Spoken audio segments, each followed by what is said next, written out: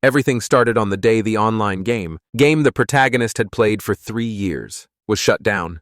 He decided to search for a new game and found an ad for an endless one. Without hesitation, he entered the website and chose the Hell Mode difficulty.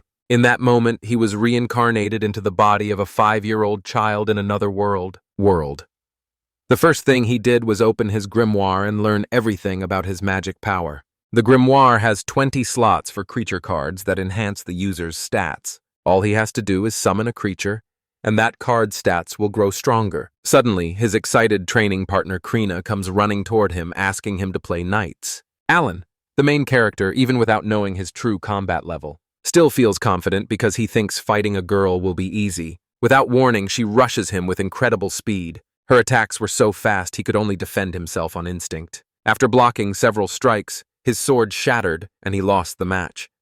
Gelda, his uncle, comforts him and says not to worry because she is likely a swordmaster. The captain of the knights visited the village to see if Krena's claims were true. She was thrilled at the chance to fight a real knight. She charged at the knight with everything she had.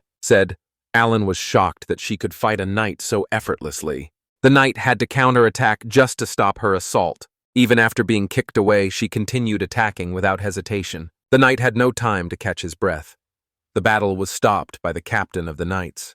The knight was defeated, and the captain confirmed she really was a swordmaster. But she needs to be 12 years old before attending the academic city for gifted children. Alan was amazed at how strong and skilled Krina was. Even after 5 years, he was still only level 1. He understood his life in this new world was just beginning. It was autumn now, and at 6 years old, he remained level 1. He trained every day and had finally reached level 3. His father was the leader of the beast hunters during fall and winter. He was injured during one of his hunts. Alan realized it was now up to him to support the family. The next day, he carried water for the entire village. He tended all the crops, surprising his father. He worked so hard that he gained enough experience to unlock new cards. Birds, after walking for a long time, a huge monster bird ambushed him. He had to use his special card to summon a pack of wolves. To defeat the massive monster bird, feared, his family was shocked that he defeated the creature on his own. At last, he earned enough experience to reach level 2. Later that day, he told his parents he was going to start hunting. His father was proud to see his son finally becoming a man. Alan and his uncle went hunting to support their family during hard times. During the trip, he promised to make every member of his family a citizen someday. But for now, he needed to improve his hunting equipment. The gun shop owner's son challenged him to a duel. Alan accepted immediately. The boy charged at Alan full of confidence and was defeated in an embarrassing instant. Alan was in a hurry, so he left the shop without buying anything. 9 months later, he was back home with his family. Finally, they received news that the village chief ordered them to help hunt wild boars. A direct order from the chief could not be refused. Months later, his family hunters and villagers gathered to hunt the wild boars. They reached the area and formed their battle formation. A hunter drew the boar's attention toward the group. The wild boar was weakened. Alan used his spellbook to summon a creature to finish the boar, and the creature eliminated the boar with plenty of ease. This helped him reach level 3. As time passed, leveling up became easier. 2 years later, he was already 7 years old and level 6. He could also summon E-ranked creatures. He was able to create his own army of summoned beasts capable of defeating any enemy, me. The autumn hunting season began again, and for the first time, the Lord visited Curran, a village. Alan, helping guide the group, told the Lord that the village's goal was 20 boars per season. Soon after, the hunters arrived with 3 boars from that day's hunt. The Lord realized he had nothing to worry about. The village was thriving.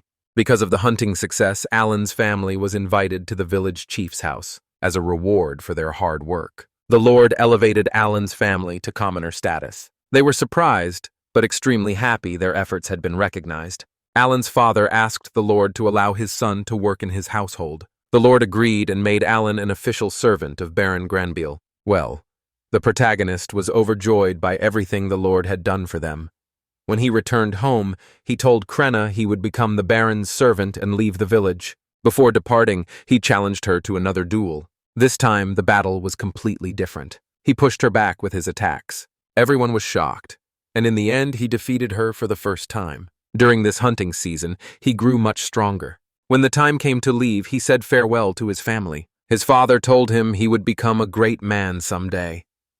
At that moment, Alan left the village for a better life, promising to return and support his family. This was the first time he had ever seen such a large city. A few months later, he was living in the Grambeal household as a servant. He took care of an 8-year-old child and managed the housework. While training to become a hunter, he worked in the mansion to gain knowledge. It might seem like being a servant slowed down his dreams, but he had free time to explore the city as long as he returned before sunrise. In this world, there was an adventurers' guild that fascinated him. Inside, he asked an adventurer where the strongest monsters could be found.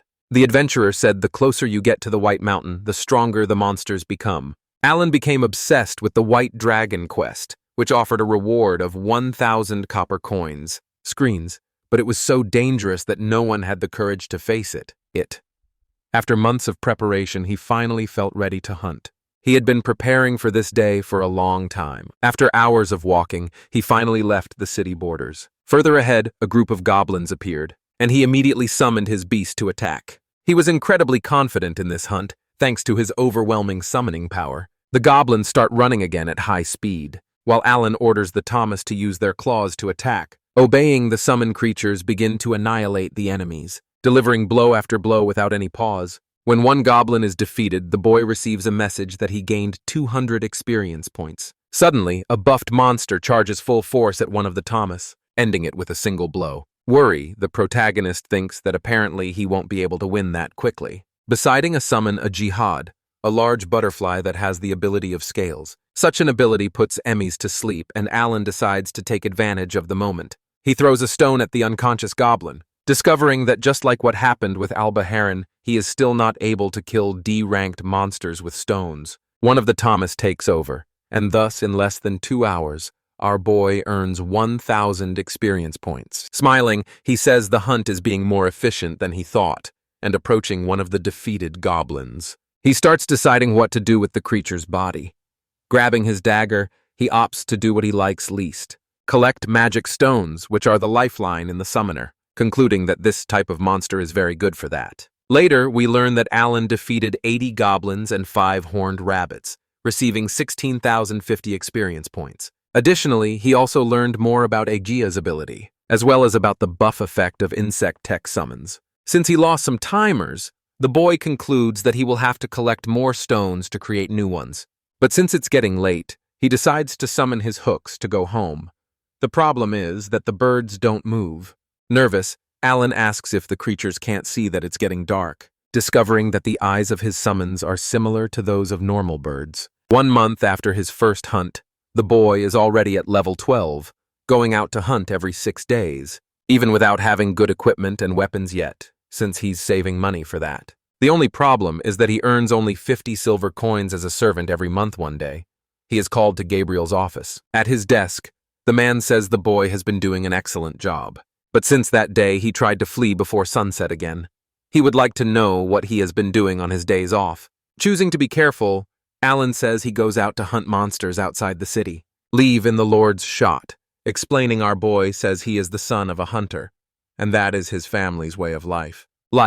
Without showing much reaction, the man seems to have bought the story. Confirming this, Gambrel says he understands after all the boy is the son of the hero. Interrupting, the butler asks what he did with the horned rabbits he killed, showing that he doesn't know everything the boy hunts, and that, if the boy is selling the animal to some butcher, he better stop immediately, because from that moment on, he will earn 1 silver coin for each animal he brings. Hearing this makes Alan very happy, since now he can help with pride. And 6 days later, the boy finds himself eating a fruit while making him a plan to kill 100 goblins and 5 horn rabbits. Hood catches his attention, apparently wanting a fruit in his hands. However, the protagonist notices that something is wrong when the bird retreats in another direction. While running, our boy thinks that it's very far in that he had instructed the bird to look for prey within 3 kilometers.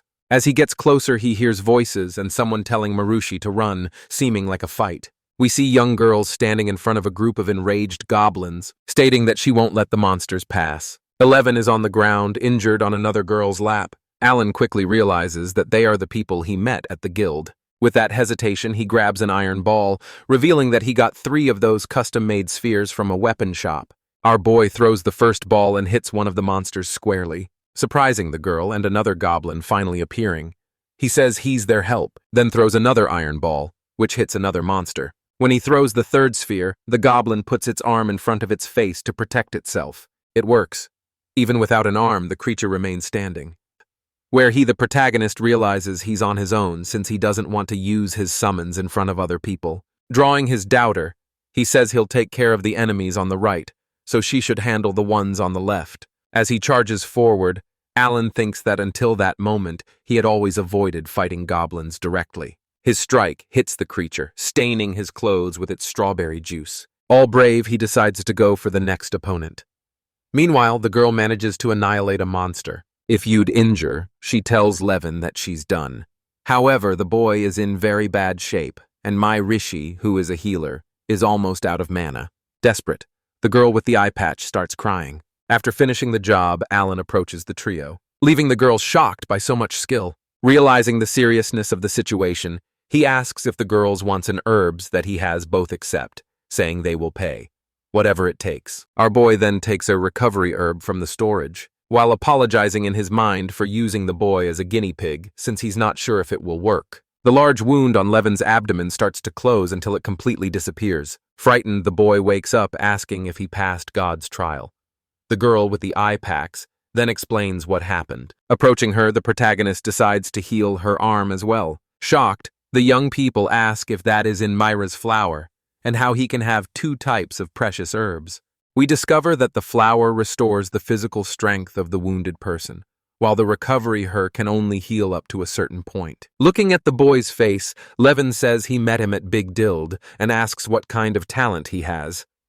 Our protagonist says he has none. Standing up, the trio states that they will reward him, but he only thinks about going back to hunting. Insisting, Levin asks if, besides not telling anyone about him or anything else the group can do. After thinking a little, Alan says he would like them to give him the magic stones from the goblins and 100 rank East stones. The trail agrees and decides that it's time to return to the city. Alone again, and our boy summons Cook since he doesn't need to check anything else and can go back to hunting. When the creature appears, he asks why Dim follow his instructions to stay away from other people, and if the bird wanted to help the adventurers, Foot gets sad. Alan then realizes that his summon is a Thomas, different from what he thought since he always believed summons should simply follow the master's orders. However, it's clear that the creature followed its own will, showing itself to be a different type of summon, create about a god of that world. Petting the bird, he apologizes and says he doesn't glance for anything, and that next time, I'll think better about his instructions in case it needs to help someone again. Spreading his wings, Cook shows it is happy with Leonard Hurd. After a few days, Alan, who now knows that summons have their own consciousness, continued his mission. Besides having obtained 100 ranked E-magic stones, he also discovered how to progress as a summer and hunting became something really useful. One day at the end of December, the boy was caught by surprise, advised by the leader of the knights while sweeping the house. We discover that sometimes the knights come to exchange information with the barons as one of their duties is to protect him, even though the army wasn't created to fight other armies. While eating, the visitor asks if that is horned rabbit meat that Alan got. Excited, Cecil confirms. The man in says that Karina village successfully defeated 20 large boars. Smiling, her boy says he's happy to hear that, while Thomas states that Rodan Mooley is incredible. People, then asking why they are arguing, bore me at that moment. The question leaves the protagonist confused. He wonders at the tons of meat were then taken to the royal capital by the king's order. Still thinking, he says that it seems the baron's children eat less meat than the servants in Karina. Thomas calls him over as he can bring a white deer next time, which irritates Cecil since technically the deer is hers.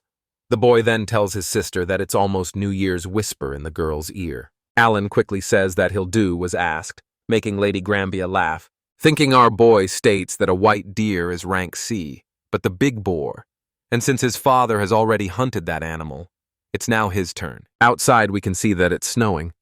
The boy's little frogs jump and make noise now and stop, up, attracting the big white deer, which approaches snorting. Unfortunately for it, it was all a trap. Holding a shovel, our boy appears, stating that he can't call himself a summoner if he can't use his abilities. We can see that the deer fell into a large hole made by a mole that is also one of the boy's summons. After defeating the beast, he receives only 2,500 experience points, which frustrates him. Looking at the deer, Alan says that even so, he will be praised for this. At the Baron's house, someone shouts, warning that a monster has appeared.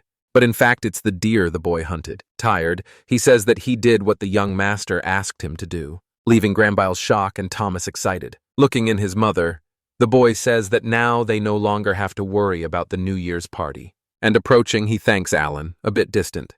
The Lord asks if the boy really has no talent, because at a year old and alone, he managed to capture a rank C monster and treat the ass for them to check the boy's background again. Then, after his achievement, the protagonist received the right to hunt once a week and bring edible meat. His salary was also doubled, and now he earns 100 silver coins, which makes him satisfied, especially because he can now hunt twice a week. March arrives. Getting out of the carriage, Cecil tells Alan to hurry because today is the day to meet Onisama. It's the Baron's eldest son who lives in the school dormitory in the city. The magic airship arrives, leaving the girl thrilled. Enchanted, our boy says it's amazing to see that a close revealing that he knows the airship is powered by magic stones. Thinking, he states that in that world, clocks follow the due decimal system, being quite advanced. Holding a suitcase, the boy appears, asking how his little sister is doing. Cecil hubs in and says she's fine. Look at Get Alan May High says he looks very young and asks how long he has been a servant. Our boy answers while the girl says her servant is a hunter. Kneeling down, the boy gives a gift to his sister, who promises to take good care of the beautiful butterfly. Happy. Both enter the carriage while the protagonist can only think about how Mashu and Mira are doing. Since it's the first hunting day since Mihai arrived, Cecil ordered Owen to bring lots of food. Arriving at the Baron's house completely loaded, he thinks the animals are too big to fit through his infinite storage, so he had to walk through the streets carrying the creatures. When he arrives, he sees Mihai fighting the leader of the knights. Nimbly, the boy manages to block the man's attack. Surprise, the protagonist says the boy's movements are really good, and that's the first time he's seen the commander using his sword. The man in says that the young man has improved a lot of the past year. Cecil, who was watching, notices that Alan has arrived. Approaching, she says that the head chef will be happy. Mihai notices how good our boy is and holding his sword asks if he has some time to spare. The protagonist agrees to duel and the commander hands in his sword called Misral. Before anything else, he opens his magic book to check his status, which is currently in hunting mode. The leader of the knights then tells the two to get ready.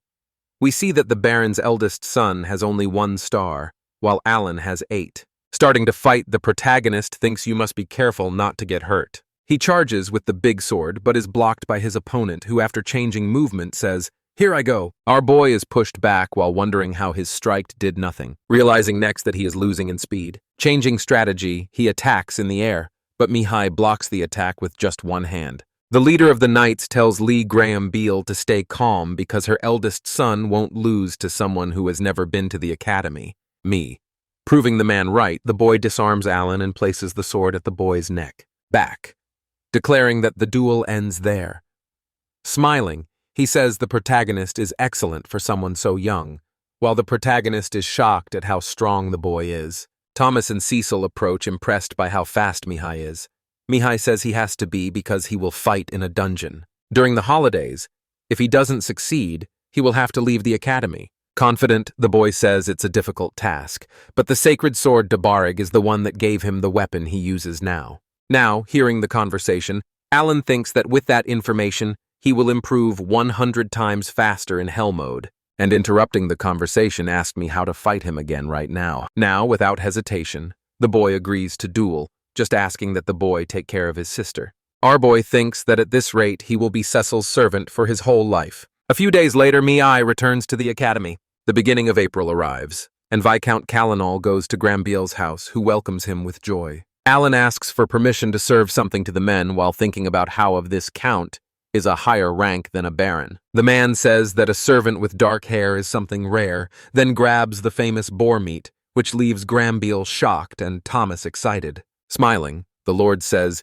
"You would never dare to hide anything." Our boy realizes that if this count is the one to hide in the king's order for the irrational boar hunt. We discover that the men's territories are close to each other, but only Camel's lands prosper due to Nephra mining, different from 100 years ago, and the White Dragon was in the Viscount's territory. For that reason, the two kingdoms had a bad relationship. Grambiel asks why the Viscount is out his house. In response, he says he came to report the result of the evaluation of his youngest daughter who participated in the ceremony. Thinking Owens says the girl is the same age as Mashu. You, laughing, the man says that fortunately the Lu one has no talent. Annoy Grambiel says that one day the man will have a child with talent, and will have to fulfill the noble's duty just like him. Confused, our boy wonders if having talent is really that bad, while thinking that at least the siblings will be free from that since they are not nobles. More time passes in a colon. Now 9 years old, completes 1 year working at the Baron's house, gradually obtaining the necessary equipment, like the dust spider's cloak. After killing 10,000 goblins, he finally leveled up. Thus on that day he will fight Ian's higher rank monsters. Without hesitation, the boy summons Hook, who a little while later finds a monster Levin and mentioned, an armored ant rank C. Hiding behind a tree, Alan thinks the creature must be about 3 meters tall and decides to summon his tamas, which quickly surround the monster, then advance using their claws to attack. Watching, our boy thinks that apparently that method is not very effective. We see that the ant manages to annihilate a Tamil of its pincers, making the protagonist change strategy and summon a Jiha, which quickly appears around the creature. The butterflies release the power on the big end, which ends up falling asleep, making Alan happy at rank C monsters can also be poisoned. And if the poison doesn't affect them effectively, he realizes he can also use that strategy on white deer. Later, climbing on this big amp, the boy decides to finish the job before it wakes up. And since his attack status is 438, using his dagger won't be a problem. However, even aiming at the creature's throat, its shell is too hard.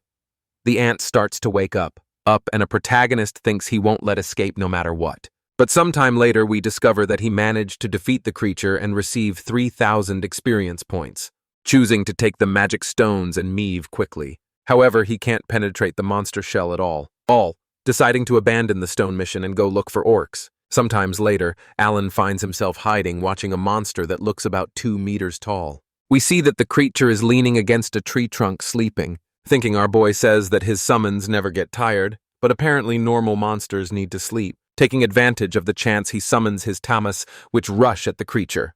The monster starts screaming, showing that the attack was effective. From afar, the protagonist is half the AC's plane working. Furious, the creature uses his weapon to attack the boy's semen, which fly far away.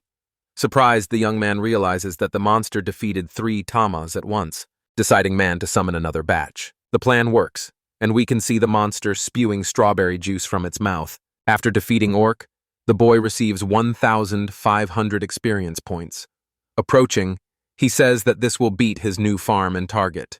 But using his data, Alan manages to collect the magic stones, then wondering if he will me a bunch of those items in the future since he killed a rank C monster value using traps. However, since he was defeated by a 15-year-old student from the academy, he is still weak. Besides the fact that former academy students like the Knight Commander and the Vice Commander must be much stronger than the Eye, who discover that in that world, academy graduates are overwhelmingly powerful people, representing less than 1% of the population. Alan then decides that his next goal is to kill 2 orcs at once.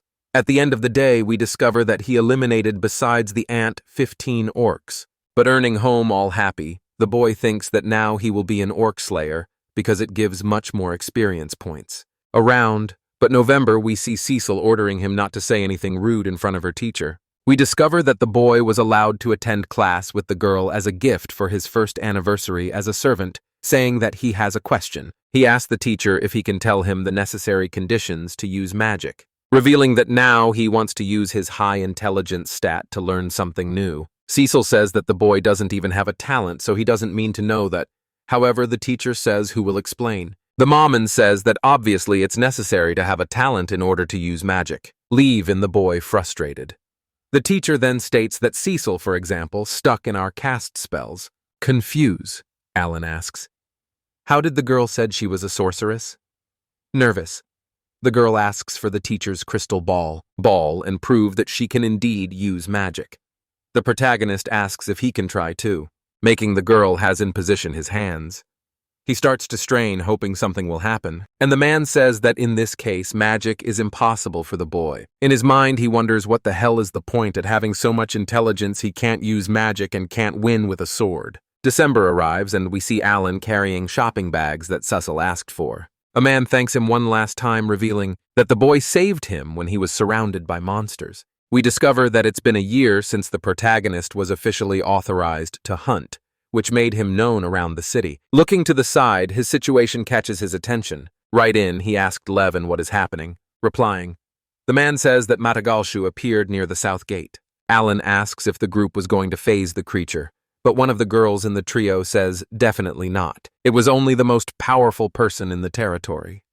In this case, the commander of the knights won the chance. Since the man and the vice commander are absent, they're going to help evacuate people. Thinking our boy says that this is not good, all since most adventurers, but don't have talent and won't fight. Determine, he says, that helping those in trouble is the duty of the hunter of the Grand Neil family. So he's going to challenge the rank view monster. Running, he easily leaves the trail behind. At the south gate, we see people running, including the injured. A guard orders the gates to be closed and not to let the monster in.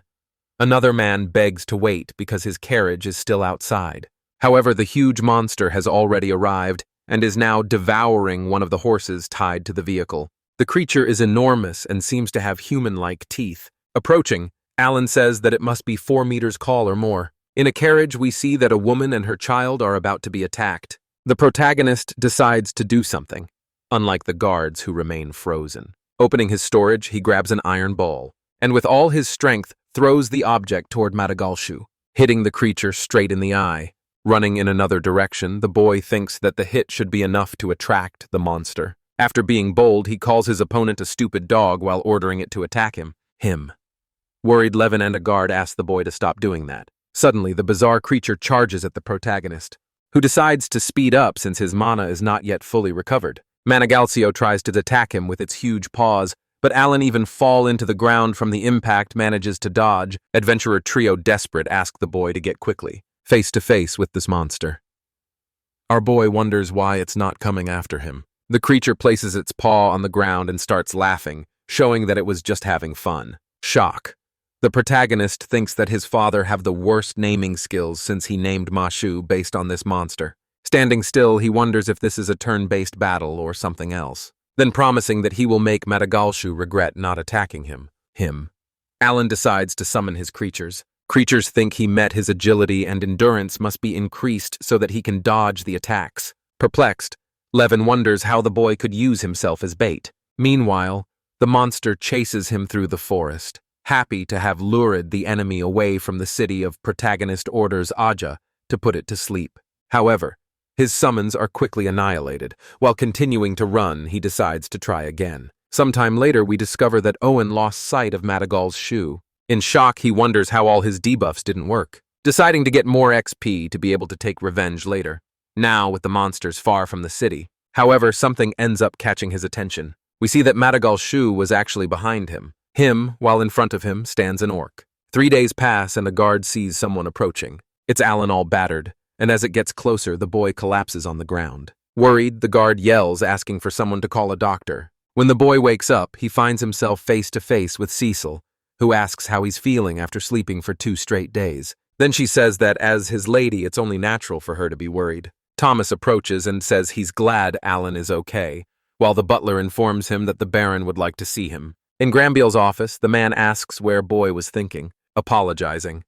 Owen says he only managed to escape and that he's sorry for acting on his own. To be surprised, the Knight Commander appears and says he is very grateful for Alan fulfilling a duty that was supposed to be his. The Baron also says that Alan doesn't need to apologize for Sagan the city, and his reward will be 20 gold coins. With shining eyes, Alan can only think about how he needs to go to the weapon shop. Granbia Lin says that next time he shouldn't go so far. Agreeing upon tying his promises, will be more careful. Thus the next day if he is hunting another monster. But this time with a very sharp myth will soar that costs 25 gold coins. Alan also discovered that the memories of a previously summoned beast are passed on to the most recently summoned beast, and that summons walk alongside the owner so they store all information gained through effort. Additionally, the giant rank bee-bird and the fierce goblins, and the ranked sea monsters that an adventurer cannot handle alone. Together, within that eagle shoe, they make the creatures of that world far too strong. Spring has arrived and Mihai has returned home. Granting Alan his rematch is promised. First, thinking our boy says that even though his level is higher, his opponent is still 100 times faster than him. The other family members watched the tool excitedly. As the two boys engage in a sword battle, confused, Cecil wonders if her servant is weaker in the last time. After a while, we see that the protagonist loses again. You know he's bigger. Everyone praises Mihai, who thanks them, stating that his opponent has also improved a lot. Not. Shaking the boy's hand, our protagonist says that even so, he still doesn't compare to whom Mihai's strength. During dinner, the eldest son finds out that the protagonist fought against the Madagascar and was chased for 3 days. Thomas, looking at the boy, Mihai, says that must have been very dangerous, and Thomas asks if Alan can defeat the creature.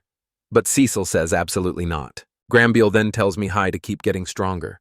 Suddenly guards burst in, warning that the white dragon is awakened. Surprise, our boy wonders how that's possible if the beast has been asleep for 100 years. One of the men says that the adventurer, Dill, reported seeing the creature flying toward Tommel's territory. Shock. Graham Beale asks for an investigation to be conducted in all Mythwell mines. The Knight Commander interrupts, stating that the mountain slopes are full of powerful monsters, so the task will take months. Excited, Thomas says he feels that history is about to change. All in the Eye says his return next year will be very fun. Them.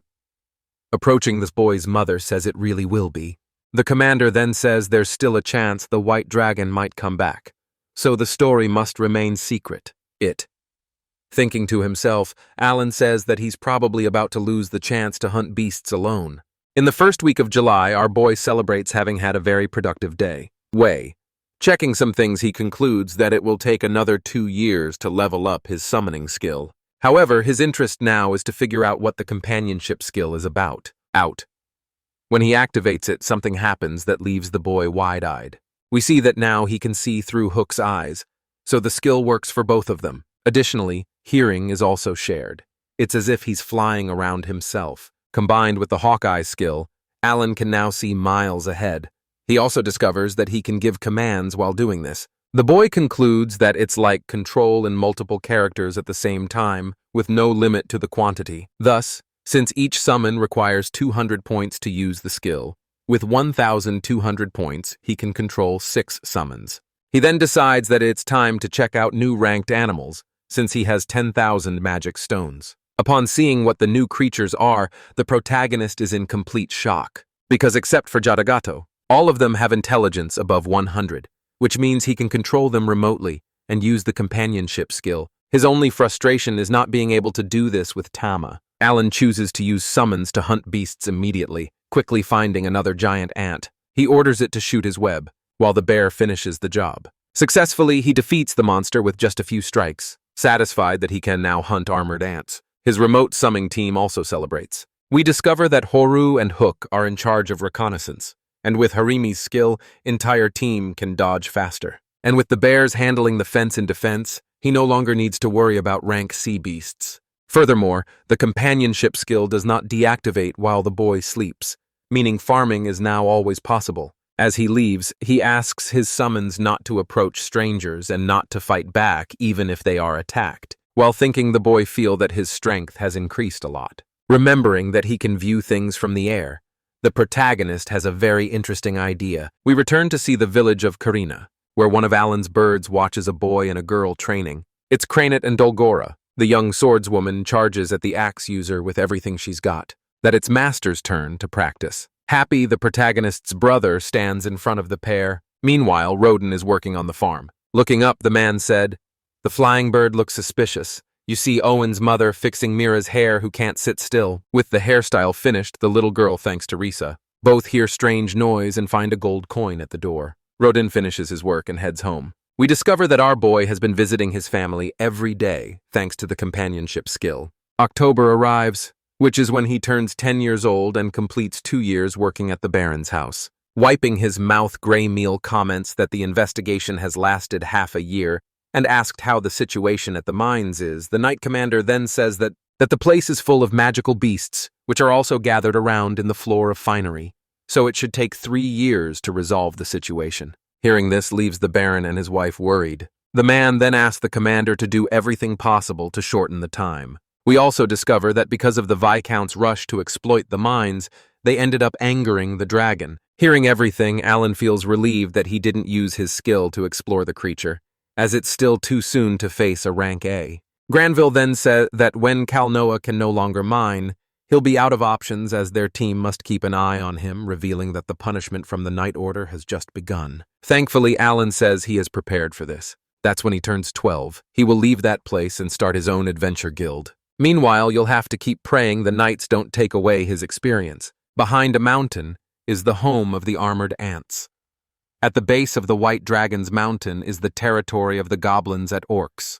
The Goblin King rules over the goblins, and the Orc King rules over the orcs, and the Ant Queen rules over the ants. In a few days, the goblin village will be wiped out. The goblins and orcs that were hunted were born in villages like that. Upon noticing the existence of baby goblins, the protagonist starts to hesitate a little. However, he notices the human skeletons on the ground.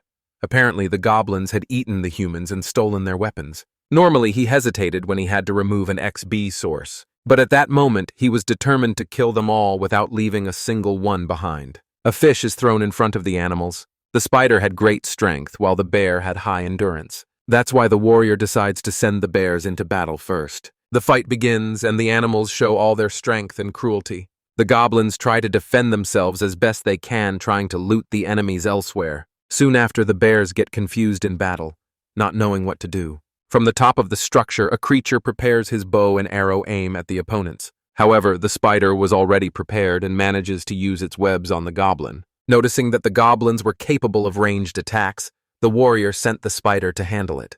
With the defeat of one of the goblins, the Let's Res gauge increased to 200. Nervous, the boy watches enemies approaching. More and more furious, the goblins seemed ready to take down anyone who stood in their way. An abundance of creatures began gathering, wielding their weapons. Upon counting around 200 or 300 enemies, he realized he should join the fight. Shortly after, the scanning was completed. Thus, he seemed extremely confident in seaming his bears to defeat the opponents. Noticing the movement, some goblin warriors tried to defend themselves and counterattack. However, the bears were too powerful, and some enemies were already freeing out of fear. Like reading from a book in his hands, the boy announces that he had already mobilized his troops to prevent any kind of escape. Many bears surrounded the area, blocking the creatures from leaving. The fight became more and more intense with brutal and powerful blows. Confident, the boy seemed certain that he would win the battle. Suddenly, a thunderous scream could be heard from the depths. A large shadow appeared behind the troops. If the powerful rank C Doblin came, who didn't look very happy with the situation. With a smile on his face, the boy realized that the boss had appeared. Those warriors had already defeated 1,000 ranked sea beasts, so this would be difficult. But Galen tamed again to get nervous and let out a growl. Shortly after, the strong creature was defeated, granting a bonus of 4,200 experience. Upon realizing another victory, the boy asked the bears to gather all the goblins in one place. Meanwhile, he started approaching the bodies scattered on the ground. His goal was to try to collect all the magic stones. In the end, the pile of bodies get dang bigger. Here, with one hand, he searched for the torch in his book. Realizing that his inventory didn't automatically extinguish fire, he showed a small smile. The boy pointed the torch at the bonfire, causing the fire to burn the bodies. At that moment, he declared that the mission in the goblin village was complete. Kneeling on the ground, y'all, for condolences to the spirits, wishing that the remains would be delivered to the next knights. That time man earned 48,800 experience by defeating 223 goblins. In the following months, the protagonist was determined to continue conquering goblin villages, leveling up to catch up to Madagashu. In March, she came across a young man carrying some bags. With a smile on her face, she seemed happy about graduating from the academy, saying that the family could reunite again. The man held the girl's hands while the boy carried the luggage. Quietly, he reflected that something was very strange about his college's expression. The girl decided and already turned 10 years old. Cecil seemed confused by the man's behavior.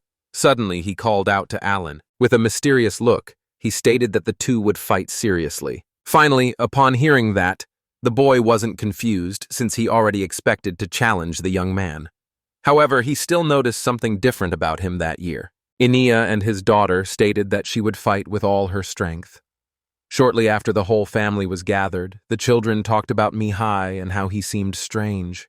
Others just watched with some apprehension, that saying a word. After finishing the support check, Alan realized which was his best individual stat for battle.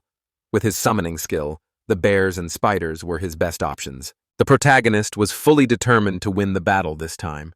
However, his expression changed upon hearing his name. Mihai showed his swordsmanship skill while expressing his gratitude for something without wasting time. The protagonist gripped his sword firmly, waiting for first attack. Pack. Raising one hand, he announced the start of the fight. The boy moved his legs quickly, swaying his sword at his opponent. His agility reached 1,438, almost double compared to the previous year. This time, he was determined to defeat him at all costs. When launching an attack with his weapon, Mihai managed to block it. Frustrated, the protagonist realized that the opponent was still very strong. Even so, he wasn't going to give up the battle. Subtle, and did everything he could to maintain his balance. Wielding his sword, he showed he was ready for a new attack. Alan thought that doing his agility was much faster. Again, he tried to land new blows using all his skill. Meanwhile, the children noticed that Mihai seemed to be at a disadvantage.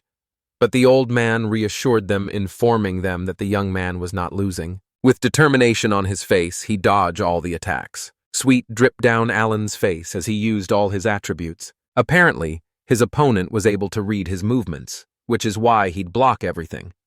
At that moment, he realized the situation wasn't looking good. But you continue fighting the powerful and intense strikes. Sudden, Mihai managed to disarm his opponent, throwing his sword far away. Both were shocked when they curved the order to stop the fight like them. Disappointed, the protagonist tried to figure out the reason and led him to lose again. While a tear runs down his face, he thanks the compliments from the own master. Confused, Alan notices that the boy walks straight past him. At that moment, he realizes that there would be no handshake this time. The man informs that the intense 3 years of training make Mihai much stronger. With a smile on his face, he thanks the compliments coming from his father. Meanwhile, Alan reflected on the promise to fight the boy. Cecile shows that she was very happy with the warrior's progress, even being inferior to Miyai Onisama. The three talk about the possibility of the boy becoming a disciple to learn the sword style. Somehow, suddenly the young man calls Cecil and Thomas, wishing to tell them something. Curious, but to turn their bodies toward their older brother. The young master announces that he could not return home due to a noble obligation for the next 3 years. His siblings are completely shocked upon receiving that information. But the small smile, the warrior apologizes for the inconvenience. Soon after, he starts being bombarded with questions from Thomas and Cecil. The girl's face completely changes when she realizes that the obligation would start the next day. Quickly, she turns her gaze towards her father, but the man remains silent beside his wife. At that moment, the girl realizes that her brother would really be leaving. Cecile shows that she would really like to stay with him longer. Holding his sister's hands, Mihai states that he would send letters and return after 3 years. However, tears begin to fall from the girl's face as she realizes how much time she would be away from her brother. From afar, Alan observed the whole family scene. To him, it seemed like the same situation as turning 15 in high school and going to apprentice school. With an evil smile, a man reveals that he feels sorry for Baron Graybiel, saying that 2 out of the 3 children had talent. The young master's father seems irritated with this noble obligation. Since that moment, the Baron had been mentally prepared. Even so, Alan seemed to feel something very suspicious. The sun rises in the distance, illuminating around the mansion. Wind up, the servants await new instructions. The boy questions Rickle about the noble obligation, but even after working for 12 years for the bear and the employee, had no knowledge of that. Shortly after, Mihai descends the stairs step by step. With wide eyes, the protagonist notices the armor he was wearing. Thomas asks Cecilia say goodbye to her older brother. Cautiously, the girl approaches her family member. However, tears begin to stream down her face as she says that she would anxiously await his return. With a warm hug, he assures that they would see each other soon. His parents show that they were very proud of the Graybiel family's talent. One of the servants wishes a safe journey to the young master. Suddenly, Alan begins to sense a kind of approach. Mihai hugs the boy, who seems not to understand the situation. Lowering his body, he whispers in his ear, asking the protagonist to take good care of Cecil. If nervous, he affirms that he understood the orders received. As he watches his departure, He starts to reflect that the warrior seemed to be trembling a little, but a smile on his face he states that he should lead to fulfill his obligation for the family. Suddenly, everyone waves to the young master, while Cecil says that they will be waiting for him. Howland thinks that after 3 years it was time to leave and Cecil would go to the academy.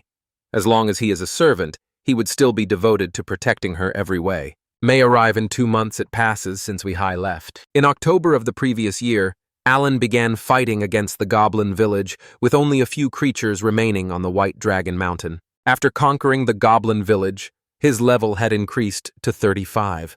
The order of the knights would arrive in the morning, so the warrior had a hurry. As expected, he didn't know how many enemies might be in the place, only in that's to getting superficially. Similarly to the strategy in the Goblin village, he had a team of summons for an ambush in the rear.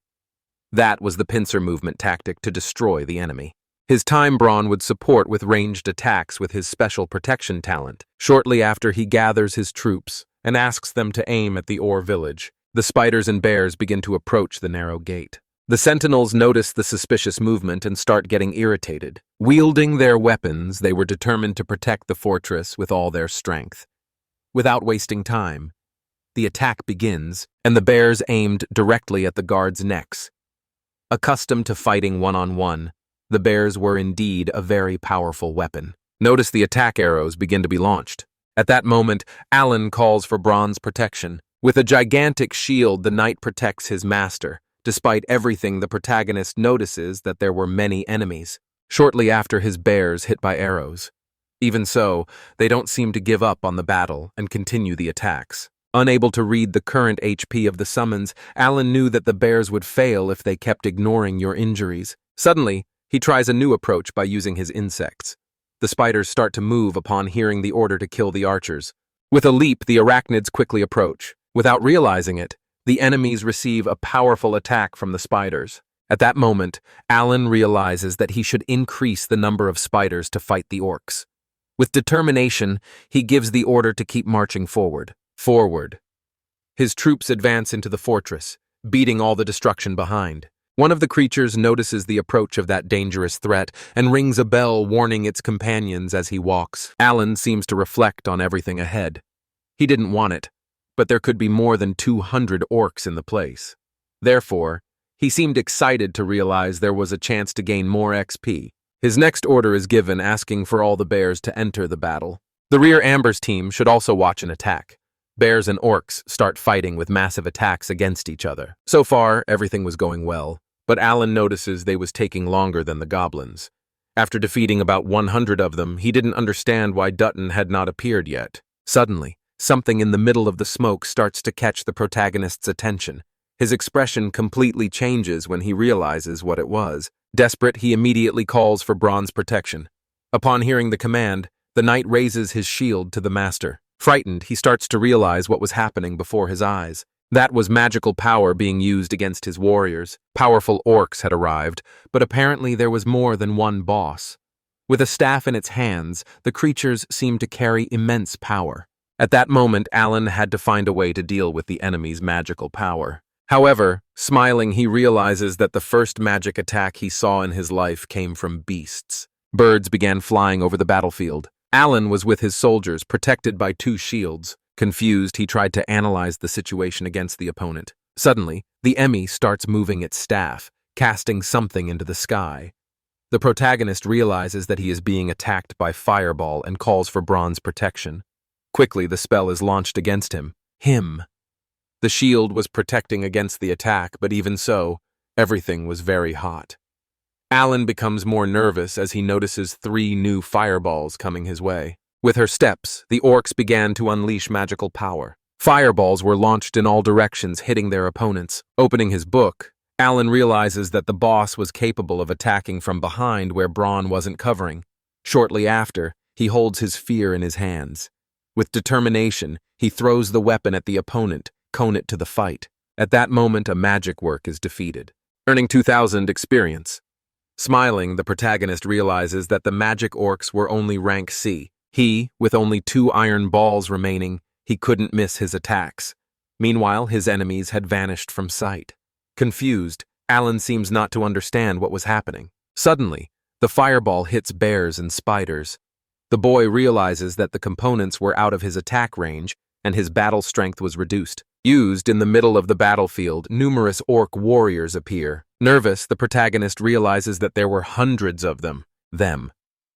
Despite everything, he wouldn't give up on his goals, and was ready for a fiercer battle. Moreover, he still had magic stones to summon another 20,000 bears. More than that, you've also had 100 magic balls made from ranky beasts. Until this magical power is exhausted, those warriors would be the defensive wall. Shortly after, the bears start doing everything to protect Alan from the attacks. Meanwhile, a figure begins approaching the gate. From afar, a creature screams with great anger in its voice. Intrigue starts observing where that voice was coming from, and giant orc was approaching with its weapon at hand. Still protected by brawn, the boy notices the arrival of the powerful orc king. That opponent was really strong, and his appearance could scare anyone. Alan realizes that it was on the same level as the Madadalshu. That gigantic beast, or king, was a rank B. The bear was a completely small animal compared to it, which was about 4 meters tall. Increasingly enraged, the monster starts screaming desperately for Vumo. Wasting no time, he charges forward with his sword, destroying everything around him. Alan grows increasingly frightened by the threat he must face. Flipping through his book, he decides to look for a powerful enough strike to finish the enemy. Using his cards, he decides to summon an enhancement for one of his creations. Meanwhile, his bears are being completely destroyed. Alan had lost his army faster, and the summoning speed of the animals for reinforcements. Moreover, the Orc King didn't seem determined to white everyone out. Realizing he would be the next target of the fireball, he calls for Braun's protection. The knight answers his call and manages to arrive in time. But even so, Braun is defeated by the intense heat of the flames. Suddenly, something powerful starts coming his way. With nowhere to run, he tries to use the bears as a means of protection. An explosion occurs on the spot, sending debris flying in all directions. Alan's body is thrown far away. Meanwhile, the Orc King continues wiping out every bear he sees in front of him. With a special skill, Mamatur, Fruit of Life, his recovery is 1000 HP. Opening his eyes, he realizes the horrifying scene in front of him. Confused, he doesn't know if he can continue to fight him until the end. He wasn't sure if he could dodge magical attacks from that position. He tries to think of some way to regain the initiative against the enemy. His eyes reveal all his anger as thoughts flood his mind. At that moment, he realizes that maybe the best option would be to retreat. Suddenly, he notices the presence of a man in front of him. Confused, he doesn't understand what is happening, but Warrior continues observing the protagonist's difficult battle. The Knight Commander was supposed to arrive only tomorrow, but seeing the smoke, he came to check. Kneeling, Owen explained that he was trying to invade the orc village and considers the possibility of fleeing. Calmly, the old warrior starts analyzing the situation. Besides everything, the young man realizes that the summoned beasts had been exposed. They shouldn't be mixed with magical beasts, so they should retreat. Shortly after, the bears disappear completely from the battlefield. With his sword drawn, the commander decides to fight the Orc King. Alan notices that this man had completely ignored the summoned beasts. More than that, he didn't even flinch in front of the game being able to defeat even Madadalshu alone. The commander announces that he will defeat the Orc King alone, and the Vice Captain Rebrand will take care of the rest. Next, Alan starts observing a man, realizing that it had been a long time since he last saw him. Originally, the protagonist tried to secretly monopolize the XP, but this was the perfect chance to watch the two show their true power. The commander was a skilled swordsman, while the vice captain was a powerful lancer. On the battlefield, the opponents exchanged intense stares. Worried, the young man reflected on the dangers of standing in front of the Orc King, who was a very fast monster. Wasting no time, the commander continues advancing to meet his enemy. The creature screams with its thunderous voice, showing it had no fear at all. With his gigantic weapon, it launches the first strike. But the commander was already prepared for that move and defends himself with all his strength. The ground around him starts to sink, but the man holds his position. Alan seems impressed with what is happening before his eyes. On the other hand, the vice captain was already used to scenes like that. Death. The knight commander had a fighting style that overwhelmed his opponent, and therefore his nickname was Zenuf the Battle Demon. Standing still, the two continue staring more and more intensely. Their eyes revealed the desire to start the battle again. At that moment, Alan realizes that the orc Ting was truly crazy and enraged. The fighters raised their weapons, pointing them at each other. With skill, the monster wand is a powerful strike, but isn't accurate. Zinov doesn't seem worried about that situation. While the orc's veins bulge across his body, suddenly he starts to show all his swordsmanship skills. The protagonist realizes that the knight commander didn't seem inferior to that gigantic opponent. Shortly after, the vice Cathan starts moving across the battlefield. With a spear on his shoulder, he was determined to defeat all the other enemies. Quickly, the combatants launch fireballs into the air. Understanding the situation, the fighter realizes that the cause of the fire was the magic orc. Wasting no more time, he jumps toward his enemies. Landing in the middle of them, he starts positioning himself for the fight. Meanwhile, Alan watches the entire scene with extreme attention. The opponents begin advancing with their weapons drawn, but the vice captain was much more agile and skilled, managing to block the attacks. Suddenly, the magic work is completely struck with no chance to defend itself. Nervous, the protagonist seems truly oppressed by what he sees. That man seemed afraid of nothing, even when fireballs came his way. Wasting no time, he lowers his body and moves his spear with extreme precision. Destruction begins to spread across the battlefield of fire scattered everywhere. Irritated, the orcs seem unwilling to lose that fight so easily, but the warrior doesn't let them recover, and attacks everything that appears in front of him.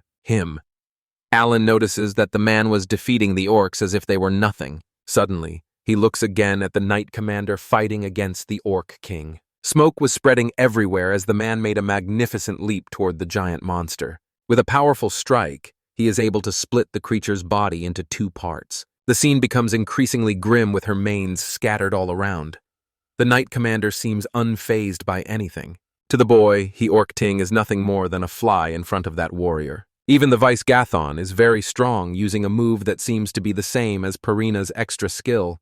At that moment, the boy starts wondering why he himself doesn't have the same skill related to his talent. However, the knight commander didn't even need extra skills to defeat the orc king. After finishing his fight, the man asked the boy to stay at help since the knights would only arrive after nightfall. Despite everything, something still lingered in the young warrior's mind. Curious, he asked if he could take the magic stones from the bodies. Receiving a yes as an answer, to boy waste no time as starts scavenging the orcs.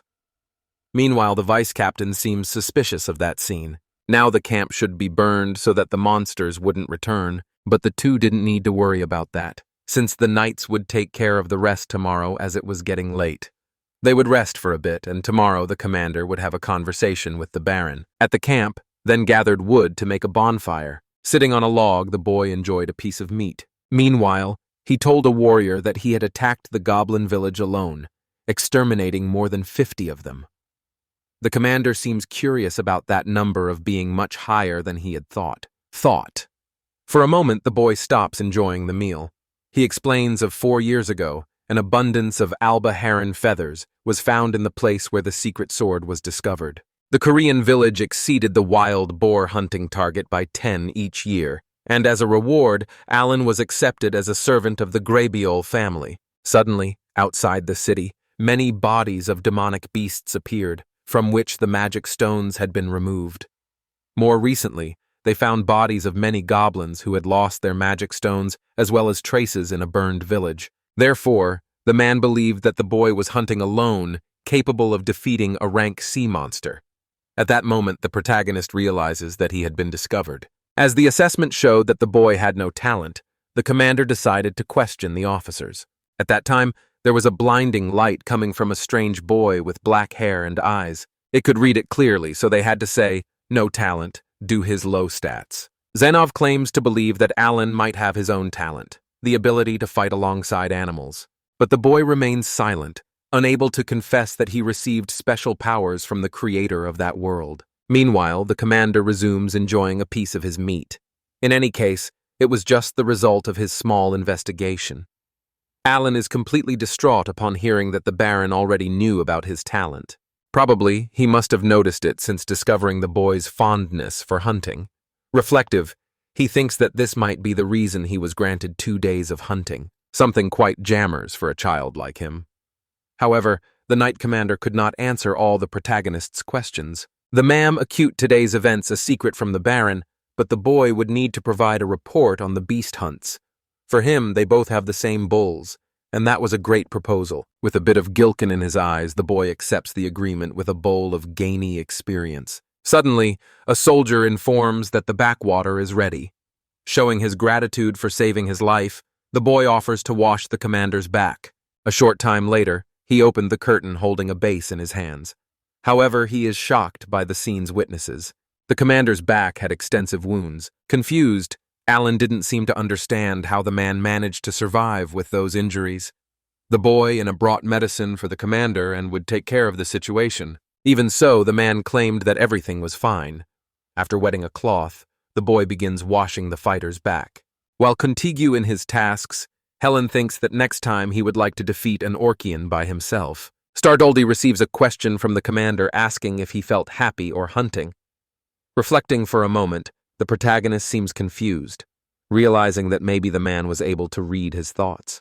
With a smile on his face, he says that it's really fun to keep practicing and getting stronger. 5 years ago, the commander had a wound on his face, which was now completely healed. While the boy cleaned his back, the warrior showed a small smile. The soldiers guarded the area, ready for any kind of threat.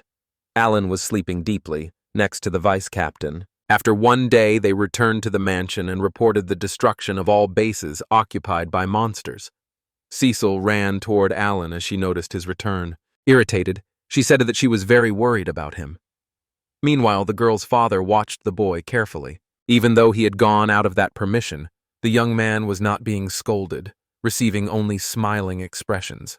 2 weeks after being saved by the knights during a second orc subjugation, the fight spreads across the area with an extremely angry orc being attacked by several bears. Suddenly, it received a fatal blow and falls backward with no chance to defend itself. At that moment, Alan was able to defeat the creature, gain 25,000 experience. From the top of the tree, he seemed safe with his movements. At first, he let 40 bears attack from all sides, reducing the number of enemies and prioritizing hitting the magic works. He continued summoning additional bears to compensate for the ones defeated, leaving the king's power to be exhausted. The experience gained in the orc village was 7 times more than in the goblin village. Celebrating Alan seemed extremely happy with his victory. After the hard work, it was time to collect some magic stones. At that time, the boy had used more than 120 Reiki magic stones, and should try to use fewer next time.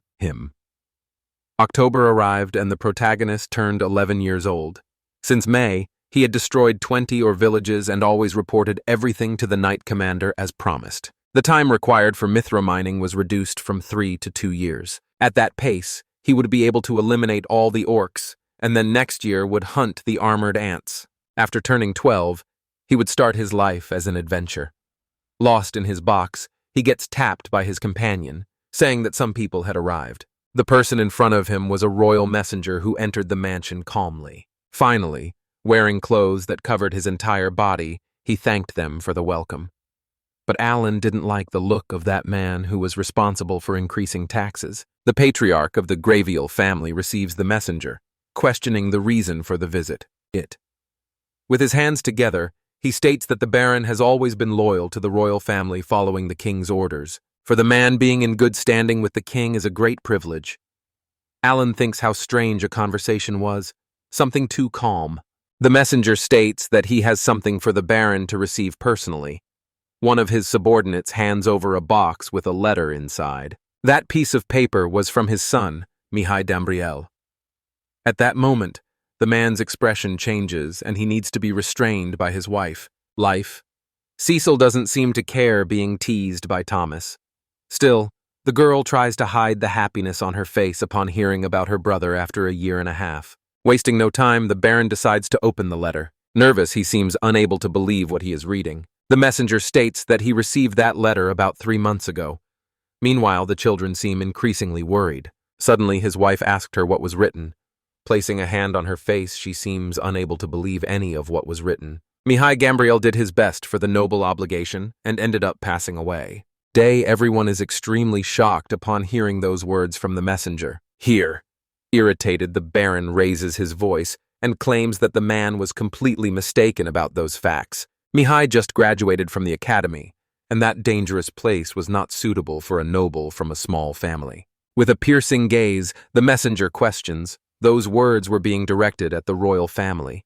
Speechless, the man seems not to know what to do in that situation. His wife cried uncontrollably, remembering her beloved son.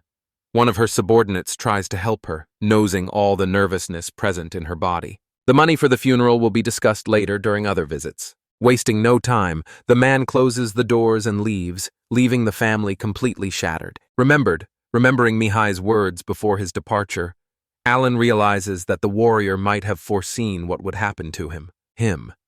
Meanwhile, Cecil seems confused and unable to understand what was written in the letter. Finally, her father asks everyone to leave, including Thomas. Suspicious, Alan doesn't understand the reason for leaving only Cecil in the room. The door is closed quickly, leaving father and daughter inside. Meanwhile, the hours pass and the servants continue their chores, even devastated by the news. With a broom in his hands, the boy reflects that the entire family was in shock after beating that letter.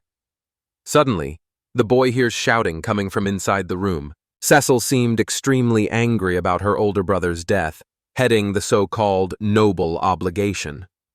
Despite everything, her father tries to calm her, but the girl doesn't want to hear any nonsense and runs away. Her eyes were full of teeth and her expression was lost. Cecil runs up the stairs, leaving her father talking alone. Alan thinks that probably the girl should follow the same steps as her brother in the future. To hand the death of a 15-year-old boy made no sense. The Baron tries to hold back his tears, but his sad expression is clear to everyone around. Suddenly, Alan begins to remember the scenes from earlier. In the end, he understands that this was the duty of all nobles and nothing could be done. Alongside a butler, the boy goes to Cecil's room. The servant knocks on the door, informing the girl that her dinner is ready. At that moment, the Baron says that the best thing to do is let Cecil rest. A love in Alan reflects that Thomas would become the new heir of the Graveville family. Meanwhile, Cecil cries uncontrollably in her bed. The next day, the servants prepare breakfast. Ruvers said that the Graveville family tended to have short lives since the Baron's parents and his brother died very early. Remembering the young master of knee-high, the man starts feeling emotional. Despite the boy being born into a noble family, that situation was so very cruel. Suddenly, a servant enters the dining room, startling everyone by speaking about an emergency. One of the maids reported that the young lady was no longer in her room. Everyone begins a frantic search for the girl who had completely disappeared. Weird. Alan notices that the window of her room was open, and maybe she could have escaped through there. Determined, he calls the butler to inform him of his findings. Finally, he asked to leave the mansion and search for Cecil outside. Waits like no time. He opens his book and starts summoning birds to search for the girl. If she had escaped through the main door, she would have been seen. So we calculate that she must have fled through the back. His powerful birds begin to scour the entire village. Tired, Cecil had walked too much through the city and couldn't stay on her feet anymore. Her feet were sore and she decides to rest a bit. But holding a butterfly in her hands, the child starts remembering her older brother. Covering her face, she says she misses Mihai a lot, letting her tears fall. Suddenly, she notices someone familiar approaching. But Alan wasn't there to convince Cecil to return home since his duty was to accompany the lady. In the end, he was Cecil's most loyal servant and was willing to agree with her wishes. The girl asks if the boy was trying to force her to return, but he stays silent, annoyed. She says that Alan didn't need to worry about her. Suddenly, her stomach makes a very loud noise. Crossing her arms, Cecil says she hasn't eaten anything since last night. Shortly after, the protagonist holds that item in his hands. In front of the girl, he sets up a feast and asks her to eat immediately. Curious, she doesn't seem to understand where those items came from. Cecil picks up the food in her hands and starts inspecting it. Soon after, the girl's already enjoying all those delicacies. While she eats, the two remain silent, observing the landscape. Suddenly, tears begin to well up again. Embarrassed, she covers her face while whispering about her brother. Alan says that Mihai was extremely strong since he had never managed to defeat him. Hearing that, Cecil feels even sadder, remembering her brother's fate. Finally, she simply says that she should die too, just like Mihai. The protagonist tries to understand if the girl already knew something. In addition to learning that the kingdom had never been in conflict with its mavers, he knew would not be military conscription. To begin with, he would have to find a way to persuade Cecil. But determination, He asks if the lady was willing to leave that city with him. Just go on a trip to forget all the negative things using money the boy had saved.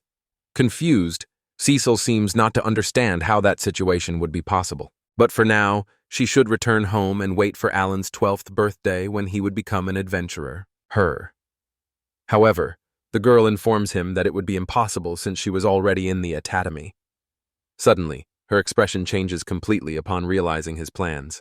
Alan was talking about the right to choose how one should live. However, Cecil had no idea what kind of life she really wanted to live. Sitting, she looked at the small butterfly in her hands. Meanwhile, when the protivus birds watched the two from afar, her gaze completely changes as she realizes in that instant what kind of life she wanted to live. Determined, she tells Alan that the two of them could go back home. Finally, she put the butterfly in her hair while saying she's tired of walking. The two set off with the protagonist carrying Cecil on his back.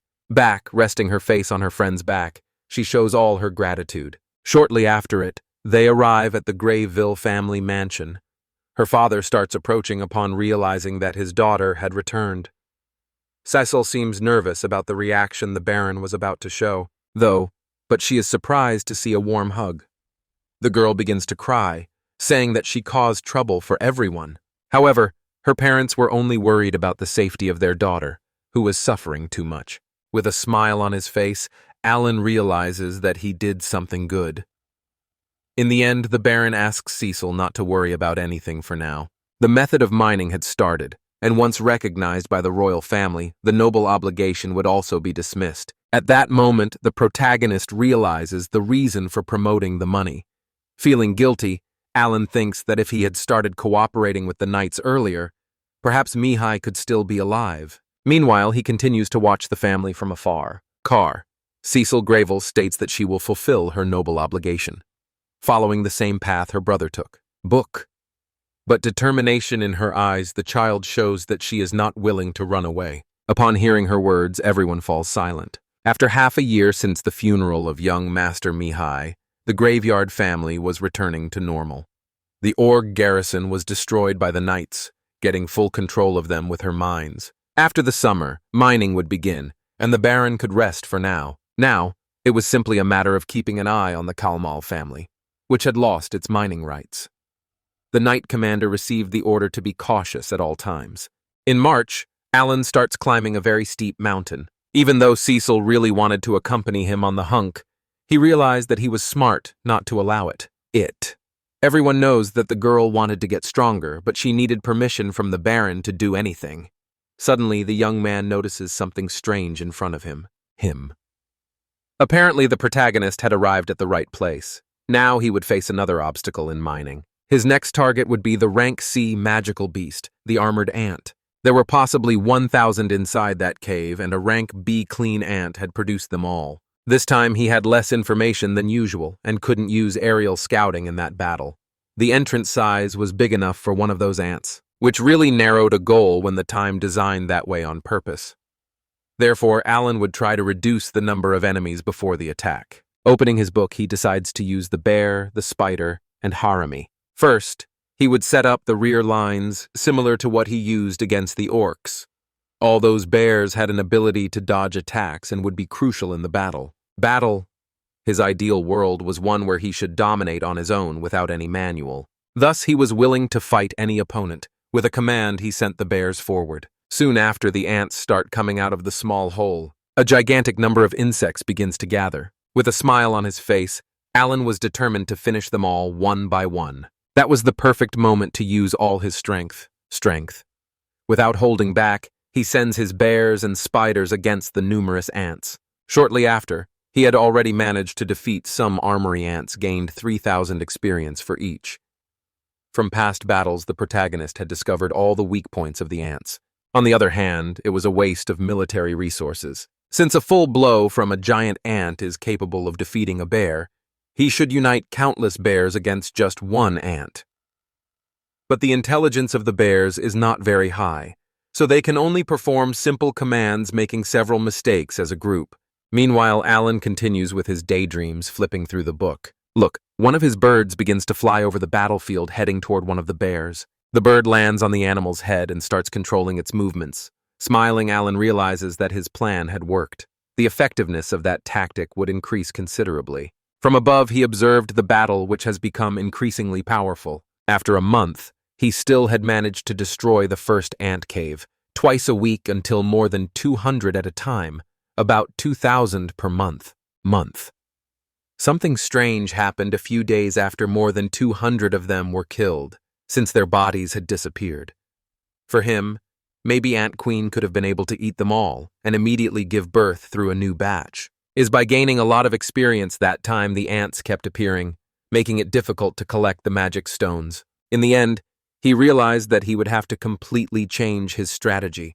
The month of May arrived, and the Baron agreed to change a hunting work schedule, allowing Alan to hunt 2 days in a row.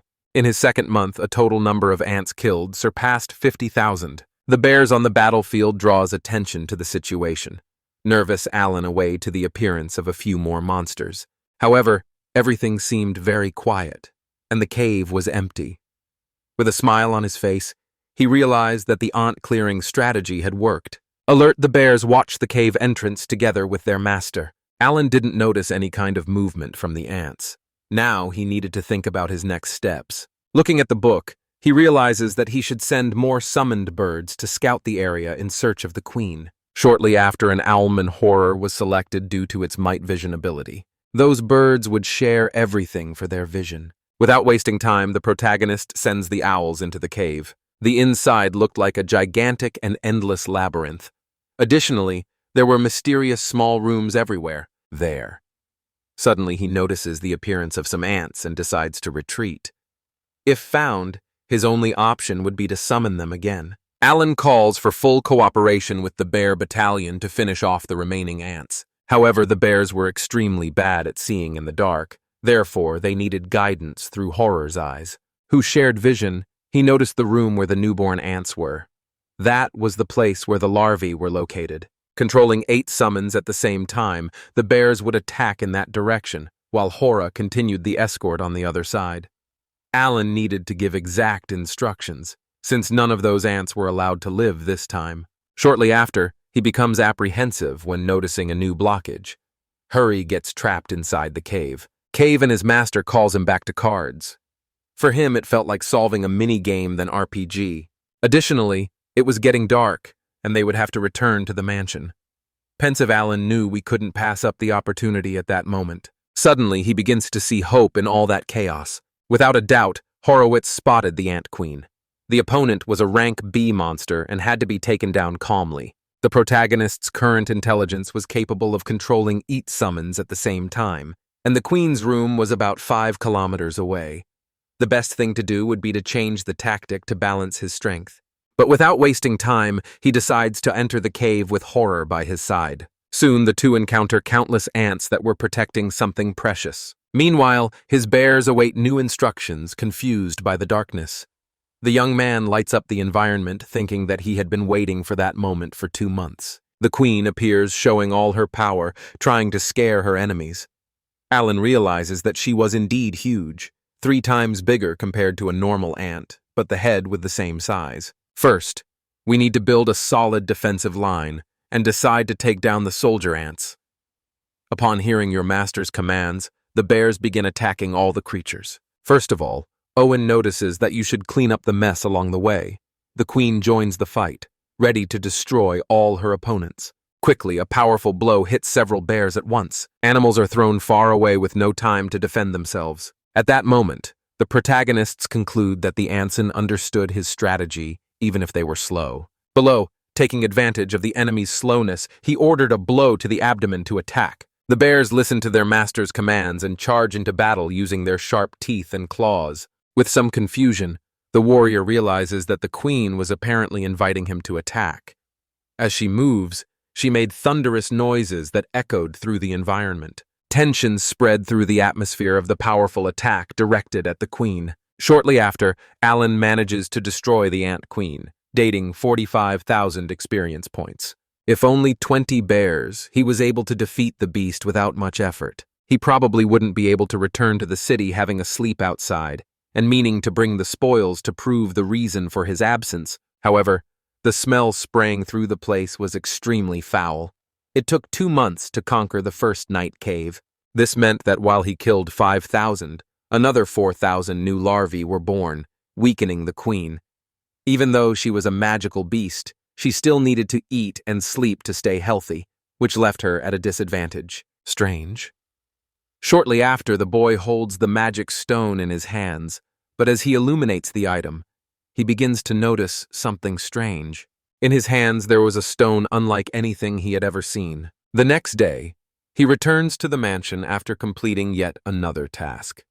The Baron seems extremely angry about the boy's unauthorized departure and waits for an apology. Alan said that he went on a mission to the slopes of the White Dragon Mountain and yesterday conquered the lair of the armored ants. With determination, the boys seem committed to completing the task to help the Grabule family. Meanwhile, they exchange glances with each other. Caesar claims that the boy was lying about his mission. At that moment, Alan realizes that the news of his invasion into the monstrous territory had not reached the Baron. Therefore, he was willing to prove it by showing the shell of the Ed Queen. The family members seemed to show no reaction without any thanks or smiles. The Baron asked Xenoth if that could really be a queen, since its color was strange, different from a normal armored ant. Despite everything, the commander of the knights says he had never seen a queen before, for that destroying an ant nest was something extremely impossible. Sensible, Cecil asked if Alan had painted the inch shell of just to deceive everyone. However, the protagonist believed that the knight commander should also be capable of defeating the queen. Until now, Zedov claims he had never known anyone capable of destroying a giant and colony.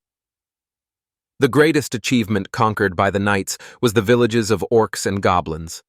Curiously, Cecil asks if his friend was really able to kill thousands of ants and explore the labyrinth. The boy simply nods without mentioning the summoned beasts. Desperate, he begins to rummage for his bag. Those magic stones have been collected from the Aunt Queen's chamber. Remember, upon seeing those items, the men are extremely shocked. The Baron knew that this was not something that could be collected randomly or easily, but the smile on his face, Alan realizes that he was gaining the men's trust. At that moment, Cecil and his motor realized that the boy had conquered the lair of the armored ants. Xenov seems to trust the boy's abilities greatly, saying that for him, anything was possible. Finally, the Baron asked the boy to accompany him and explain all the details. The matriarch of the Graveyard family concludes that Alan was capable of defeating a rank B monster on his own. In the end, the smile on Cecil's face reveals all the pride he felt for his friend. Meanwhile, in a room, the boy was telling everything he knew. On the map, he points out the cave he had conquered. That was the 5th mine, and the knights would be dispatched there immediately. First of all, the boy informs them that he also possesses the map of the cave. Confused, the men seem unsure how to proceed with that situation. Due to the remarkable feat, the Baron decides to forgive the protagonist for being out all night. Moreover, his name had been added to the list of those who discovered the nation's valuable mithril mines. According to the law, he would be entitled to 30% of the mine's proceeds under the mining rights guaranteed by the king. Confused, Alan seems not to understand what those words meant. The bowler explained that half of them this rule would be taken to the royal family, and the mining rights would benefit the remainder. Thus, 7 parts would go to the king and 3 parts would be Alan's property.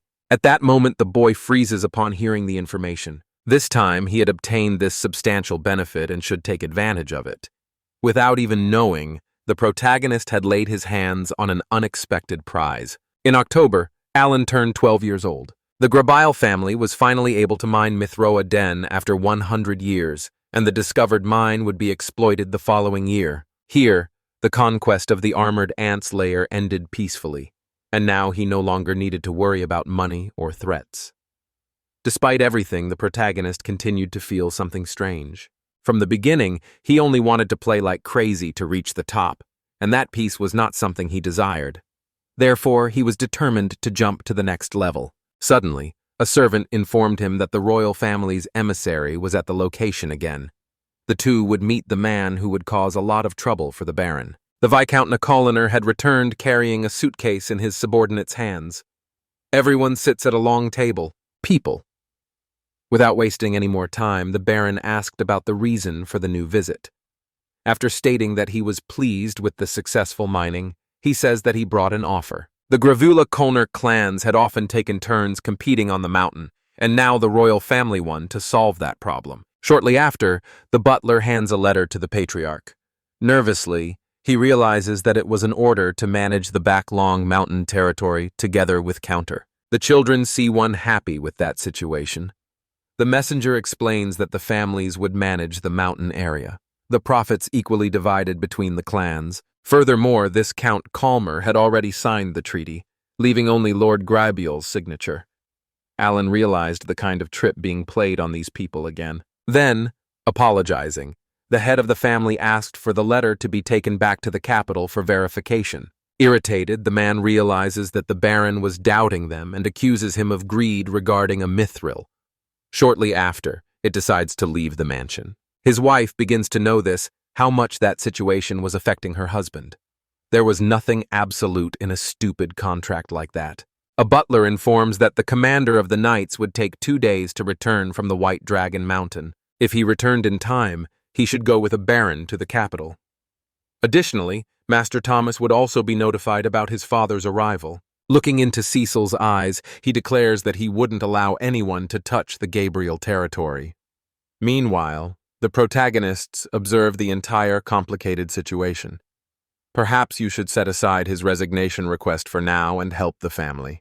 In the kitchen, he overhears the conversation of 2 maids who seemed worried about moving to Backvlon Mountain. Managing with equal gain sounded good, but Connor probably had an eel plan behind it all. All the women believed that if the master refused this time, he would be called greedy by everyone. Suddenly, a scream invaded the entire environment, leaving Alan complete shocked. In desperation, someone was screaming for Miss Cecil. Worried, the protagonist left the kitchen and headed toward the stairs. Upon reaching the upper floor, he saw one of the servants wounded and leaning against the wall. Paul, Bandit, and invaded Cecil's room, and one of them was carrying unconscious girl in his arms. At that moment, the protagonist realized he had used something to stop that situation. Grabbing his sword, he was ready to defend the girl from that attack. With a strike, he tries to approach a fearsome figure with an eye patch. The furious look on the warrior's face showed all his determination to protect the lady. The fight between the two begins while another man runs away with the girl in his arms. Holland is thrown backward, realizing that his opponent was too strong. His best option would be to use some support cards. Additionally, he used the Leaves of Life to restore 1,000 stamina. Increasingly angry, his opponent was determined to finish the girl. Suddenly, Alan starts showing all his skills, wielding his sword with strength. Meanwhile, the news of an intruder in the Gradle family mansion reaches the Baron's ears. His wife and he become completely terrified by that situation. Upstairs, the boy tried to fight in every way to protect Cecil, but the other bandit throws a smoke bomb into the environment, showing that it was already time to leave. Losing consciousness, Alan can only watch those thieves carrying Cecil away. Shortly after, the protagonist's body loses strength and falls to the ground. His gaze seems confused, unable to do anything to help the lady beside him. He realizes that Cecil was still breathing even with her mouth covered. At that moment, he realizes that even a simple servant had been kidnapped. Luckily, the protagonist was still alive even though he had been very reckless. A summoned creature can fight as long as it can see, so he decides to use the chai at the birds. From above, he begins to observe the situation. The 3 bandits watching the children tied up on the floor. They were the same guys from before, and the place seemed to be a warehouse. At all times, the boy seemed worried about the situation and pretended to be asleep to avoid suspicion. Shortly after, a Gag Raha appears in the room and looks confused when he notices the 2 children. With a smile on his face, one of the bandits says he thought the black-haired boy could be sold for a good price. Irritated, the man punches his colleague in the stomach, clearly disagreeing with that stupid idea. With anger in his eyes, Bambra says that the man shouldn't act on his own and would be forgiven next time. Understanding the order of the bandit, decides to step back to recover from the blow. Before leaving, the warrior orders them to kill a black-haired boy to save space. Meanwhile, Alan grows more nervous, realizing that this guy was more dangerous than the other 3 combined. To the injured bandit, Dibberhell was just a fugitive who had been on the run for over a year. After, suddenly, one of the men mentioned that this warrior could defeat Sinov. Alan's mind immediately thinks of the commander of the knights upon hearing his name. The bandit becomes curious when he hears that Gathraha could defeat someone who had served dutifully for over 10 years. Apparently, all of Zainov's soldiers were dead, and it would be foolish to head to the battlefield. Not understanding anything, the protagonist realizes there was a war happening somewhere. Finally, they discuss the possibility of selling both children or just the boy. Ella knew that the best thing to do was to save himself instead of waiting to be rescued.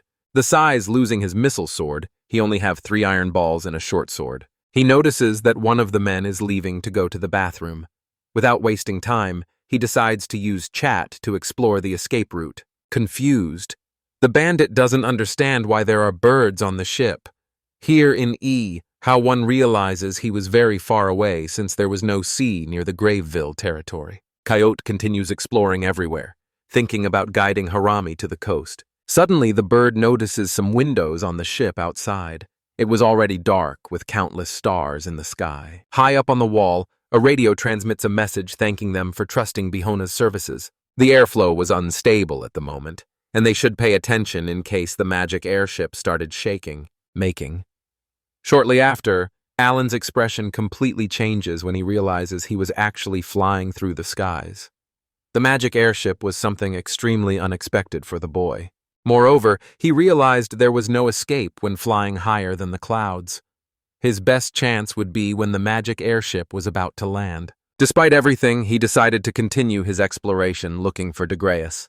The full of people inside the airship was very large. Shortly after the bird arrives at a luxurious restaurant full of customers, realizing that his presence was noticed by many people, he thinks about asking for help. Help! Suddenly he hears a familiar laugh coming from the same place. At that moment, he begins to reflect on a presence of this Count Kalner on the magic airship. Meanwhile, the means of transportation continue flying through the skies. Chiap approaches to listen more closely to the conversation. Apparently, the Viscount could be the person behind Cecil's kidnapping. The men were discussing the new vice minister who would take a seat in the ministry. Alan remembers the contract shown to Baron Granville. The appointment of a vice minister meant they needed to mobilize and allocate money in many places, such as the back long mountain. To the messenger, the lower nobles should know their place agreeing.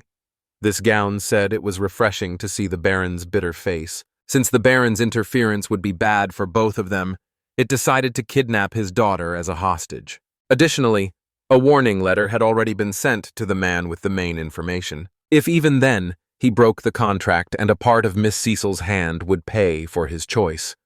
Upon hearing those words, Alan becomes increasingly angry. If the Baron crossed the territory to save his daughter, he will be prosecuted for rebellion. The messenger's help will be properly rewarded when the Viscount receives the rights to the Nifro mines.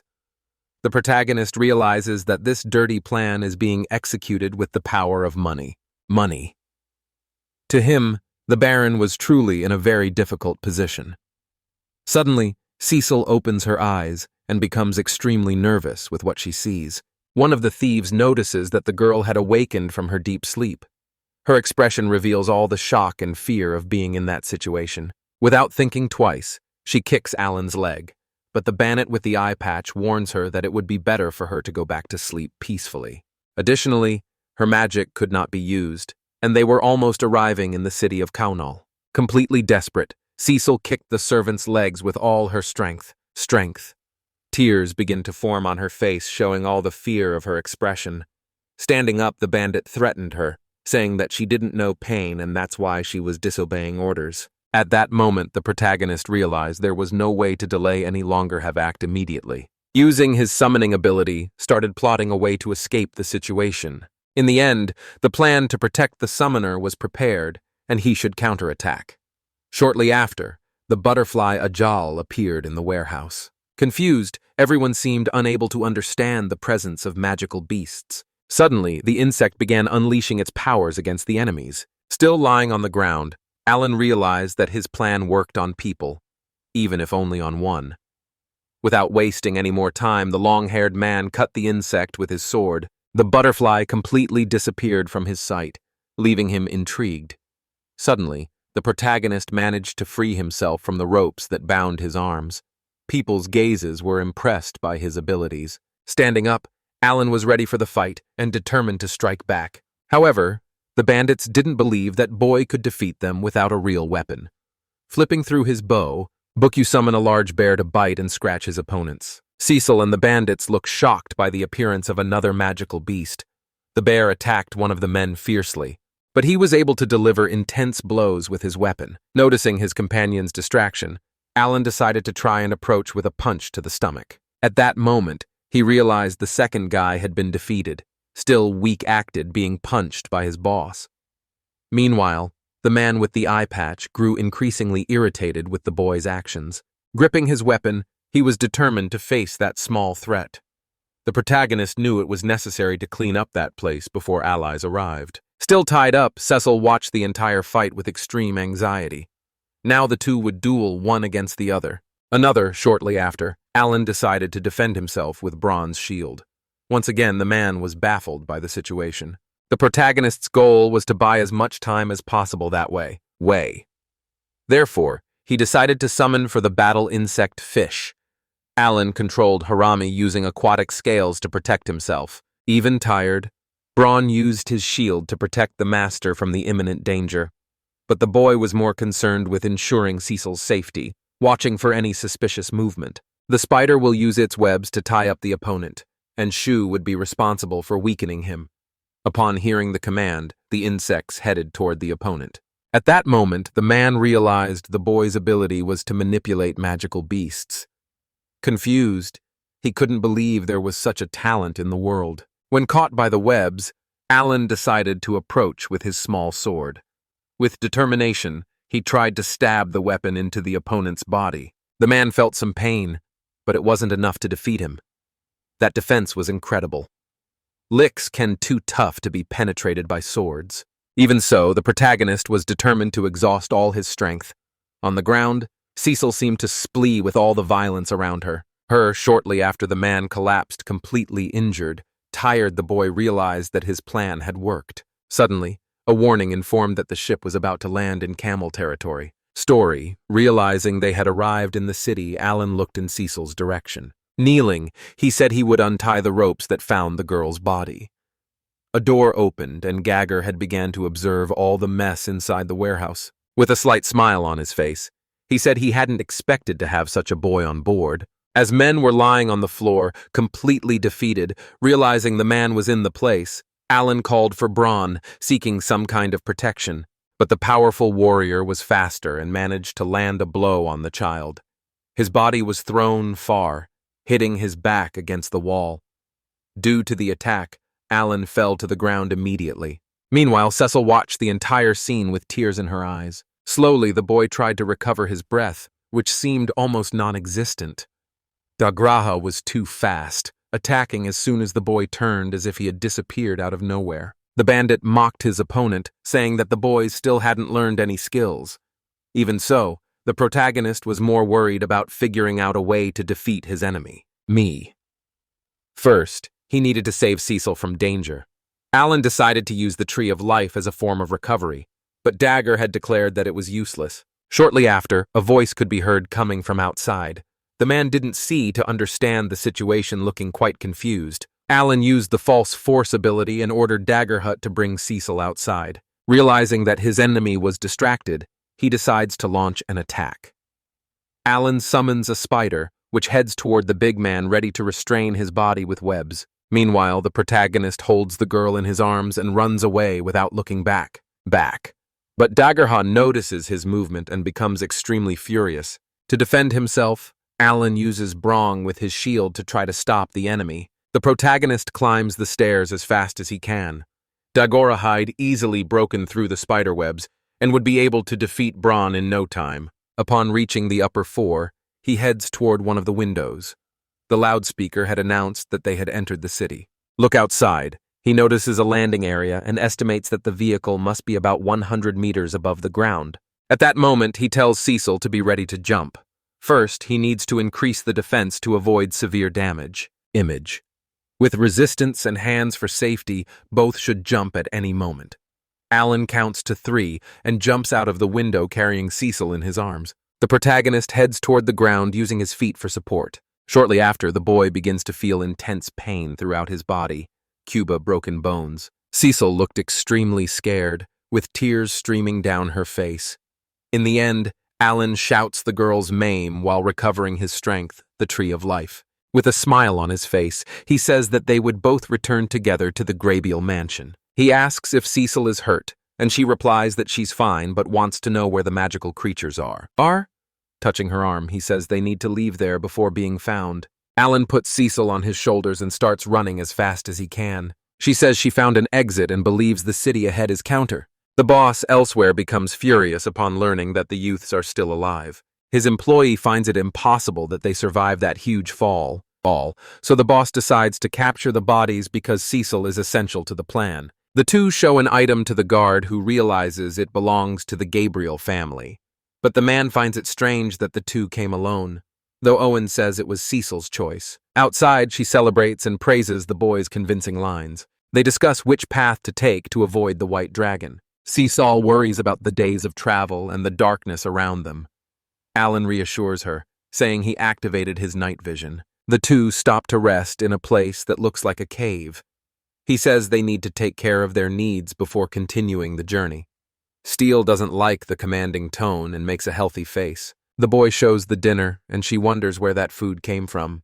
The owl is with them, and Cecil wants to know if she can talk the beasts. He replies that all summoned beasts are docile while petting Animal. Cecil looks at him suspiciously, and he asks if she's scared. She says they've known each other for 4 years, so it's not surprising. The Ami wonders if Calmo has already discovered that they're alive. Alan observes and comments that they're leaving a city. Cecil panics when she hears that the destination is the cave. The boy says they need to flee immediately because the enemies are heading there. She asks how he knows that, and he explains that he's summoned a beast for reconnaissance. Then he puts her back by his shoulders and says he will increase his speed stats. He also mentions that Dagrahut is following the tracks left on the way. Today, Hallan realizes that Dagraha has a natural talent as a tracking scout. Cass suggests leaving false tracks and runs back and forth.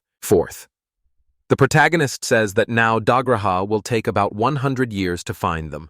Dagraha observes the false tracks and becomes completely confused. Cecil asks that the boy is going to fight him, but he says it would be useless. According to Alan, Dagraha is the leader of the group that forced them to Borg. They look toward the horizon and see that the other path leads to the White Dragon Mountain. The fearless boy summons Braun, who raises his shield, and some guards appear to help. Cecil is impressed by Alan's something ability. They believe that Debrahal may be far away, but has not given up the hunt. They decide to sleep among the trees to recover their energy. As she prepares to sleep, Cecil turns to the sigh of thoughtful. She asks why Alan hides his talent. The boy says his talent is too dangerous to be revealed. According to Alan, if anyone discovers his talent, they might try to eliminate him. The next day, he wakes Cecil so they can continue the escape. The boy realizes that Daggerha has found the real trail hidden in the tree trunk. Drunk. Daggerho wonders if the two have already figured out his tracking ability. He then runs in a spiral, trying to find the right direction. Cecil doubts he's capable of doing that. Furious, and Agarha tells himself that they want to escape. The boy decides to erase the footprints again to throw him off. The next day, at the northern border of White Dragon, the guards receive Cecil with joy. Tiger still on Alan's shoulders, she says she's back. The guards ask them to rest as the carriage will be prepared. Alan says he doesn't need a carriage since he runs faster than horses. He leaves carrying Cecil, leading the guards confused. The girl Navis is that he looks more serious and asks what happened. He says the summoned beast lost a dagger has signal. The boy suspects that Dagroha is fast enough to even escape Hook's vision. He also believes Dagroha noticed he was being tracked. In fact, Cecil says that if he left her behind, he could escape more easily. Really? Alan knows all of this is too much for a 12-year-old girl. Even so, he promises that he'll protect her because he runs faster than anyone and has a promise to keep. Cecil asks what promise he's talking about. He revealed that he promised young Master Mihai that he would protect Cecil at all costs. Getting emotional, she starts crying and can only say thank you. With the girl on his shoulders, Alan asked the owl to watch Debra's movements. On the morning of the third day, they were still on the road. Cecil asks if they'll make it by tomorrow at this pace. Alan does a reply and simply hands her urge to eat. In the sky, evils appear and send an alert signal. Immediately, the boy stops walking and looks around carefully.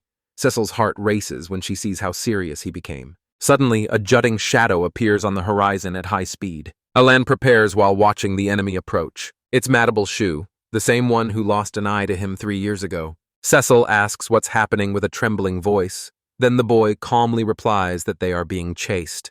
According to him, it's dangerous to face two at the same time, so he decides to eliminate one before the other arrives. She asks if he can really defeat that creature. The smile he gives is pure confidence and certainty. Keeping his eyes fixed on the creature, he says he's going to win. Cecile only asks that he does his best in this fight. The monster is now right in front of him and looks ready to attack. Alan stares at the beast and says it's been a while since their last encounter. The tension between them is thick, about to explode. He then asked the Emmy to fight with everything it has. Cecil watches the creature in fear and asks if Alan can really win. Then, very serious, Alan asks her to stay silent so she won't be detected. He thinks he needs to win before Dagger Heck catches up with them. According to him, his advantage is the army of beasts by his side. Several bears charge full force toward the creature, but they are crushed easily as if they were nothing. Alan realizes he's wasting his strength like this. He shouts for the guards to form a circle around the monster. Taking advantage of the distraction, he orders the bears to attack again. This time, the bears climb a creature and bite hard. Madable Shu roars loudly, feeling the pain pierce through its body. Really, Alan notices that it's more cautious than last time. The fight intensifies and a creature starts attacking with everything. Then from a distance, Cecil understands that this is how Alan fights. Alan believes he can win after all, it's just a rank B monster. Suddenly, the creature leaps into the air, heading straight for him, and calls the guards, creating a shield, but the impact is so strong that the guards are thrown away. The beast crowds Alan with its hands and stares at him with one eye. Trap. He wonders if he can still get out of that situation. Desperate Cecil runs and screams his name with all her might, but he tells her to stay back, saying it's okay. In reality, Alan realizes that the monster wants to have fun with his pain. The monster lifts the boy and opens its mouth to devour him. Cecil watches in terror as he starts being swallowed. The monster starts with his legs, and King Alan has already lost. But when the boy's face gets close to the beast's eye, Alan asks if it usually eats fish from the tail. With no time to react, the creature feels something pierce through its eye. The boy drives the sword straight into the only eye I'd have left. He says he switched his cards when he was caught. According to him, who monster's mistake was not killing him right away. Alan tells the creature to go straight to the depths of hell. Well, he says that the creature's strength was weak. That's why it lost to the bronze. He also says that he created dozens of grams of life to fight against Dagora, but now he will use as many as necessary against Madable Shu. While being crushed, his body begins to heal multiple times. The boy smiles, feeling the nostalgia of fighting difficult bosses. The creature can't take anymore and collapses completely to the ground. Alan finally defeats Madable Shu and feels that his revenge is complete. Caesar runs to him crying, asking if he's okay. He says yes, since he has several potions stored. But you can't hold it anymore and starts crying relieved. Cecil thought he had truly lost this time. Alan watches her and apologizes for scaring her so much. He looks to the side and realizes that it's not over yet.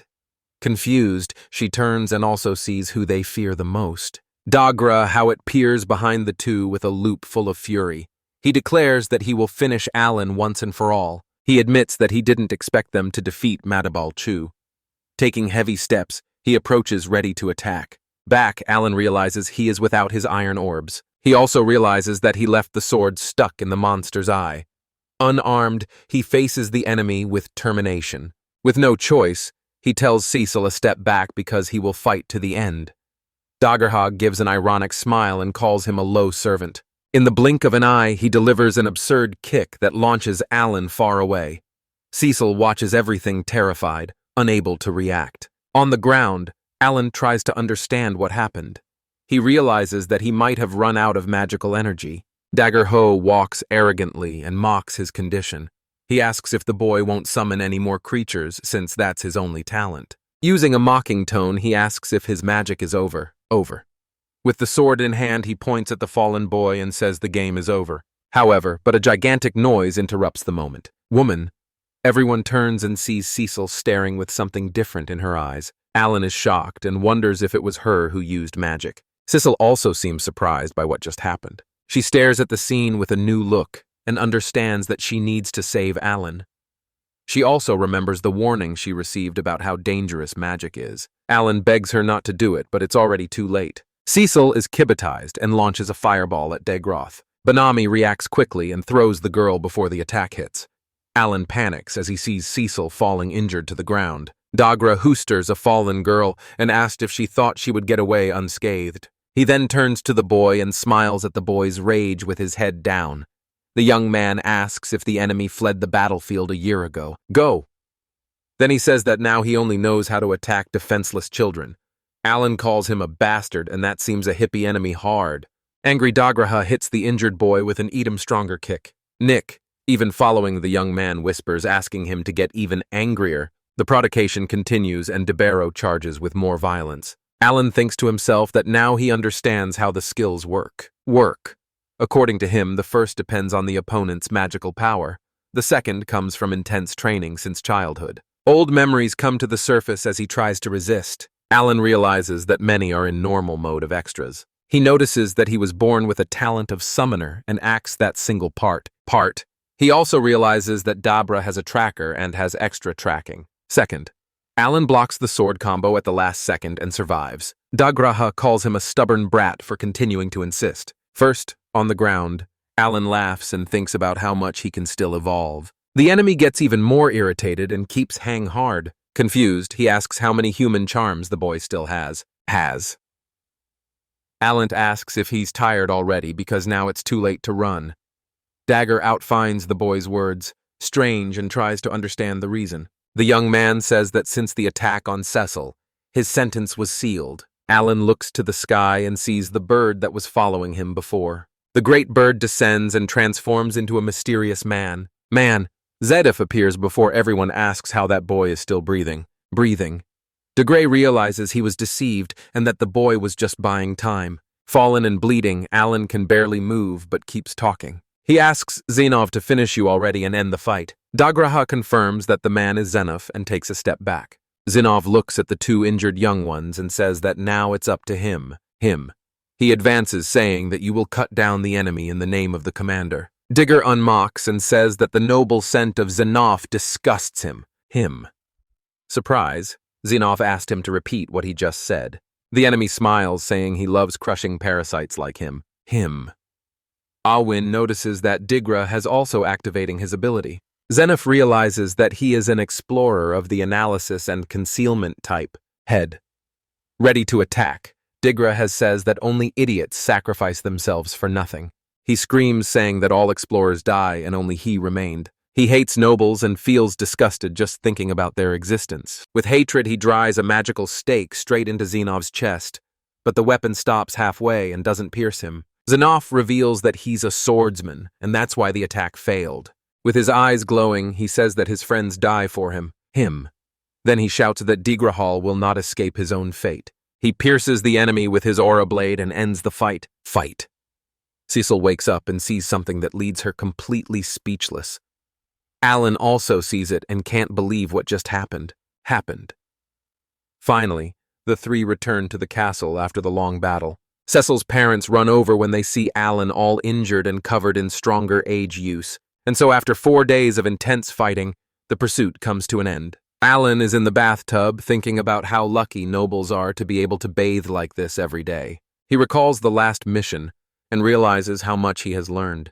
The protagonist thinks he needs a plan to resist poison and remembers that when the Knight Commander tilled Degraha, if he had been a demon beast, the bonus experience we have appeared. However, he received no notification. Getting out of the bathtub, Alan realizes that he has to report this to the Baron. At the assembly, the Baron asks Alan if that was really just a trick from Colonel. Colonel Alan replies that yes, and that he did it to gain the position of Minister of Justice. He also says that's why Colonel allied himself with the messenger. The people present in the assembly are outraged by the revelation and call Cownal a bastard, but the Baron becomes very angry and states that he will report this to the palace. He says that what they did is unforgettable. Alan intervenes, saying that this will change nothing because even the emissary is involved. With idea in mind, the protagonist decides to speak. He announces that he will give up his mind and privileges and hand them over to the Baron. Everyone looks at the boy in shock. Alan continues, saying that with that power, the Baron will have more strength at the negotiation table. Still perplexed, the Baron asks if he is suggesting that he secretly bribed the royal source. Trying to convince him, Alan explains that this way the Baron will always have advantages first. The Baron becomes thoughtful about that idea. Alwyn thinks that maybe the Baron is too righteous a person to do that. Both at their resource, there will be a second or third Talmul to threaten him. He says that he and his father always work hard on the farm and they only did it to protect the family. Family? Annoyed, Alan questions how nobles don't want to do the same to take care of their family since they are nobles. One of those present asks the boy not to say such things. The Baron interrupts and says it's okay. Telling his story. The Baron says that when he was Alan's age, his father died, he lost his title. After that, his mother died, and shortly after his brother also passed away. He continues, saying that even as a child, he had to learn to fend for himself. Turning to the protagonist, the Baron apologizes and says that he will accept the mining privileges. Alan asks what exactly is a noble's obligation. Cecil hears the question and tells her father that she also wants to know the answer. A little embarrassed, the girl's father says that the teachers will explain it to her. The Baron states that he must prepare for the trip and asks for those who remain to take good care of the mansion. A few days after the Baron heads to the capital, Cecil is in class with her teacher and Alan. The teacher says it's a relief to know the young media as well, but she replies that it was all thanks to Alan. The boy counters, saying that she also helped him. Then the girl tells the teacher that she doesn't like being ignorant. Alan asks the teacher to explain what a noble's obligation is. The instructor asked both of them to keep what he is about to say secret. He continues and asks them to look at the map to explain it better. The map, Alan realizes that he was born in a small kingdom and wonders why the Northern Empire is so big. The teacher said is that in the past this kingdom was invaded by the Empire, but now is a time of peace, not war. He continues and says that the obligation of the nobility was a race for history. He further adds that the truth of that world lies in another historical system. Finally, he points to the map and says that this is the history of the Demon King, and that it comes from the forgotten continent where he was born. The two young ones are frightened upon hearing the name Demon King. Alan thinks to himself, and he saw this before. Reincarnating, the teacher says that 112 years ago, man called the Demon King of the End saw the surrender of all kings, but the kings did not accept submission. Telling the story, he says that 60 years ago, the great disaster happened and all beasts became inexplicably violent. He-ranked monsters became as strong as S-rank ones, and in this way, many people died. Alan, paying attention, asks if all of this was the work of the Demon King. The teacher says he doesn't know, but according to rumors, that was the Demon King's final act. He says that not long after the claws of the Demon King reached the south. At that moment, a great army of demon beasts invaded the Zhangyan continent, but no one knew who the Demon King was.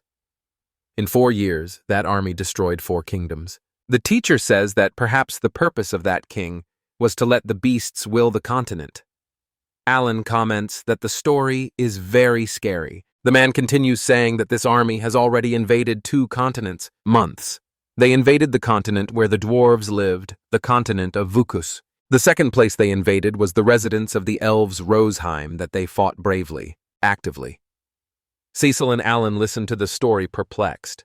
The girl asks if elves and dwarves really exist then. The teacher says that to stop that Demon King, the alliance of the 5 continents was formed. But unfortunately, the situation did not improve.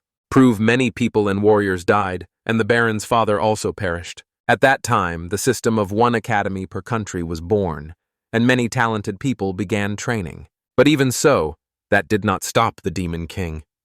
The Jaman Empire fell completely into his hands. Still speaking, Med teacher says that at that time he also fought to protect the world and saw many of his comrades die. He revealed that the creator of the world did not abandon humans, and that hope arose. At that moment, Helios appeared as the first person in the world with heroic talent. Helios graduated from the academy and ended up defeating many from that army one by one. Alan wonders why that story feels like an RPG game. The teacher says that the kingdom was never invaded, which is why they must obey the tribute pact, sending supplies to the battlefield. Alan realizes that the place where he was born belongs to the war. This way, he understands why the Baron accepted the order to increase the tribute. According to the teacher, that is a rule agreed upon between the continents. Everyone must go for at least 3 years to the battlefield, whether noble or not. He also states that there is a place as good as where the hero commands more than half of the people do not return from the battlefield. Cecile realizes that's where Mihai was sent to fight. Fight? Alan gets irritated upon hearing that more than half of the people die in that war. The teacher also reveals that those who return after 3 years gain benefits, such as being able to retire. He says that he is Cecil's mage and will train her for when the time comes. Cecil thanked him. Alan says he has a question for the master. He realizes that when the Demon King appeared, the normal world was destroyed, leaving only the Hell mode. Now the Demon King and the hero coexist, and it was him who tilted the balance. The Baron returned to the mansion after a month in the royal capital. He says that the problem with Kalma was over, and that he will no longer harm anyone. One of the servants calls Alan because the Baron is asking for him. He offers the Baron thanks Alan for protecting Cecil. It gives Alan 200 coins for saving his daughter, and another 200 for killing Madal Gas U issue. Alan thanks him but gets confused when he sees a third sack of coins. The Baron continues and talks about his daughter, who at some point will have to go to battle. Alan says that Cecil has a lot of power, and that this power will be highly valued on the battlefield. The Baron states that he wishes to ask the boy for one more favor. He says that the boy's supposed lack of talent is just a disguise and that he trusts him. The other 200 coins are to protect Cecil Pove on the battlefield and at the academy. Funny. When he sees the 600 coins, Alan thinks about how much he has gone without eating because he was poor. Or, Alan reveals that his true talent is that of a summoner, but that he hid it from the church. The young man says that he accepts taking care of Cecil leaves and the Baron impressed, but Owen states that he doesn't want the coins as a reward. He asked for his family to be exempt from paying taxes. The Baron accepts the offer without hesitation. Alan says that he will prepare himself to protect the Baron's daughter. Falzer asks to be exempt from his service so he can dedicate himself to Cecil's protection. The Baron confirms the request and then he hands a sword to Alan. It then says that the sword is a gift from Viscount Gambriel for the family's special guest. Last, Alan doesn't understand those words. The Baron explained that thanks to Alan, the Gambriel family was promoted to Viscount. Down? Still confused? The young man asks who the special guest is. The Baron says he is sure that Alan will become an adventurer when he turns 12, but he doesn't want to let him go. He reveals that the special guest is Alan and that the Viscount family will be his field. At that moment, the Baron Beau is thanking the young man for his 4 years of work. Ellen thanks him, moved by the Baron's words. Village, humble woman, and her children realize that no letter arrived in the mail. When they look back, they see Alan and celebrate his arrival. They get emotional seeing how much he has grown in those 4 years. Alan is also surprised by how much his siblings have grown. Innovis is that one of his sisters no longer recognizes him, which saddens him. His parents call him to eat something. They offer him soup, and Alam thinks the house was a bit smaller than before. His mother thanks him for sending money every month, but asks how he has managed to support himself. The protagonist says that he will no longer be able to send money home. His father asks what happened. Alan says that he is now going to the academy, of me leaving everyone shocked. He shows the sword he received for saving Cecil and says that now they won't need to pay taxes anymore. Alan hands over a sack with 100 coins to his family. They wonder what happened over the last 4 years. The family, still in shock, asks him to keep the coins for his expenses at the academy. The young man says it's okay because he still has a lot of money. He starts talking about some of the Dublins he faced. The family listens, unable to believe it. Leave it. The father comments to his wife that their son is a strange human. Then the young man says goodbye to the family and says he will again touch when needed. His little brother smiles and says he will also bro to the academy when he turns 12, making Alan happy. His little sister shows him a letter he wrote a long time ago. The boy kneels down, apologizes for the delay. The little girl just gives him a tight hug, making him emotional. The father asks his son take care of himself. The mother asks him not to work too hard. Ori and March Allen is back at the mansion as the main guest. Caesar watches him anoint and asks why you didn't tell her he had stopped serving her. Allen replies that he will continue serving until he goes to the academy. He asks why she's angry since he will still be her bodyguard. Sissel asks if he really wants to go to the academy. She says he can simply return to the village if he wants. The boy replies that he really wants to go to the academy. To me. Cecil asks if he prefers going to war where he won't be safe and reminds him that he doesn't have that obligation. Allen replies that he knows that. At that moment, Dagoma and Karila should be calling for Allen. Cecil doesn't recognize them. The boys introduce themselves and explain who they are. They run to hug him after 4 years about seeing each other. Cecil hears her brother calling her in the background. Allen's friends say that it's already been 4 years since they last saw each other. Then, Allen apologizes and comments that there are only 3 days left until the exam, asking if everyone is ready. His friend replies that they are prepared because in those 4 years they become much stronger. She also says that now she can even take down a large wild boar. Cecil asks her brother if everyone in the village learns to be very skilled since childhood, and he replies that only those two are able to hunt. Hunt! Allen asks if they study for the technical exam, and his 2 friends get embarrassed. His friend asks if he is also going to take the exam. The boy replies that yes, he will participate and has been studying for it. His friend deduces that Allen also has a talent. The young man simply apologizes for not telling them before. Don Gurus says he already knew, and his sister comments that he also didn't pass the exam last year. Then young Allen introduces Cecil, the Baron's daughter. The young girl also introduces herself as Cecil Gambriel. Thomas Gandriel, Cecil's brother, also introduces himself and says that he hopes everyone becomes friends. Allen's friend says that she and Cecil become great friends. The master appears and thanks the young girl for coming. She returns the thanks to the master. Allen thinks to himself that he should get her to drop that habit. The master meets Allen's friends and asks them to rest for the next 3 days. Everyone observes the mansion and thinks the place is pretty big. They also take the opportunity to eat a lot. Seeing his friend making the biggest mess, Allen tells little Cecil that she is a sword master. Excited at Kirina talks about how she imagines the academy to be. Dugora says that he just wants to graduate quickly and join the Night Order. Wonder. Cecil asked Allen if they should tell the secret to them, but the boy says it's not the right time yet. Yet little Karina still doesn't know that she will also have to join the battlefield.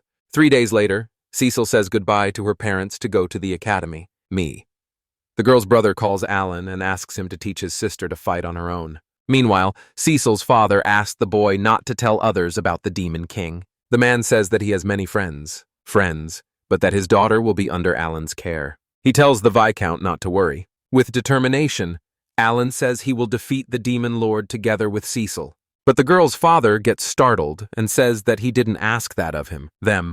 They both say goodbye and leave. Better servants also bid farewell to the two, and so those 4 friends begin a journey. In the north of the Jianyan continent, a guard informs the Lord Hero that the magic train has arrived. The guard says that the Elemental King had another prediction, and he must have another projection of hope. This catches the attention of the Lord Hero, and he says that he needs to see this with his own eyes. From above on a kind of airship, the 4 young ones observe the city. Upon stepping on the ground, they see that many people are also flying around. Cecil asks if those are the flying balloons made by dwarves, and Allen confirms.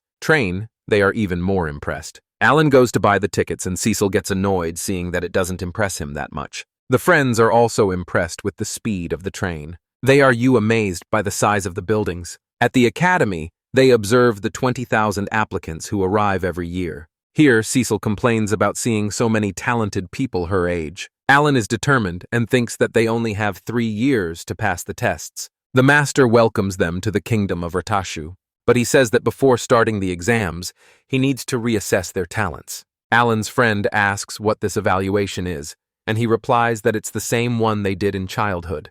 The boy goes first, and a staff member instructs him to touch the crystal, the one that says that Dolbara has a great talent. The protagonist observes how the growth rate works. When it's Cecil's turn, Allen notices that she has rank E in intelligence. When it's truly in his turn, the staff congratulates her for her talents.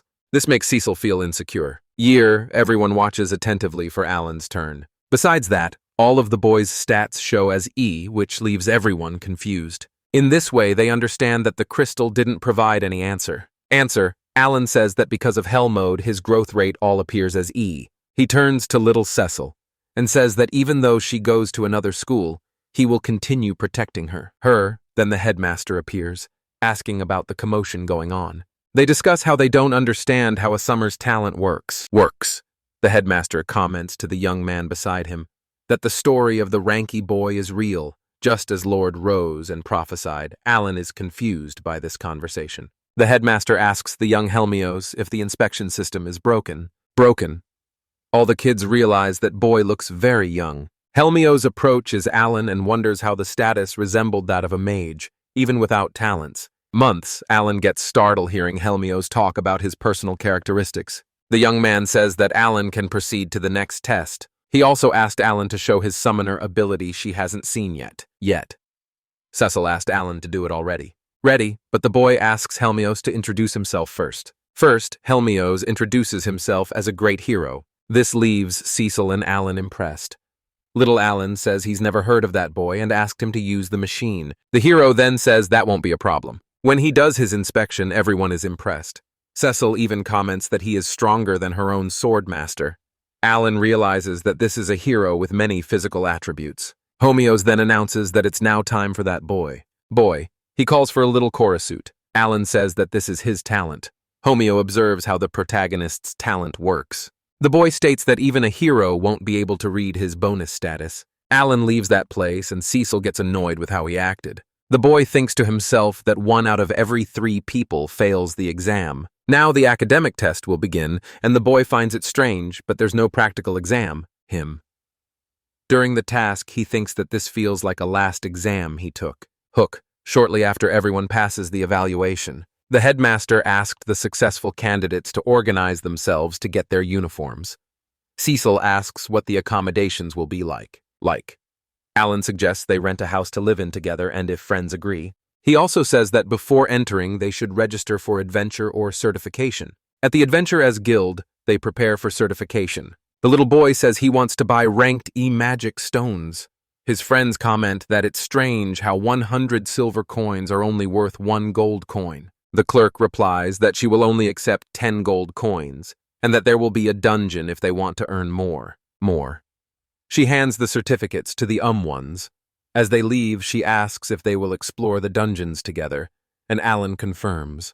The boy tells another clerk that they want to register as a team and wonders what name to use. Alan suggests calling himself Game Junkies, and Cecil asks what that means. The boy says it means those who bid everything to reach the top, and everyone likes the idea.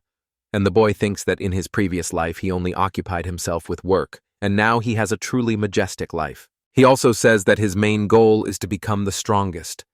Still with the clerk, the boy says he has more questions. Sometimes later, Alan is satisfied with the answers, and Cecil asks if they can move for a house now. Later, a man shows a large house to the young ones.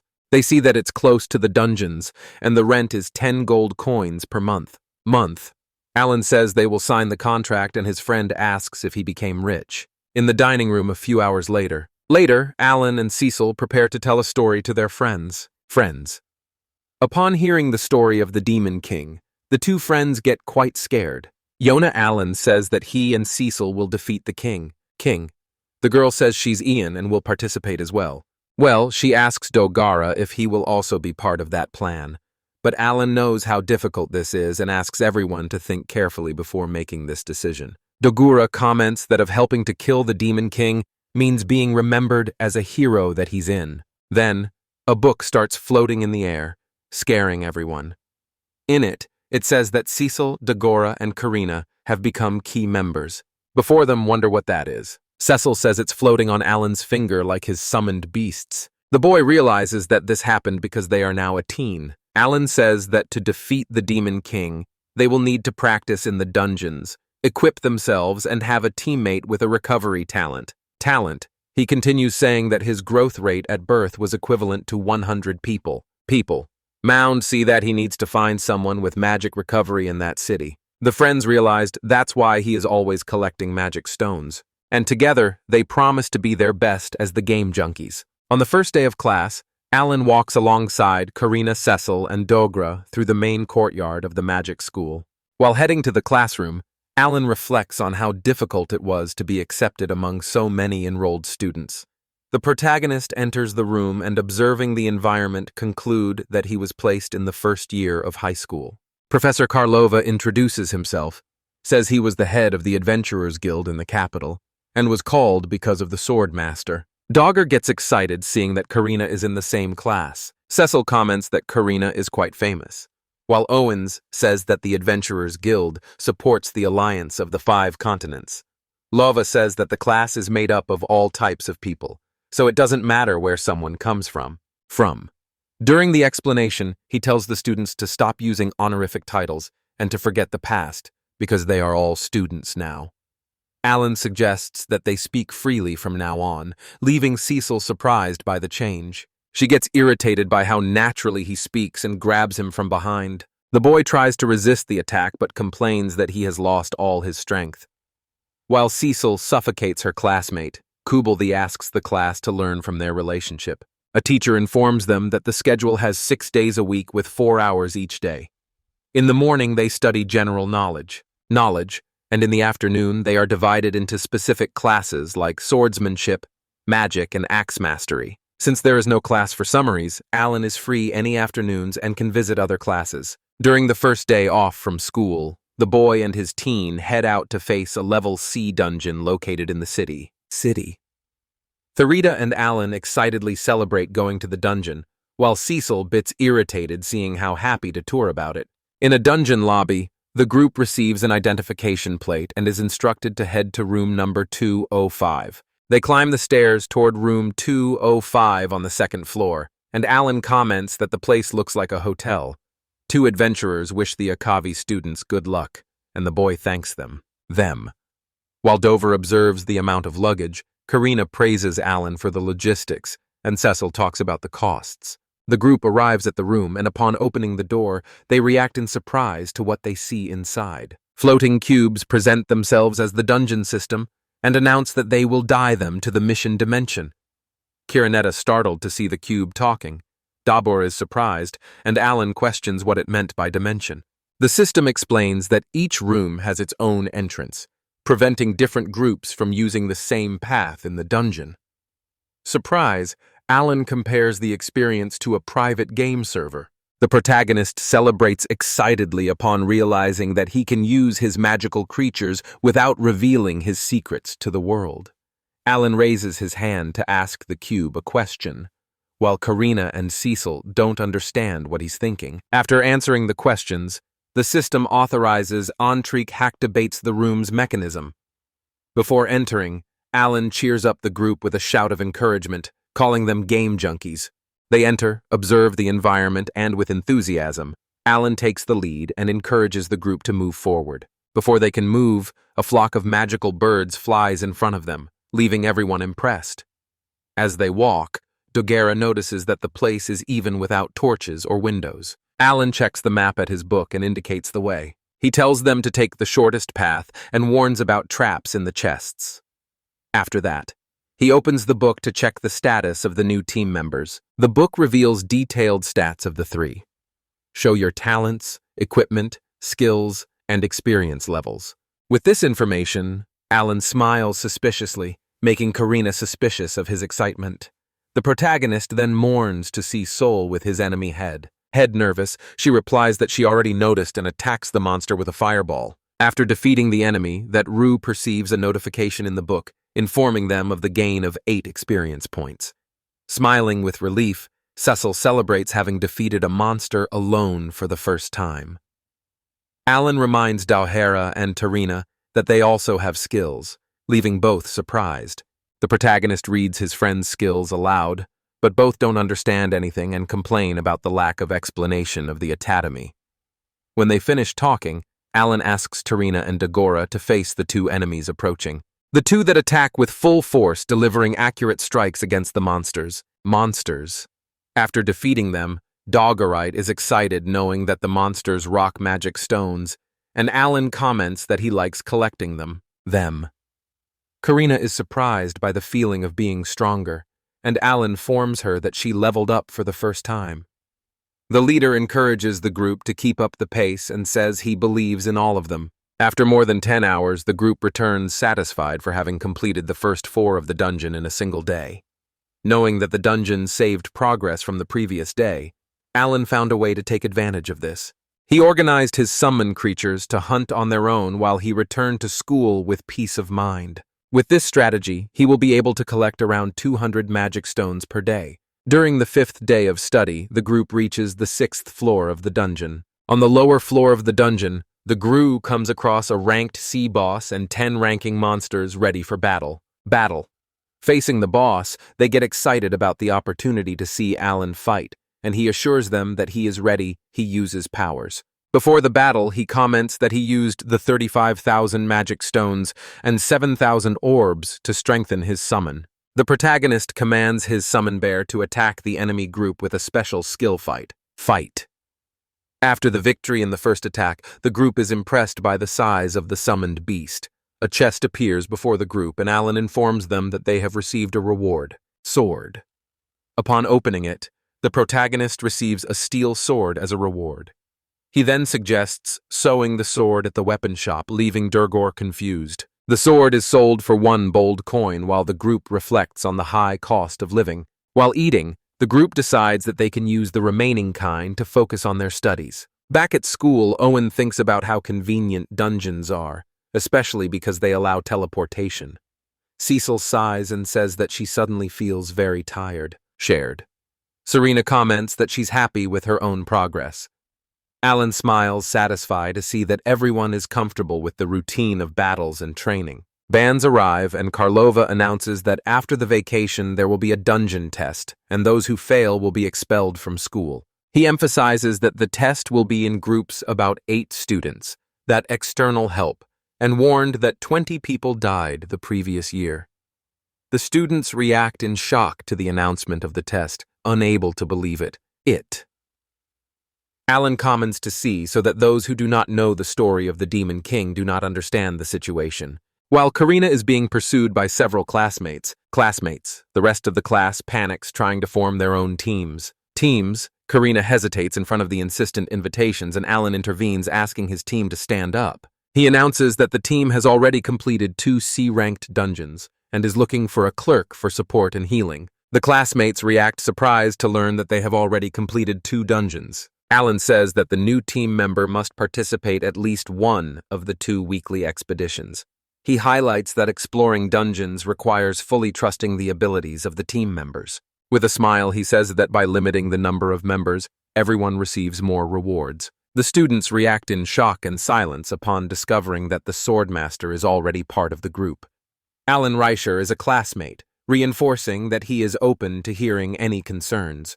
The classmates show gratitude and excitement towards Alan, who responds of friendliness and a willingness to help. Karina observes the protagonist with admiration, impressed by his attitude. Still without a volunteer, Cecil says that the class does not sing out anyone with healing talent. Alan. During the lunch break, they arrive at the hall and Karina gets excited about the buffet. While serving himself, Alan is approached by a new student. Kill introduces himself as a cleric and asked about the requirements to join his group. Alan invites him to talk during lunch, but he says he does not eat lunch. The protagonist observes the classmate's physique and mentally questions why he does not eat. Believing the reason to be money, he shares 2 silver coins with a new classmate so that he can also eat. The cleric reluctantly accepts the coins and apologizes, showing wounded pride.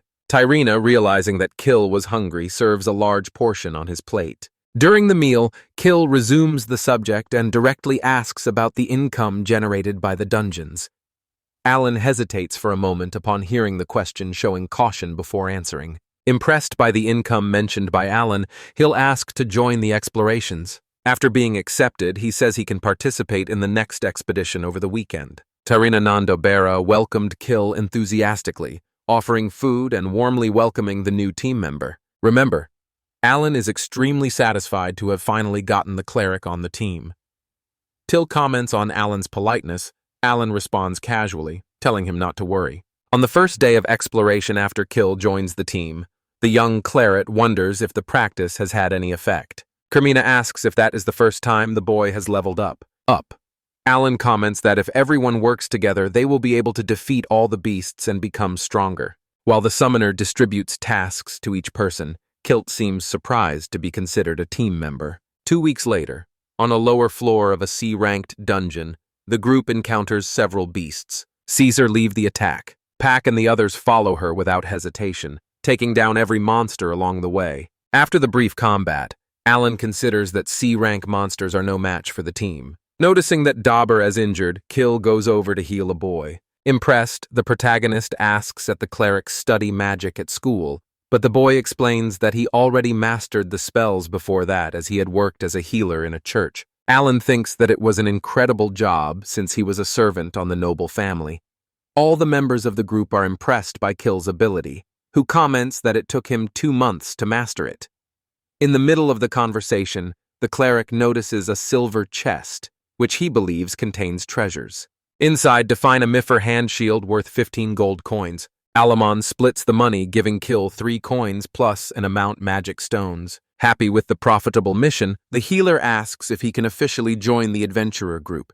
The protagonist replies that the boy is very welcome to game junkies, and the others celebrate his arrival enthusiastically. With that, Alan is able to visualize the new colleague's status in his book, and invites him to live in the house that the team uses as a base. Kill refuses the offer and runs away, promising to see everyone the next day. After the boy leaves, Cecil comments that he doesn't seem to be a noble. The protagonist agrees, saying that without a noble's validation, the cleric won't have to go to the battlefields. Even so, he knows that Game Junkies needs a healer. Miller, despite the strange first impression that Rupert's excited to meet Kill again the next day in hopes that he joins the meal. The protagonist wastes everyone up with his enthusiastic shouts as he runs out of the base. His happiness comes from the fact that he has leveled up several skills and activated a new one called Awakening. When checking his groom will, through more, he learns about 3 new beasts. Suddenly, a new creature appears in front of him, the spirit Maria, who can communicate with the boy. He is impressed by the ghost abilities, including the ability to pass through balls. To test the evolution of his skills, Alan summons Denka, who in turn summons a swarm of insects. Frightened, the protagonist wonders what the awakening of other creatures will be like. Base, the summoner, introduces Maria to his group members. Cecil novices the excitement of the dark-haired boy, who responds that he is eager to use his new ability in a dungeon. 2 days later, the Game Junkies are at school when they discover them. That 3 special guests will visit the campus that day. The students get excited to see the masters. Tarana stands up to ask Gilbert, the swordmaster, how to use the slashing skill. The man asks why she wants to use this skill, and the girl says she wants to get stronger because Alan can also use it. Dolberg is surprised that the black-haired boy have this ability. The man calls Karina and the 2 step aside to talk.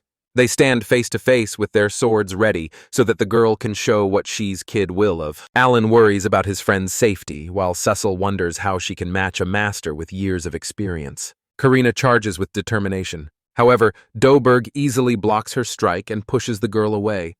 He tells her to try using this skill, but even then the girl cannot break through the master's defenses. Once again, Karina is thrown far with a simple sword movement.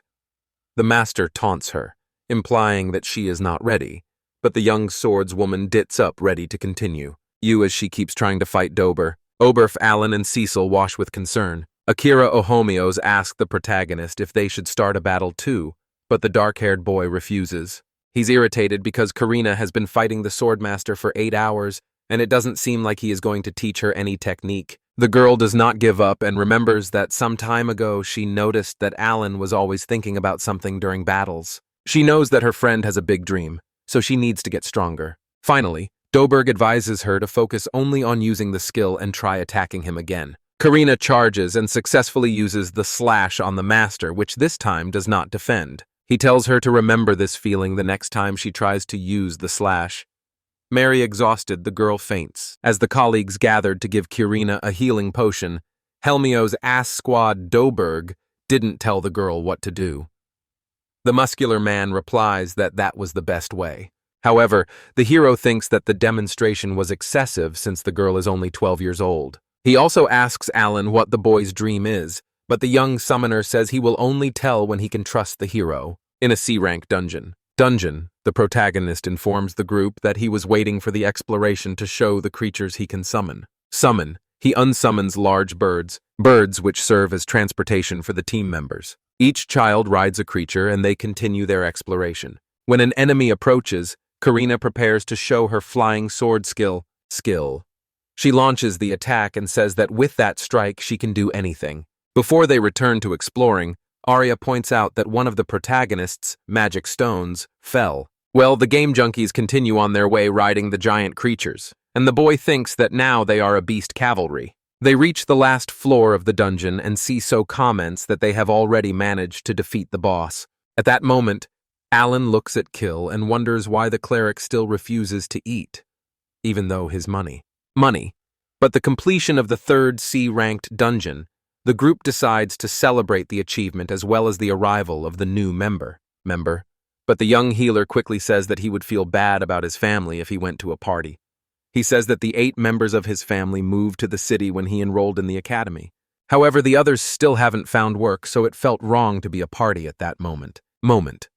With encouragement from Cecil, Alan invites Kill to take care of the base house and asks if the boy would like to move there with his family. The dark-haired boy would eat him paramount for the job.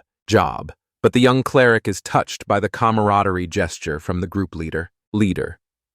To make everything very clear, Cecil decides that the treasures found will be divided by 6, with the last share going to Kill's family.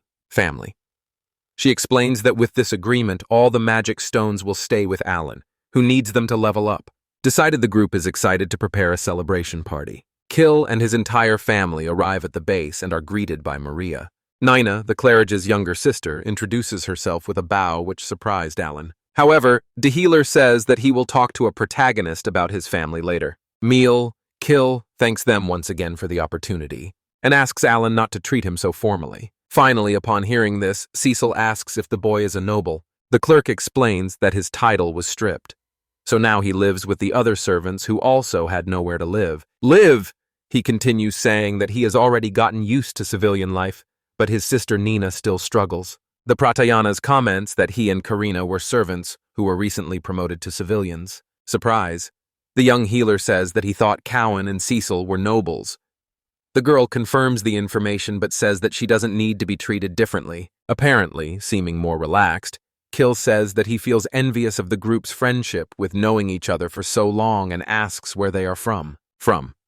Alan replies that he, Tarina, Cecil, and Dogara are from the Granbriel territory. This surprises the cleric again, who realizes that the mage is the heir to the Grand Real family. Quite irritated, he shouts that it was her who defeated his family, the Kawa house. Then he asks Quace's family did he deserve the punishment that the Grand Real gave them. Alan remembers that Caproni Calno, the head of the family, told him that he was happy, have a child without talent, neater. While he remains lost in thought, Cecil decides to tell privately with Kill to explain what really happened. But you step away from the team and the cleric demands to know the truth. Thus, the young noble explains that, in fact, Kill's father was the one who had a plan to rob the Grand Real family. He hired a group of assassins who kidnapped Cecil and Alan. After hearing this, Kirina and Dolgara are shocked. The girl says that it is true that her father defeated the cleric's family, but none of it is her fault. She eyed that you should look for proof of what really happened in the capital. Aladot peers, and seeing Killed devastated, asks what his relationship with his father was. The boy explains that his father took care of him until he was 5 years old, but everything changed after his talent evaluation ceremony. Now he no longer has memories of his parents. He only knows that the couple left him in another city to live with the servants. Therefore, he has been used to living as a civilian since childhood. Hill continues his story, saying that when he turned 10, his parents sent a tutor to teach him. His father said that the teacher would help him prepare for the academy. The idea of fulfilling his role within the family made the boy excited. However, in October, his parents made several budget cuts, firing many servants and sending Kill away from the house. Faye left Nina with her brother and then disappeared, so the boy was forced to work at the church. Search. Sometime later, a royal emissary appeared and told the young cleric that the Grand Real family was to blame for the downfall of the Kamal house. The boy remembers that the emissary informed him that the obligation of nobles changed from 3 to 5 years of fighting monsters, disappointed with what he discovered. Kiltz says he's going to leave the team, but he, his sister, and his new family still need a place to live while he works to revive the Kalma house. Alan says that everyone that has a duty and they will fulfill it together. The protagonist gets a speech and says that it doesn't matter which family Till belongs to because he is now part of the gang junkies. Besides, fulfilling the duty is very dangerous, so the group meets the cleric. At that moment, Cecil comments that her brother died while fulfilling his duty. This information leaves everyone shocked and saddened. Determined, Alan says that together they will level up and become strong enough to defeat the Demon King. Kill has a sort of existential crisis and says that he doesn't want to use the group to achieve his own foals. The boy doesn't care about defeating the Demon King, he just wants to become a noble again. Again, to the cleric's surprise, the group members continue supporting him, or determined to face everything together. This moves him to the point of crying. The next day, Kill's family offers their help to the game junkies, even after a day has passed. In the past, Alan remains excited about the new residents of the house. However, he also questions whether the words of a royal emissary are trustworthy and what the Camel family will think about Kill's actions. Versions: the game junkies are about to set off on an adventure when Nina shows concern for her brother. However, the cleric reassures the girl, saying that his friends are very strong. Wrong. Thus, the group leaves excited to explore a B-rank dungeon. Dunget in the receptionist warns the children not to be reckless. Analyzing the place, Doug were a comment that it looks like a C-rank dungeon. The protagonist says that it takes twice as long to complete missions at this level, but still hopes to finish it in a month. The boy informs the group that they will face many traps, so it's better for everyone to take antidotes before starting. Riding the giant birds, they begin the exploration. On the 4th floor, Kill gets excited when he finds a treasure chest. However, Cecil warrants that it might be a trap. Crap, Marietta's in charge of checking a chest, which immediately transforms into a huge monster. Alan guides the spirit and she defeats the beast. The boy is happy to see that the treasure is worth 50 coins, but the children are attacked by another beast. Next, this time Dogger is the one who eliminates the enemy using his full body armor skill. Everyone is happy with the achievement of a dungeon at that level. The following month in July. The group explores the B-ranked dungeon again, face to face with a boss of 5-meter-tall board, or the youngsters wonder how they are going to defeat it. While each one uses their power to, Arwen reflects that the others are about to reach his level. Tarina delivers a precise sword strike, finishing off the giant boar for good. The children are happy to have defeated a monster at that level. After the fight, Kill uses his healing power to restore the health of his allies. At that moment, he spots a silver chest.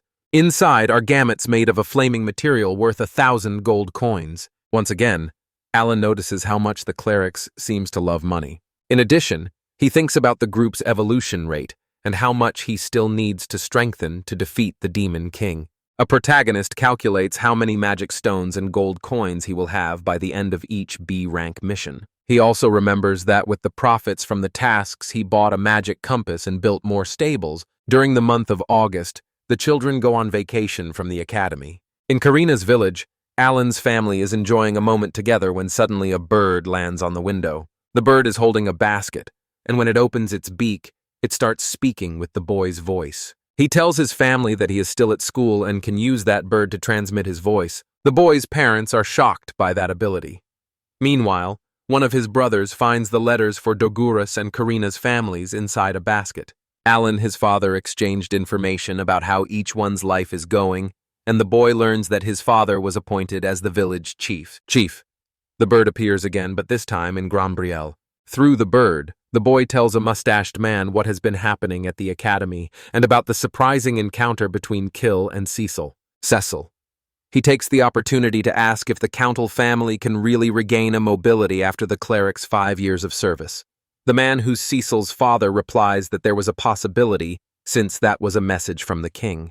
However, he also warns that it could all be a plan by the king to use Kill's healing power on the battlefield. He says it's possible that even after the years of service, the cleric may not return to being a noble, but he's glad to have a Hugh near his daughter. After hearing this, Alan understands that the emissary was sent to convince Kill to fulfill his duty even after becoming a civilian. He knows that the cleric loves his family and would do anything to become a noble again, so he decides to help his friend. Cecil's father asks if the protagonist could get into trouble for having told him about the emissary's message. But the boy simply says that there are still many things to happen before the game junkies reach the battlefield. Therefore, the best thing the man can do is wait for more news. At the base, Alan tells his friends about his suspicion, but the king is only trying to use Kill for his own purposes. The youngsters are shocked to consider this possibility. Aldover starts to consider the messenger an enemy. Cecil suggests they wait for the capital's reaction to the report her father said. Hearing everything, Kill simply thanks his friends and says that he still needs money, so the group should explore more dungeons. In September, with only 1 month left before summer vacation, the group prepares to challenge an E-ranked dungeon. In the room, we discover that fewer than 10 teams manage to reach the required level to participate. The adult in charge then says that even though the youngsters are very strong, it's still better to be careful. Careful? Thinking to himself, the protagonist says that on the lower floor of the dungeon, there is an E-ranked boss he has never seen before. Hinnon notices how the blonde boy has been sad since learning the truth about the Imperial emissary. We learn that the dungeon has a lot of subdivisions and complicated paths with its end being unknown, and that is allowed to sleep inside while exploring. Alan chose to summon beasts to stand guard so he could sleep peacefully. Thankfully, the deeper the group goes, the more B-rank monsters they encounter, or kings and even cyclopes. Quickly, the team advances on the enemies. Karina announces that she's finished. One of the boys says he's almost done. After some time, the only one left is the big, enraged Cyclops. Dogger is attacked, intact, being healed by another boy. We see that the healer and Cecil, who are on top of humans, end up falling into a teleport trap that forcibly takes the person to anywhere in the dungeon. Shouting, Owen says he will leave Tarina to take care of a Cyclops. The girl agrees with the plan. Thinking a protagonist reveals that he prepares human potions and magic fruits, but the items have a limit, so he needs to find the missing pair quickly. He then decides to give a man a seed and a life leaf to one of his summons, asking it to help him find his friends, and later he informs the others that he found them. Heading to the place our boy tells Kill and Karina to hold tight to friends, then activates the creature's dash ability. Far from there, we see Cecil using her fire spear. Muriel approaches and asks her to use the life leaf. Dober is also nearby. It has just defeated a monstrous creature. The tree will finally arrive just in time. Approaching the pair who were fighting earlier, thank Alan for the extra help. Our boy looks at the sad boy and says that when he is in trouble, he will also be helped. Kill smiles, happy have someone he can come on. Next, the group decides to hold a meeting to discuss how they can be more careful. September comes to an end, specifically the day when the youngsters will conquer the last 4. The healer boy finally feels calmer about the situation. However, inside the last 4 of the dungeon, the group encounters an A-rank magical beast. It is the Great Warrior, a creature that was about 10 meters tall. The protagonist then says that they were lucky since the first fight was against an armored type with strong resistance. When opening the team's status window, he realizes that he is falling behind. Paint then wonders if he should change his cars to use a new formation, with the goal of reaching the lead. Approaching the great beast, our boy summons a team of cabios. Then he sets the firepower to maximum. Several explosions occur, which makes Alan proud of his own spell. However, to the group's misfortune, the great beast is still alive and standing, landing, now aiming at Torino with its massive fist. We see that the girl was apparently hit by the blow below, leaving the entire team very worried. To everyone's relief, the young girl is beneath the creature's fist, blocking the attack with her weapon. Kill activates his healing skill to help his friend. And meanwhile, Dogura charges at the enemy with full force. Delivering a strike called Violent Revenge, recovered Alan's best friend says his return now. Now she then watches an attack called Red Lotus. The protagonist says that he and Cecil should take advantage of the opportunity created by the pair. Thus, the group launches a full-on attack from which the Great Warrior cannot escape. With victory, the group earns 400,000 experience points. Happy, the youngsters celebrate completing the most difficult difficulty level. Holding the magic stone, Owen says the item is really big. Suddenly, the treasure chest appears. Upon opening it, Dogger receives the Scarletite axe, much better than the Mithril axe. Panting, our boy thinks that this isn't even a real battlefield, but it was very intense. The voice from the magic queue appears to deliver the A-rank dungeon completion certificate to the team. Team, holding the paper of the protagonist, wonders if that is some kind of stamp card. The voice then says that after the groove obtains 5 dungeon completion marks, the card will transform into a certificate which will grant free access to enter an S-ranked dungeon. Afraid, the team starts thinking about how Q's the boss of that place must be. Thus, and in the summer of adventures, the month of October arrives and Alan, of 13 years old, returns to school after the vacation. A young girl approaches and says that thanks to the boy's advice, her team managed to complete the C-ranked dungeon. Suddenly, a boy ends up telling everyone the protagonist Gru completed the A-rank dungeon. Darina asks what her friend will do after class, and he says he will practice more swordsmanship to get stronger. Excited, the girl asks who to practice with her, but the protagonist refuses due to the power difference between them. The Sword King appears, and taking Karina away, says that she will practice with him. Alan then decides to practice with Lifo, and in his thoughts he says that the boy reminds him of his fights with Mihai. 3 hours later, we see the Holy Swords woman exhausted after practicing a bit with the Sword Kinked, who says that she is different after the vacation. Our boy approaches and the man tells the pair that the principal would like to see them. On their way to the office, the swordsman asks what the boy will do now that he has obtained the A-ranked dungeon completion certificate. Explaining, Owen says that before they graduate, they will finish the S-rank.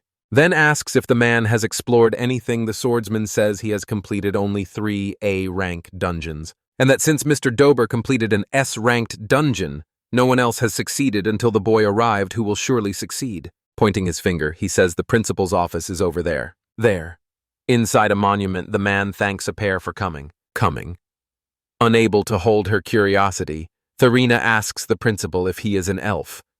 He says yes, and that despite his appearance, he is 1,000 years old, having been responsible for managing my academy for 43 years. Thinking Alan says that's why he couldn't read the man's mind. Getting straight to the point, the principal says he would like them to participate in the school's martial arts festival convention. Our boy says he has never heard of the event. Swordsman Men says it's because the festival is only announced starting from the second year. Continuing, the elf states that many distinguished guests will be present, including the Ting of Rathashu. Intrigued, Alan asks if the man should call Dagura to go on his place, but the principal says the boy is not a qualified candidate. The protagonist concludes that the elf wants to see the maximum potential of the summoner and therefore decides to refuse, stating that his summoning abilities cannot be shown to the world, and that if he is forced to participate, he will lose on purpose. Karina accepts, and a principal reveals that the winner will challenge the swordmaster named Gilbert. One day before the festival, 3 guests go to Degru's house, the other Baron Li Phil and the leader of the knights. Grades Grambiel immediately recognizes Kil and Minai, children of Kaunal, because of their resemblance. The Manon says that he had already asked the Viscount about the revival of the Countal family, but the Viscount said he never promised that. Therefore, he decided to bring a contract that allows the duo to revive their family, with only one condition, to dedicate 5 years to the battlefield. The Baron also says that he swears by the honor of the Grambules and the Hamiltons, and Lifro takes the opportunity to introduce himself to Kil. Lifo will testify in place of his father. Alamun says that in that world may fathers still care about their own children. Smiling, Life will reveal that while Kil is completing his duty, the rest of his family will be taken care of by the Hamiltons. Intrigued, the young man asks why Granville is doing so much for him. The man then asks the boy not to worry because if a person is a noble, They must take responsibility for their actions and do what needs to be done. He then reveals that the royal messenger who used to go out with Kalinal actually served the same royal figure.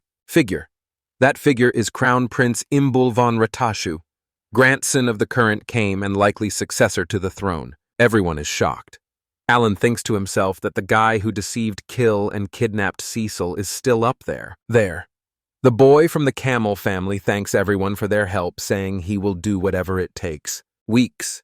Cecil smiles and says she is happy for the boy and his sister. Before leaving, Granville says he will stay for the martial arts festival because he wants to see Krennis's performance. The next day, many people show at the festival to watch and judge the warriors who will fight against the demon army. Alan gets irritated when he sees that Imbel is present. Meanwhile, his friend seems have won her first fight. The announcer declares that the girl is the champion, being incredible for having defeated a third-year student while being only in the first year. Anxious. The girl's friends comment that her next fight will be against Doberg. The two stand face to face, and we learn that the man is known for always defeating the tournament champions. Dolberg stares at Krina, who says she has gotten stronger. The man in says that he is the one who hunts demon beasts, the one who slaughters demon tribes, and the one who exterminates demon gods. Therefore, she can go all out and use whatever is within her reach. The girl charges forward using the flying sword technique in Thunder King. However, her attacks don't work. Her opponent prepares to strike as she advances again. Both swords clash with full force. The clash throws the girl backward. Doberg asks if that's all she's got. Krenna's friends get nervous. On the ground, she thinks about how powerful the blow she received was. Shouting, the man asks if the girl wants to give up already, but she replies that she does not. Or not. It both resume attacking each other frantically, with the girls seemingly getting the worst of it. After some time, we see the girl badly beaten, saying that she still wants to fight, but she ends up collapsing on the ground shortly after. Once again, Dober wins. Looking at the girl, he asks if she got stronger because of her friends. Questions. Without answering, they find out that Karina was rushed to the public health station with serious injuries. Alan approaches and uses the life leaf, making his friend quickly stand up. Crying, the girl says that she did her best, but couldn't land a single hit. The protagonist then asks her not to be so disappointed since she proved to everyone that she had become stronger. Stephen, next year she will surely be able to defeat Dilberg easily. Cecile appears and says that her friend did good job. Suddenly, someone clapping says it was a beautiful fight, and that it's been 10 years since he saw two swordmasters compete. It's Imbal, who then asks if Grambio would like to talk. Surprise. The discount asks what the man would like to talk about. The prince replies that the royal family should reward the lord of a land that produces champion. They will head into a room with a dark tone. The prince tells Grambil to sit down. The protagonist suddenly appears and points out where his lord should sit, leaving him confused. We discover that it was all part of the boy's plan to listen in on the conversation. In his thoughts, he says that his friends are safe with the leader of the night, so now he needs to figure out what the prince is plotting. Cynically, the royal man says that everything Grambil did, including the destruction of the Countels, will soon be known all over the world. A little uncomfortable, the Viscount says that destroy is not exactly the right word. Imbel then asked for the man to let his daughter, Karina, and the colonel boy go to the battlefield. Interrupting, our boy says that he is the captain of the members the man just mentioned, and that he needs to protect Cecil at all costs. Hearing this makes the prince smile. With no way out, Granville says that if that is the king's will, he has no objection, while Alan thinks the man should be thanking him. 3 months later, you see that the protagonist's skill enhancement has reached level 7. Another group has completed another A-level dungeon, attaining many treasures such as weapons and armor made of scarletite and adamantite, and a newly introduced ringman increases attributes. Arrives the day when a team will challenge the dungeon boss. The strongest boss called the Heavy Dragon. Kill says that dragons are usually solitary, while Dobera says he's trembling with excitement. Ignoring the advice he received from the guild members, Alan states that he will fight because that's what he desires most for entering a dungeon. He decides to change the position of his cards to optimize attack power. Everyone gets ready with their respective weapons. The protagonist then warns that he will deliver the first blow and that the others should be careful of the dragon's breath. After striking, he thinks that, as expected, Cecil's preemptive attack is the most appropriate. Then he launches a Kabyobomb rain. However, when the dust settles, we see that the monster is still standing, and surprising everyone, it asks how the boy dares to challenge it with a team of only 5 people. Kirina is in shock, while the enemy says that the ignorant must be punished. Finished, Alan decides to launch another Kabyobomb brain, celebrating that he managed to reduce the creature's power a bit, which, despite everything, continues peaking, mounted on the fray, and the team attacks at the same time, causing the dragon to split to 5.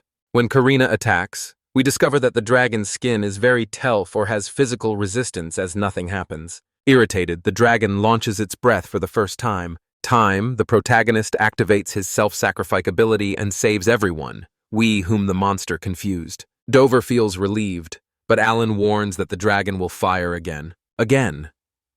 Cecil decides to move forward, stating that if you could defend, there's nothing to fear. She and a protagonist then want to join attack. However, since the dragon does not attack, our boy realizes that it is concentrating energy. Shouting, he says that things are about to get dangerous and orders everyone to move away. The problem is that the monster doesn't wait and launches its powerful attack, which only doesn't hit the team thanks to the Tekken. Thinking, our boy says that a single breath wiped out 4 summons at once and that if Kill or Cecil get hit, it will die. With no time to summon other creatures, he mentally apologizes to Kirina and Dolgora. Aurora, the great dragon, breeds again, blasting the 3 young ones far back. Worried, Cecil asks Kill to activate his healing ability while Alan asks if his friends are okay. The youngsters get angry upon seeing that the dragon is about to launch another breath, and we realize that Kirina is not doing well. However, determined Alan says that he knows enough about the opponent and that they still have a chance to win. The rest of the team decides to trust their captain.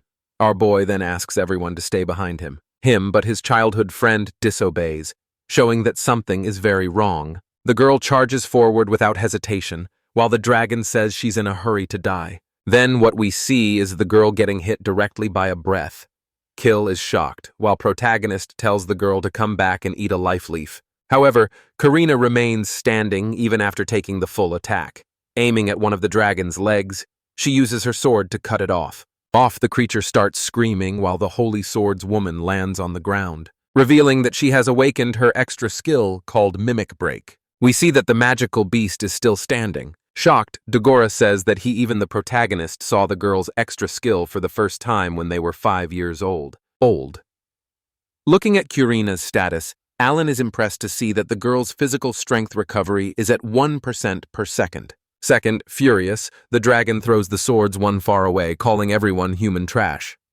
To its misfortune, its opponent is now stronger than ever. However, determined not to surrender, the monster prepares to launch another breath, but is stopped by the girl who strikes its belly with her sword. A message appears informing that the heavy dragon has been defeated, and the reward is 1,600,000 experience points. With their mouths open, the team is left speechless, not understanding how Kirina did everything alone. She approaches, and Alan asks if his friend is okay. With a big smile, the girl says that she defeated the dragon. Kill praises the girl's extra skill, while the protagonist laments not having one, and Cecil is curious to know more. However, Ahila draws his friend's attention to point out the golden chest that just appeared. Kirina picks up a ring and pressed by the item, Putting an object on her finger, our boy says that maybe that is the healing magic ring he's been looking for. Quickly discovering he was wrong. The axe user says it's sad, but there's still hope. Cecil approaches and asks Alan if maybe it could defeat the white dragon. The other youngsters get excited, but the protagonist kills the joy, stating that it's still not possible, since Kirina awakening her extra skill was pure luck, and if they do that, Kill might not return as a lure. Lord, given that Kaiono is under the royal family's domain, and if the white dragon dies, the same family might not return the lands to the boy. Thus the best way is to wait until the group's healer takes on his inheritance. The group then agrees that they will continue exploring the dungeon during a spring break. 3 months later, we discovered that the team completed the third A-ranked dungeon. Karina is surprised to see that she leveled up again, as did the other youngsters. Annoyed, Alan thinks about how he's the only one who hasn't reached the level cap, even though everyone is the same age. Nervous Dogara asks how they will get stronger if they can't level up, but the protagonist states that there's still a lot of work to do. The first of which is mastering their own extra skills individually and collecting as many powerful weapons as possible. Thinking to himself, our boy says there might still be a chance, since he remembers games that set a condition to break the level cap.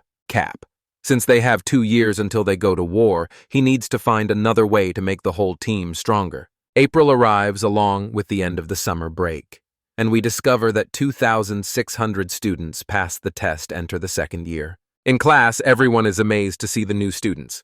We see 3 elves. The teacher then says the trio came from the kingdoms in the northwest and northeast of the Xiong'an Empire. Introducing herself, one of the girls says her name is Shupiran, and she comes from the elf kingdom of Rosenheim. The boy follows the girl and says his name is Fonalt, and he is the guardian of Princess Shilpi, next in line to be queen. With their mouths wide open, the youngsters are shocked to see elves, even though the principal is of the same species. Suddenly, the princess exchanges glances with a protagonist and seems to get nervous. Not understanding, Alan wonders if it's because of his hair, which is dark, stating that he's ready to fight back if the Dew was looking for trouble. Finally, Maruru introduces herself, saying she's from the kingdom of Yukas and that she's a dwarf. A trio of students finds the girl very cute, while our boy thinks she looks like a tomboy. The teacher then calls the protagonist's attention and says that the new students will join his group, which only has 5 people. Reflecting, the boy says that leading 8 people instead of 5 won't be easy, but he's curious to know what the trio knows about the Demon King. Lunchtime arrives and everyone heads to the cafeteria. Taking the lead, Alan introduces himself as the captain of the Game Jumpies team and says they camp inside the dungeon every day. Not caring about the last piece of information, Sophie says that she is a spirit element mage and Formal is an archer. Maruru then says that her talent sounds strange and is called Magic Statue. Confused, the protagonist and Fame must be you meet talents of each race. Shizel comments about Sophie's ability, wondering if it's the same as Alan's. All the dwarf reveals she has personal issues which hinder her when working in a team, but her desire is to get stronger during a second year, no matter what. Excited, Tharina says that everyone there is strong and will become even stronger if they stay together. Happy, to protagonist thinks everything is going well since everyone shares the same goal. After lunch, the principal approaches the boy, calling it him, revealing that he's worried about the princess who holds a much higher position in the royal family than his own. Therefore, besides Fulmul, he would also like the boy to protect the girl, and the protagonist agrees and stays and understands. 4 days fly by, and we discover that the group is now living in a new place rented by our boy. Approaching the new members, he says that now that everyone will be living together, he's already apologizing in case he's ever rude. Cecil seems uncomfortable with the way Sophie treats Alan, while he says they should eat before it gets cold. However, the newly arrived elves, along with their servants, begin to pray. Ray, explaining, Sophie says that elves are a religious race and always give thanks specifically to the one who granted them elemental magic, because elemental spirits grow according to sincere prayers until they become an elemental god. Ceciline asks Sigma Ruru doesn't pray, and the girl says no, ever since Degradney said it was no longer necessary. The girl says she's talking about the god known as the Master of Dungeons, whom the dwarves worshipped, responsible for making a lot of magical devices, which her race uses as a basis to create new things. The princess asks if Alan worships anyone, and looking at the group, the boy says no. Kill revealed that he worshipped the creator god Omnia, and changing the subject. Dubura asks if the trio plans to try the B-rank dungeon. Shocked, the newcomers reveal they didn't know they had joined a group of people who had already reached a rank. Thinking for a moment, Alan says they can pause the A-rank dungeon exploration and accompany them to the B-rank.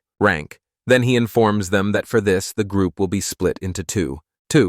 With no objections, everyone agrees to the plan. Thus, we discover that Cecil, Kill, and Karina are now responsible for the A-level dungeon, while Alan, Dolgora, and the newcomers handle the B rank.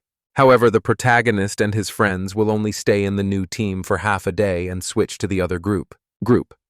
We find out that quickly all the newcomers of the Game Junkies team became team companions. Therefore, our boy presents his talent in his magic book. As well as the means of transportation, they use the friend, and meanwhile the axe user is shocked to learn that Sophie is 48 years old. Happy, the girl says that the protagonist's skill is incredible, and so everyone begins the exploration. In the dungeon, Owen tells Maruru not to push herself too much and to stay behind me others, trying to help the princess use her staff to activate her healing power. A water tyke spell that eases the dwarf's pain, and Sylphian says that spirit magic is good for support. Fummel then attacks with his bow and arrow, aiming at the giant spider climbing the wall. All smiling, the princess tells everyone that she and her guardian will protect the rear. Murmuru apologizes for being useless. Owen says it's okay, and that there are no golems here. We discover that the girl's power consists of controlling golems, and that 1 in every 10 million people possesses such a talent. Explaining, Sophie says that Vaucus is a military powerhouse because it has these creatures and uses them to block the demon army's attacks. But since Daughter and Alan are strong, being on the battlefield will be easy. But disagreeing, the protagonist says it's not quite like that. Then he asks what a girl keep calling him sir. Surprising everyone, the girl says it's because he is the person mentioned in the prophecy of the elemental king, Rosen. Putin, years ago, said that the boy with black hair was born under the Jangin Empire, with all the minimum talents. The protagonist says that the entity must have been dreaming, but Sophie insists that this is the prophecy, which says that the great boy with black hair dancing in the sky full of light will tell the darkness of the world. And after seeing the boy summons, she is certain and everything is correct. Thinking our boy says that he really wants to defeat the Demon King, but those words are very vain. But now he understands why the principal and the hero allow him to act without restrictions. Actions. Shortly after, in mid-April in Granville's territory, we see Alan summons arriving at the village, and Rodent realizes immediately that it's his son. Mariette introduces herself and says that she and the other beasts will help with mining. Looking at one of the creatures, Delta says it's as big as a 4. In Tree, Rodin asks what all those things are. Carr, explaining, Alan says they are weapons and tools that he and his friends bought. Confused, the man asks what kind of weapon that is, and the voice states that it's a scarletite spear. Father leaving his father confused and his uncle amazed. Whisperin wrote and asks if it's really okay for him to spend so much, and the protagonist says yes, because now they have a capital of 20,000 gold coins. Speaking to Maria, the boy asks her to help everyone, and if they catch a boar, they let her eat it. The end of July arrives, and we see Sophie asking the others to step back because she's going to use her extra skill. It's called the manifestation of the Great Spirit, or Nomu Beer of Spirit, lends his power to the girl. He targets the enemy creature, striking it with many, many stones. The rest of the group is amazed by such power. 4.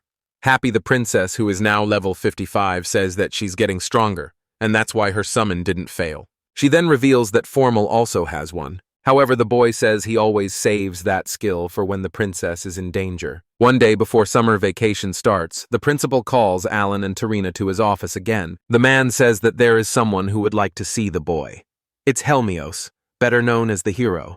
Approaching, the man says that he and Alan are colleagues so he can drop the formalities. It then reveals that he came personally to recruit the youngsters for the martial arts conference happening in October. The protagonist says that he won't participate since he doesn't mean to show off his skills. However, the principal states that everyone wants to know more about the summoning skill in case he is the one mentioned in the prophecy. Reflecting, our boy concludes there must be some reason why the man is being show direct. Then he asks what the man thinks will happen if he shows up and reveals his powers to the demon army. Me, playing dirty, Helmios throws a ring that was on his finger to the ground. Around, claiming that he accidentally dropped the rare magical healing ring, showing that he had the very item the protagonist had been wanting all along. Picking up the accessory, the man says that it was a gift from the elemental Cain for saving the elves during that period. You don't ask if the boy wants some advice on how to get one too, but Alan refuses. The man says that this rank can't even be found in S-rank dungeons. Engines being a secret he makes sure to share. In addition, Homeo says that the dungeon master can't make magic items and that he personally asked him. LUT is possible to obtain or Chelcom weapons in S-ranked dungeons, something he doesn't advise Alan to do, since for sure some members of the group will die on the way. Anyway, Annoy the protagonist thanks him for the information, then asks what the men wants in return. The man in says that the champion of the tournament will fight against him, and if Alan wins, he will give the boy the magic healing ring. Before answering, our boy asks to test the ring, and is delighted to find that the IDA restores 1% mana every second. Helmios then asks if that's enough to make the boy participate in the conference. Thinking the protagonist says that both the magic ring and meeting the elemental king are his priorities. He then announces that he withdraws his previous statement because now he will participate. Curious, he asks if he can use items in the fight. Bahira says yes, and that since there are only 2 months left, the duo should prepare. Alan replies that in that case he'll see him in October. Faking to himself, he states that he'll crush him in front of the entire royal family and the audience to then take the ring. Outside, the duo tells the rest of the group that they will participate in the conference for the chance to fight the hero. Bro, everyone is shocked, except Sophie, who says it will be a great opportunity for Alan to show his skills. Kill asks if the boy thinks he can win, and he replies that in his current state, no, so he will start practicing alone. Since to get stronger in 2 months, he needs new beasts, and for that he will need to accumulate as much experience as possible. Cecil says she understands because summoners me a lot of magic stones to use their abilities. The protagonist confirms and says that his plan is to go to other cities to buy more stones, where he'll also take the chance to buy good items. Meanwhile, his friends should focus on completing the 5th A-rank dungeon to finally be able to enter the S-rank one. Exciting! The princess says it will be her first time in an E-ranked dungeon. Turning to Karina, Alan says that she needs to focus on mastering her extra skill before the conference. We also discover that the Jew's plan is to see if before fighting the hero, so Karina's showdown with Dolberg is finally here and everyone's buzzing. The big question, can she actually win this time? Cecil's got doubts, but her dad's all, nah, not happening. Owen's like, I'm holed up. She's faster now thanks to that ring, so there's still a shot. The swordsman kicks off his speech, then challenges Karana to show off her year's worth of training. Karina recalls her friend's tip about Dolberg not using his extra power on students, activating Limit Break and charging with her Thunder move. The clash begins and it's epic. Watching the action, the protagonist notices Dolberg's speed is next level and wonders if he's hiding something. Dolberg admits Karina's stronger, but as he throws her back, he says it's still not enough. Tough. Alan's worried, saying Dolberg's reading Karina's moves, which is bad news.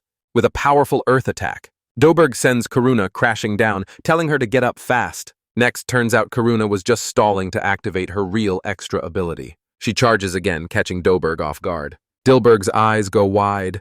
No way. Karina's crew is cheering like crazy, while Hermione's checks out her new power. Gilberg's confused, trying to defend but fails to block an attack. He's sent flying with a massive hit. The protagonist notices Dolberg whispering something, looking worried. Dolberg gets up, asking if Karina really thinks she can beat him. He's ready to go all out, without a second thought. He hits Karina with guard break, even with her sword up. Karina realizes something's off. Everyone watching feels it too. Hermios jumps in, stopping Dolberg, asking if he's trying to hurt Karina by losing control. Karina rushes over, asking if Dolberg's okay. On his knees, he admits she won. He apologizes for breaking her sword, giving his own before leaving. The announcer crowns Karina the champ. Everyone agrees she earned it, especially for pushing Dolberg to his limit. Alan sees Corinne as mostly fine, just a few scratches, but something's off. Hermios asks if Alan's worried about Karina. He nods, thanking Hermios for stepping in. Hermios says it's no biggie. Dolberg's super competitive, so he keeps an eye on him. The announcer cuts in, saying the main event's about to start. Alan's pumped, seeing the young fighter in action as something else, realizing he's special. While armies fall, heroes are the gods' chosen saviors. Hermios first went to war at 15, and at 24, he's still battling demons. Facing Hermios, Alan vows to wipe that smug grin off his face. Hermios predicts Alan will be famous after the tournament, which Alan doesn't want. He hates pointless fights, so he warns Alan to quit if he doesn't want trouble. Alan wishes he'd leveled up more, but decides to stop talking, announcing he's ready. The crowd's on edge, watching closely. Hermione takes his stance, asking Alan to show his skills. Alan charges, shocking Hermione with his speed. Alan blocks the attack with his sword, expressing everyone with his strength. He admits he could have been toast if he'd hesitated. Hermione finds it odd, thinking Alan couldn't dodge his attack. He couldn't see through the summoner's blessing with his ability. Alan doesn't back down, attacking again. He blocks Hermione once more. Hermione teases, saying he hasn't even used his powers, and Alan's already tired. The crowd's getting bored with the fight. Switching it up, Alan summons Dora, his beast. The crowd goes wild at the sight of the massive dragon. Hermione admits Alan's stronger than he thought, while Alan wonders if he hurt her. Hermione. Grinning, Hermione says Alan finally played his magic card snore, snorting the dragon's all. Now this dude doesn't deserve any mercy. His squad's totally vibing with it, not expecting the boy to summon the dragon again. The announcers chill the fights on. Alan's got the green light for this move. Thinking hard, our boy's ready to make the hero pop off his power. He orders Dora to unleash the beast mode. Without a blink, the dragon's spitting fire, totally cornering the young dude who's using his arm like a shield. When the smoke clears, Hermione pops out like a phoenix. In the air, he's all, ouch, that's done, leaving Alan and everyone shook by his flying skills and his epic self-healing powers. The protagonist finally clocks who he's up against, and figures out the dude's got 6 abilities in chill mode and a secret attack move. Still airborne. The hero's bragging he flies faster than the dragon, so the boy's got no chance. But Alan's not so fast and calls in the caballos, who surround the dude and go boom. Cecil's all wide-eyed at her friend's guts. Hermione's all chill, says that hurt too, and asks if the summoner's done. Grinning, the protagonist told ya, no easy escape. Escape and summons more caballos, which go boom again. Big time. The crowd's yelling to stop the fight, thinking the boy's gonna KO the hero. Meanwhile, Alan's hyped his plans working and goes for his 7th ability, high-speed summoning, which lets him call in new beast in a blink. His ace move to summon before the other guy even knows what's up, smirking the young dudes like this power's a hell mode exclusive. Hermione decides to strike from above, but his hit just smacks the ground. Dodging like a pro, Alan summons Karen in. A 3-headed dog shows up, ready to rumble. Humble. The here is all. Feels like I'm battling a beast army. He attacks Coronin and is shocked when the creature is not full of strawberry jam. On the ground, the protagonist orders Dora to spit fire again. But the plan flops, and Hermione lands a sword hit. While flying back, he triggers the 9 bites combo of the 3-headed dog. The hero heals up, saying things will get messy if he keeps holding back. Closing in, he tells Alan to quit if he doesn't want to get wrecked because he's going all out now. Surrounded by his beasts are boys like bring it on, show me your best shot. Hermione attacks with his red bird move, while the protagonist orders Karenin and Dora to charge. Both creatures get smacked hard. Zooming in after taking out the beasts, the hero tells the boy to hang in there. To block, Alan uses his high-speed summoning again, blocking the hero. Hero's hit with a great warrior shield, standing firm. Hermione says that gear's solid, giving props to Mira. Our boy orders a counter-attack the beast, the hero flying. The crowd's jaw drops, seeing the hero sprawled out, except for the protagonist who says only the hero's attack can beat the hero. Revealing his move, flips damage back. Back pumped, he says that was a risky play, giving Nira more props. Hermione stays down with arms wide open, then says the boy did good waiting for his attack move. The protagonist asks if he's admitting defeat, getting up. Hermione says the Spirit King's prophecy was spot on, and humanity's got hope. Since he aced all divine trials and snagged the best gear but couldn't beat the Demon King all 'cause he's a hero who can't ditch his peeps. The only thing keeping him going is the countless lives lost on the way. We see when Hermione's got the ring. Someone said he might meet someone who'd prove there's still hope. Facing the young dude, our boy asks if he wasn't supposed to be the hope. Hope, grinning the heroes. You're right. Maybe I should teach you some moves. Annoyed, Alan's mentally just hand over the ring, dude, I'm low on stones. But Hermione spills it's not over yet. In the crowd, the protagonist's friends are no way. Worried, our boy figures the young dude's as competitive as Doughberg. He's all is this Teku power-up gonna be enough to save my butt? With a smirk, the hero's all time to charge, folks. He's saying this attack is humanity's big hope. No pressure or anything. Alan's summon gets totally wrecked. Poof, gone.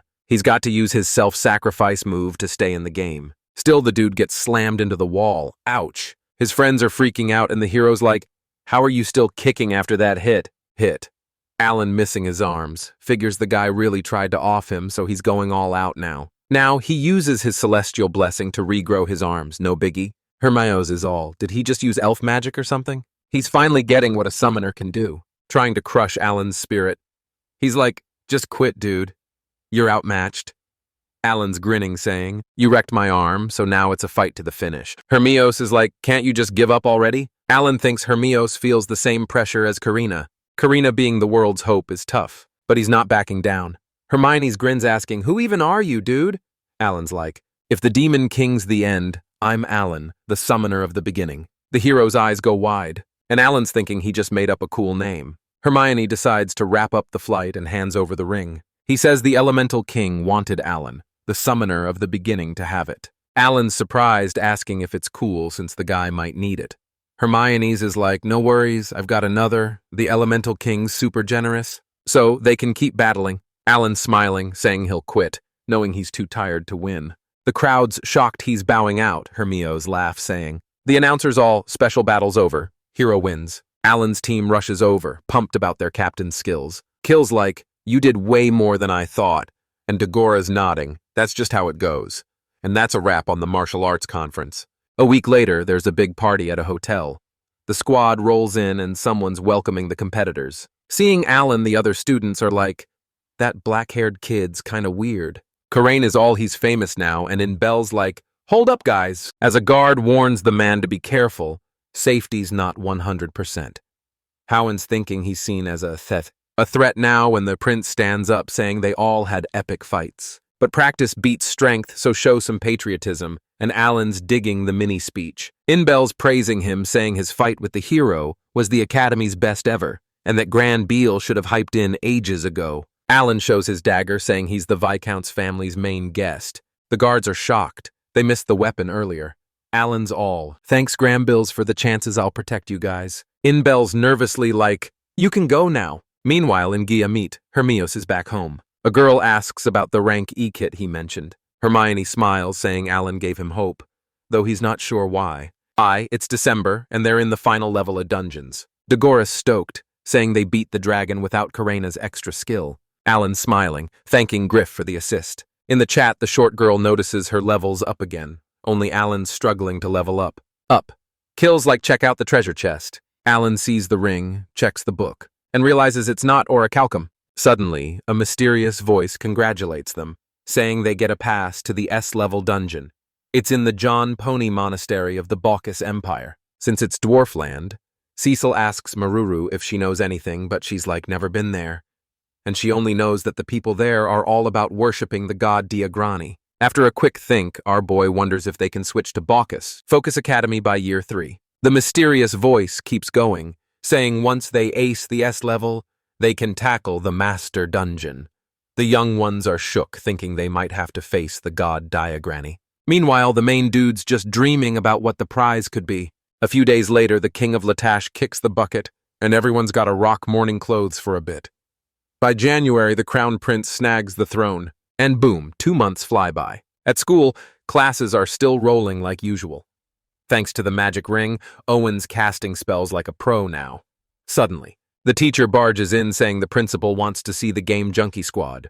In the office, the elves looking all tense. Straight up, he spills that some of the young ones got a decree to join the King of Latash's. Meanwhile, Sophie Fullmall and Maruru got to head back to their homelands. Curious, our boy asks if the principal can spill more tea. Looking sad and jittery, the elf says 10 million demons are heading to Rosenheim, Balkus, and Juo-Ying. The protagonist realizes that's 10 times more than last time. The principal explains that before, the creatures hit spots where the strength was weaker, like Juo-Ying, being.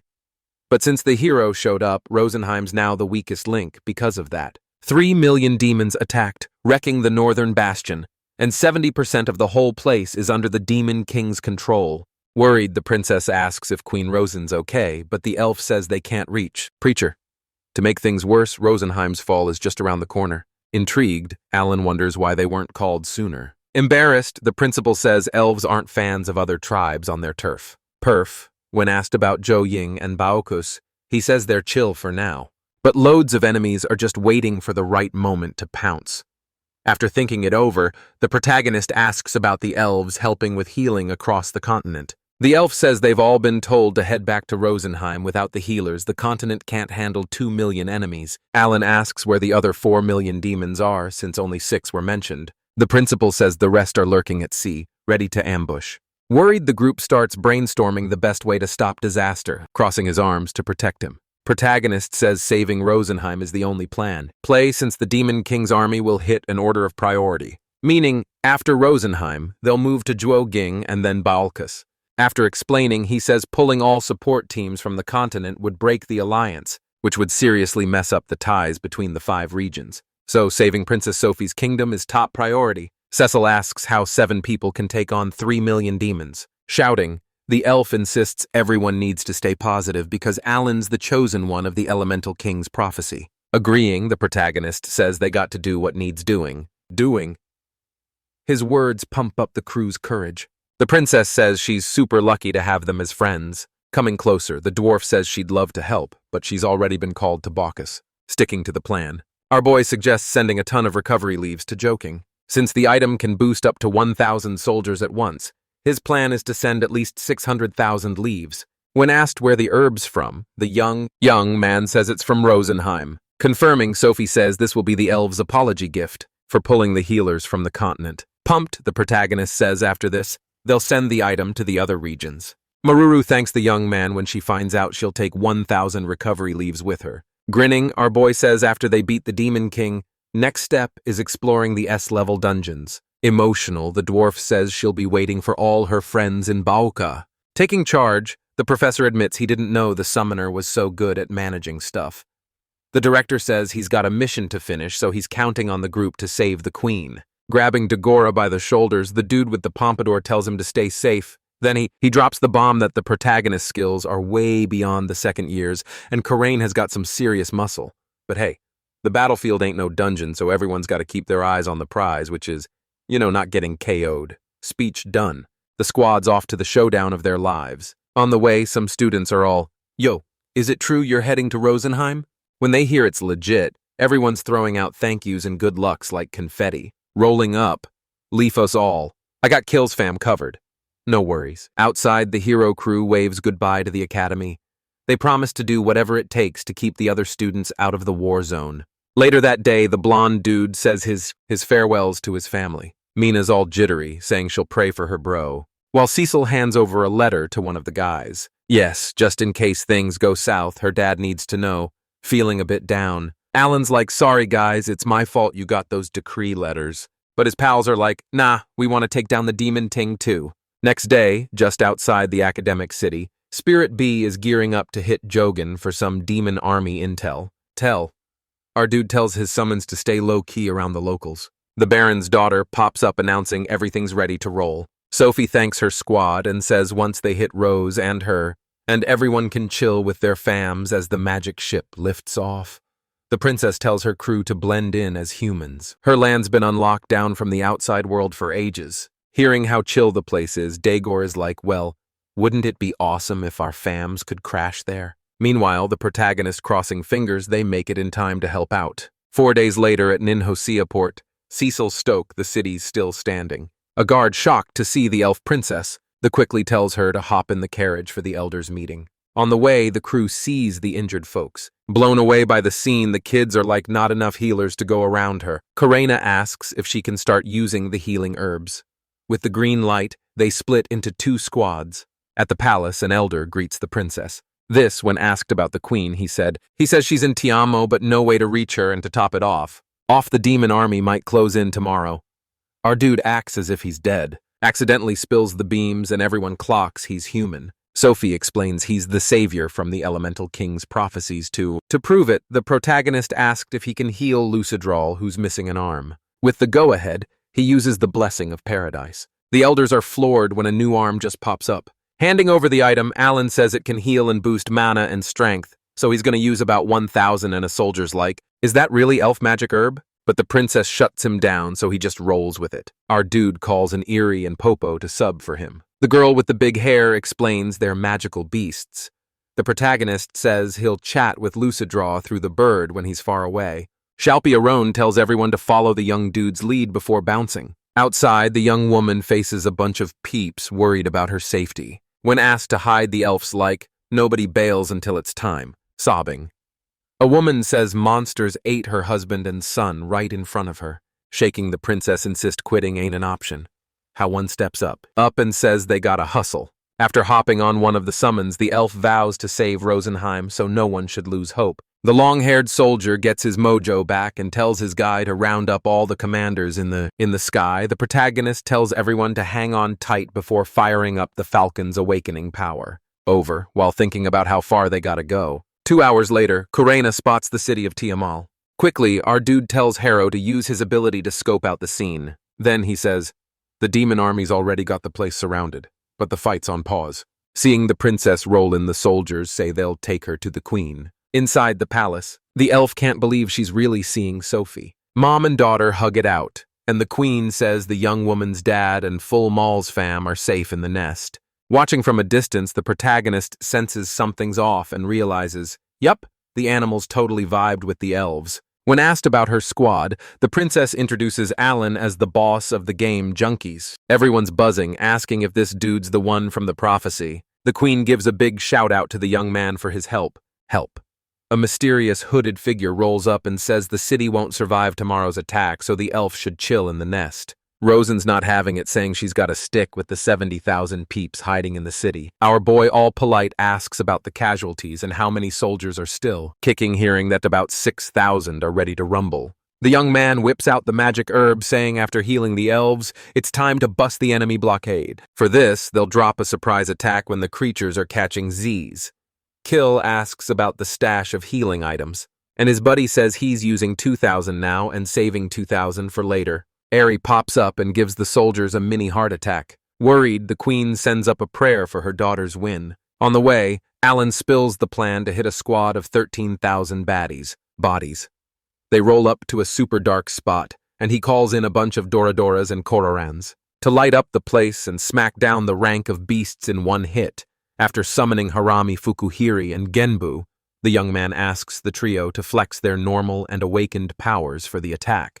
The healer throws up his magic shield, and the princess calls in a favor from the elemental king. And just like that, everyone gears up for the showdown. Our boy hops on the Falcon with Cecil to launch an aerial attack. Meanwhile, the squad promises to keep it chill. Thinking, the summoner realizes it's been ages since he last faced a monster mob outside a dungeon, while calculating how many elves have been chomped since the war kicked off. Finally, the protagonist vows to make all the baddies regret it, before checking if his ally's ready. Holding her staff, she gives a nod, then she preps a mini meteor and hurls it at the demons. Shocked, our boy notes that about 10,000 creatures got wiped out. On the ground, Kill tells Karina to hold off on her extra power. The rest of the demon crew spots the trio and the summons too late. In the sky, the Baron's daughter sighs, wishing she could use that attack more than once a day. Alan spots beasts with healing vibes and says they got to take them out fast. Opening his system window, the summoner decides to use the night to thin out the enemy numbers as much as possible. The blonde fires up her stone blade while the protagonist tells the crew that about 3,000 enemies are closing in, and the elf healing is still in progress. So the plan is to pivot and launch a surprise attack to the south. Both. The next day, Rosen's shook to find out the squad took down over 40,000 demons overnight. Lucidral's relieved but says 3 cities are still in hot water. Since the elf army had to split, and to make things worse, the demons did too. Far away, the soldiers held down the fort's security until the squad showed up. Wiped out. Our boy says each city got 500 restoration leaves and summoned beasts, which made him use all the celestial blessings in an extra 2,500 level B magic stones even so. And so one commander says peace will only last a few days. The protagonist agrees. Knowing at least 2.8 million demons are still scattered across Rosenheim. Time. Calming things down, the queen says she's super grateful to the young man who brought a glimmer of hope to her people. When asked what he wants, he says he needs more magic stones and a meetup with the elemental king. The princess says that's basically impossible, but the tiny creature on the queen's shoulder asks what the summoner wants to know. Everyone's jaw drops, realizing Rosen was there the whole time. Alan rushes to thank for the magic ring. Then he says he'd like a special gift for keeping Rosenheim safe. The spirit asks what the young man wants. Wants and finds out he wishes for his whole squad to level up to hell mode. The creature asks for a second to check some stuff. Then it opens its eyes again and says the god of creation Elmia denied his request, making the protagonist realize a demigod's still a small fry in the god world. Still, he pushes and asks if the spirit could boost his friend's ranks a bit.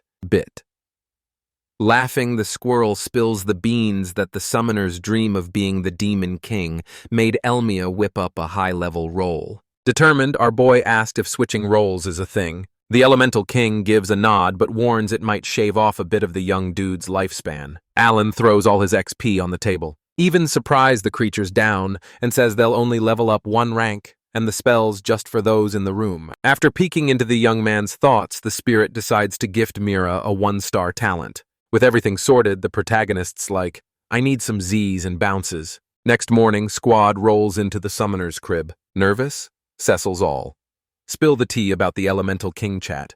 Thinking, our boy figures it's a good time to drop his secret identity. Grinning, he shares that Elmia helped him reincarnate, and he got picked to be a summoner. His friends totally mind-blown. Until Killjoke's they're lucky he wasn't picked as the demon king. The shock's back when they find out the young dude's actually 35. Trying to chill the vibe, the protagonist says he only spilled the beans now because they're squad goals. Before dropping that, every time his crew hits max level, a cooler roll unlocks. 6. Even if they're a bit lost, the girls decide it's a win. Elsewhere, the elf army is gearing up to smack down another enemy horde. A massive dragon rolls in, spitting fire everywhere. But thanks to the summoner's item, the soldiers heal up in no time. Time when the dragons toast everyone's like, how'd that even happen? Korana rolls up, suggesting they jump into the fray too. Our boy checks his summon stash, and decides to unleash the Alapans. The creatures pop off with their OV position moves spawning, and an ant army with everything set, they charge ahead, rolling up the healers like, magic used all my support magic. Stoked with his army, our boy says only the hero's extra move can one-shot an Alapan. Then he orders his summons to spray formic acid. Thanks to the goo, the enemy's defense takes a nosedive. Thinking, the protagonist decides no magic stone gets left behind. Yelling, he tells the army to box in the demons. Karina pops her extra move and dives into the fight. Meanwhile, Cecil jumps in with a spiral cyclone. Arrows are flying and Dagor is blowing stuff up with his axe. Sophie calls in Efrit, the big elemental, to roast the demons. The soldiers are shook by the scene, but soon they rally, all to keep the princess safe. Pumped, Alan sees that if they keep this pace, it's GG for sure. Suddenly, the soldiers spot the bee spooking at north, and they start celebrating hype. They get to see another sunrise. Unlike the 3,000 soldiers who are RIP, Kill rolls up to an elf cradling his daughter, and using his graceful energy brings the young girl back, making her blink away. Awake, leaving, the young man feels stoked.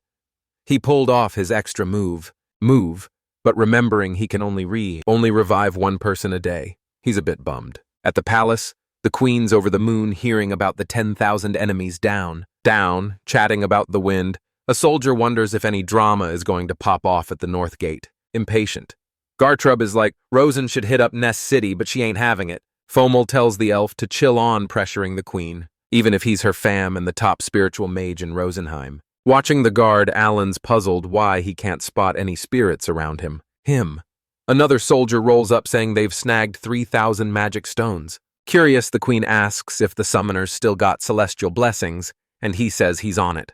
But to recharge faster, the lady's got to cough up more magic stones. Switching gears, the young man says his summons haven't tell that the demons bailed from the 4 fortresses and are regrouping up north, so his crew's gonna chase the enemy to seize the chance. Meanwhile, one of the commanders should tell the Nest forces to head back so they can reclaim the capital.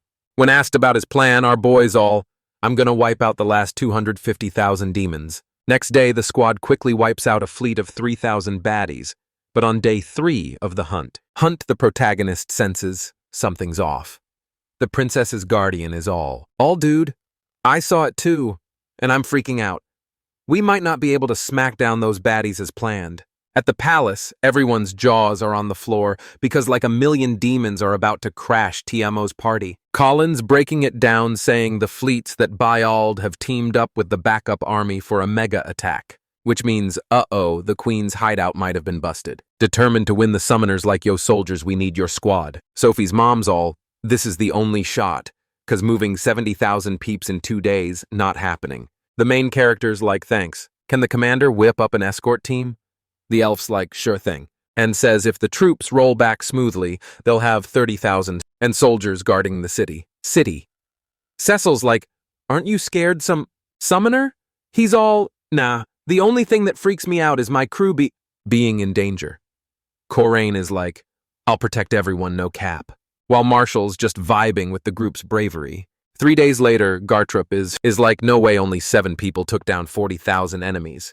But then he's like, focus up. We got 60,000 more to crush. Seeing the barriers aren't doing squat, he decides to call in the Earth Spirit. Yelling the commanders like, protect the queen at all costs. This, our boy rolls in on his summon all. All made it just in time. Without touching down, he checks his staff. Seeing his crew's wiped, he figures recovery potions are a no-go. So he's like, time to use summons that never get tired. The beasts charge at the enemies. No hesitation. Noticing the demons are hang. Angry for a fight, the young dude's like, time to unleash the dragons. In a flash a chunk of the enemies wiped out. Even the kingdom's toughest guys impressed. Impressed, after peeping the demon army's sides, our boys like, Karina, Cecil, Sophie, time to go beast mode. The girls just nod and get to work, and bam! Attacks are hitting enemies all over. The mages like earth spirits help a buddy out. And a stone hand pops up. Seeing the demon still pushing, the commander orders the 5th troop to go all out, thinking Owens, like my magic stones are gonna be toast in 30 minutes. Not cool. Suddenly, a baddie smacks the sword girl. After the healer steps in, she's like, I'm still good to go. The main dude's like maybe leaving the rank a beast to her, and Agora wasn't the best call. Meanwhile, at the north gate, a soldier rolls in with a big load of magic stones. His buddy's like, thanks for the hustle now. Dump them in the hole. Our boys stoked to see the reload happening. And after a bit more time, the summoner's like now I got 300,000 magic stones. A bunch of Doras pop up and unleash flames of wrath. The main dude's not stopping there. Summoning another B squad. His friends are all, dang, those dragons are OP. Meanwhile, the soldiers are shook that the enemy army is getting pushed back. A few hours later, turns out the creatures bounced from Tiamo's front. But Alan had to burn through 200,000 magic stones for that. The elves are all thanks Elemental King while they bust a move. Meanwhile, the main dude and his pals are chilling with a nice bath. Then they hit up the palace to report to the queen. Smiling, the queen's like, thanks, black-haired hero, you're the prophecy's MVP. We, feeling a bit down, our boys like, we just got lucky. Still, he wants to shout out the scouting team for their help. When asked about next moves, the summoner's like, we can't chill yet. But for that, they got to build a beefier fortress the commanders liked. The northern fortress got snatched, but the enemies probably didn't set up defenses. So he's sending 300,000 soldiers to take it back. Another elf's like that'll take over 5 days. Howen's like, one's like, I know, and I'm planning to hunt the leftover baddies meanwhile. Later that night, the main dude summons Ari and asks her to sneak into a certain spot. Next day, the creature finds something. The main dude's bummed to learn Rapulka's fortress is mountain lock, but figures even if Ares caught, no one's gonna pin it on him. Quickly, the summon sneaks in with the disguise until a demon's like Grast is waiting for you. Our boy's like, dang, these monsters are pretty smart, and figures out who's calling the shots finally, but plot twist, these creatures are kind of human-like. The boss, super ticked off, demands to know why they blew the last battle. One minion suggests maybe the elves called in backup. Another demon argues, nah, the spiritual mages just leveled up. The straight-haired demon's like, that's whack. We made mad progress without a hitch. The leader, losing patience, spills that he asked the devil for backup. But the devil's still chilling in the capital, so the plan, go full pincer move with reinforcements to wipe out the elves. We zoom 10 kilometers north of Tiamo. Alan, all worried, says it's all in the elven army, then spills the tea on what he found out. The princess, a bit on edge, mentions the devils never shown up in their turf. Dagora, curious, wonders why the demon army is taking a shortcut to hit the south. Everyone quickly figures out the creatures want to hit the city that feeds the elves from Tiamo. Kurena, hearing Nest has 2 million peeps, says they gotta do something The main dude says that's the plan, and asks her and the axe dude to flex their extra skills. The warrior's like pretty sure she can multitask skills during limit break. The summoner holding her cheek says she's got to believe she's in the hero class after all. Then he says they're diving into hardcore training to nail those skills. Meanwhile, he's plotting how to fix his own issues and unlock an attribute. Time flies and everything's set. Turns out the plan to surround Rapulka involves 300,000 troops. 3 days later, Rukidorala shows up saying, 50,000 troops are ready, plus he and Gartruga are in. Queenstain put in Tiamo the elf. All fired up, vows revenge on the one who took his arm last battle. The main guy tells the archer to leave the demons to his crew. Then he's off to lead the charge. In the sky, the summoner tells Fulmal to target the bat to the northeast. The elf nails the enemy from 1 kilometer away. Alan, thinking, realizes he's never seen the Guardian use his extra skill, Hill. The elf interrupts, asking what he plans after reclaiming Rosenheim. The main dude straight up says he wants the Elemental King to switch everyone's jobs, hearing he'll hit 4 stars if that happens. The archer zips it. On another beast. Cecil calms Sophie. He says the summoner won't quit unless he's toast. Later, they roll up to the fortress. The black-haired boy takes charge, saying they should hit the south gate. Then summons his armored warriors. The armies clash fast. Everyone sees the enemies are dead set on holding their ground inside the creature. Leader mocks the elves for thinking they can win. The enemy fires giant arrows first. The summoner's beasts block them. The big guys use max reflection, bouncing damage back. Gartruga gets the call, knows it's his time. The mage summons spirits, activating Eternal Garden. Burden, boosting all elves within 1 kilometer. The army commander yells for soldiers to wipe out the fortress takers. When the time's right, Alan says his crew's got to move. Before bouncing, he tells Ruki Doral to chill on the extra ability. Soon after, they hit their spot. The main guy summons Moeller to dig a huge hole in the mountains. Fans, meanwhile, Dogor and the archer keep watch. With the shelter ready, they chow down. Curious. Yes, our dude asked the princess why the fortress was built. Sophie explains that ages ago, elves and dark elves ruled the continent. The world tree was in the elven kingdom, so dark elves started a war. Before, they shot down any peace talks, so the fortress was built, and the battle raged for ages. Until one day a girl found a spirit and named it Rosen.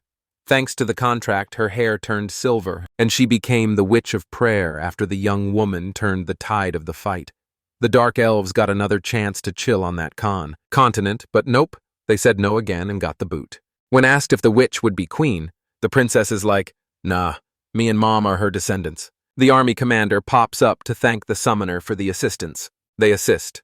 Alan gives him props for the solid work and says sorry for not joining the broadcast. Brawl. Then, the young dude says they'll snag Rapoka back the next day, but if the baddies speed up, they'll switch up the gameplay plan. Even knowing the battle's gonna be tough, Rukidoral promises everyone will back the summoner for Rosenheim. As soon as dawn hits, the elf checks the time then announces it's go time for the fight. Back at the fortress gate, Kill says they'll split up from there. The main dude tags along with one of the units to a tunnel and explains his squad plus 5,000 elves will sneak into the fortress to open the gates. The mage isn't feeling it, but the summoner says the odds are in their favor. Inside the tunnel, everyone's shook by how massive it is. It is. When the clock hits 11:50, our guy says it's Karena's time to shine. A loud crash happens, and the demons quickly notice a hole in the ground. Ready to roll? The summoner tells the wall team to follow Gartruga, while the rest roll with him to the south gate. Gate with so many enemies, Sophie decides to flex her extra ability. The great elemental shows up along with the protagonist's beasts. Without missing a beat, the demons start shooting arrows but get blocked. Grinning. Our guy says the princess's wind magic is top tier and expected nothing less from a Witch of Prayer descendant when the clock hits 12. Everyone activates their extra abilities, and the enemies get attacked from all sides. Alan tells his crew to stick close to the walls until they hit the south gate. When they do and the passage opens, the elven army finally charges in. The protagonist and the general are stoked to meet. Determined, the young dude says his plan is to win without wrecking the fortress. Later, he asked 5,000 soldiers to roll with him to the outer walls, while the rest keep handling that area. Meanwhile, in front of the south gate, Ricketerol tries to keep his cool. While facing the 3 demon bosses, smirking, Grasta asks if he didn't chop the archer's arm in the last fight. The smooth-haired demon then says he must have used the elves' magic herb. Without a word, the general says his men aren't the creature's match. At that moment, Alan shows up with his squad. Surprised, one of the minions says he didn't expect elves to trust humans. The group leader mocks the team at King. The protagonists laugh and call the demons dumb. Fuming, the boss orders his crew to take out all the young ones. Because of the enemy's height, Dagora says they'll need to hop off the griffins to fight. Our guy agrees and says Karna will handle the old dude while his buddy takes on the beast man, and Fulmo fights the long-haired creature. Meanwhile, he'll shuffle his cards to stop the worst from happening. The swordswoman notices her opponent looks human, but tells herself she's got to take him down no matter what. Yelling, the trio's leader says he hates being underestimated. The young axe dude gets tossed back by your gulf. While the archer tries to hit Neftira, Alan warns Cecil they'll start with the beast man.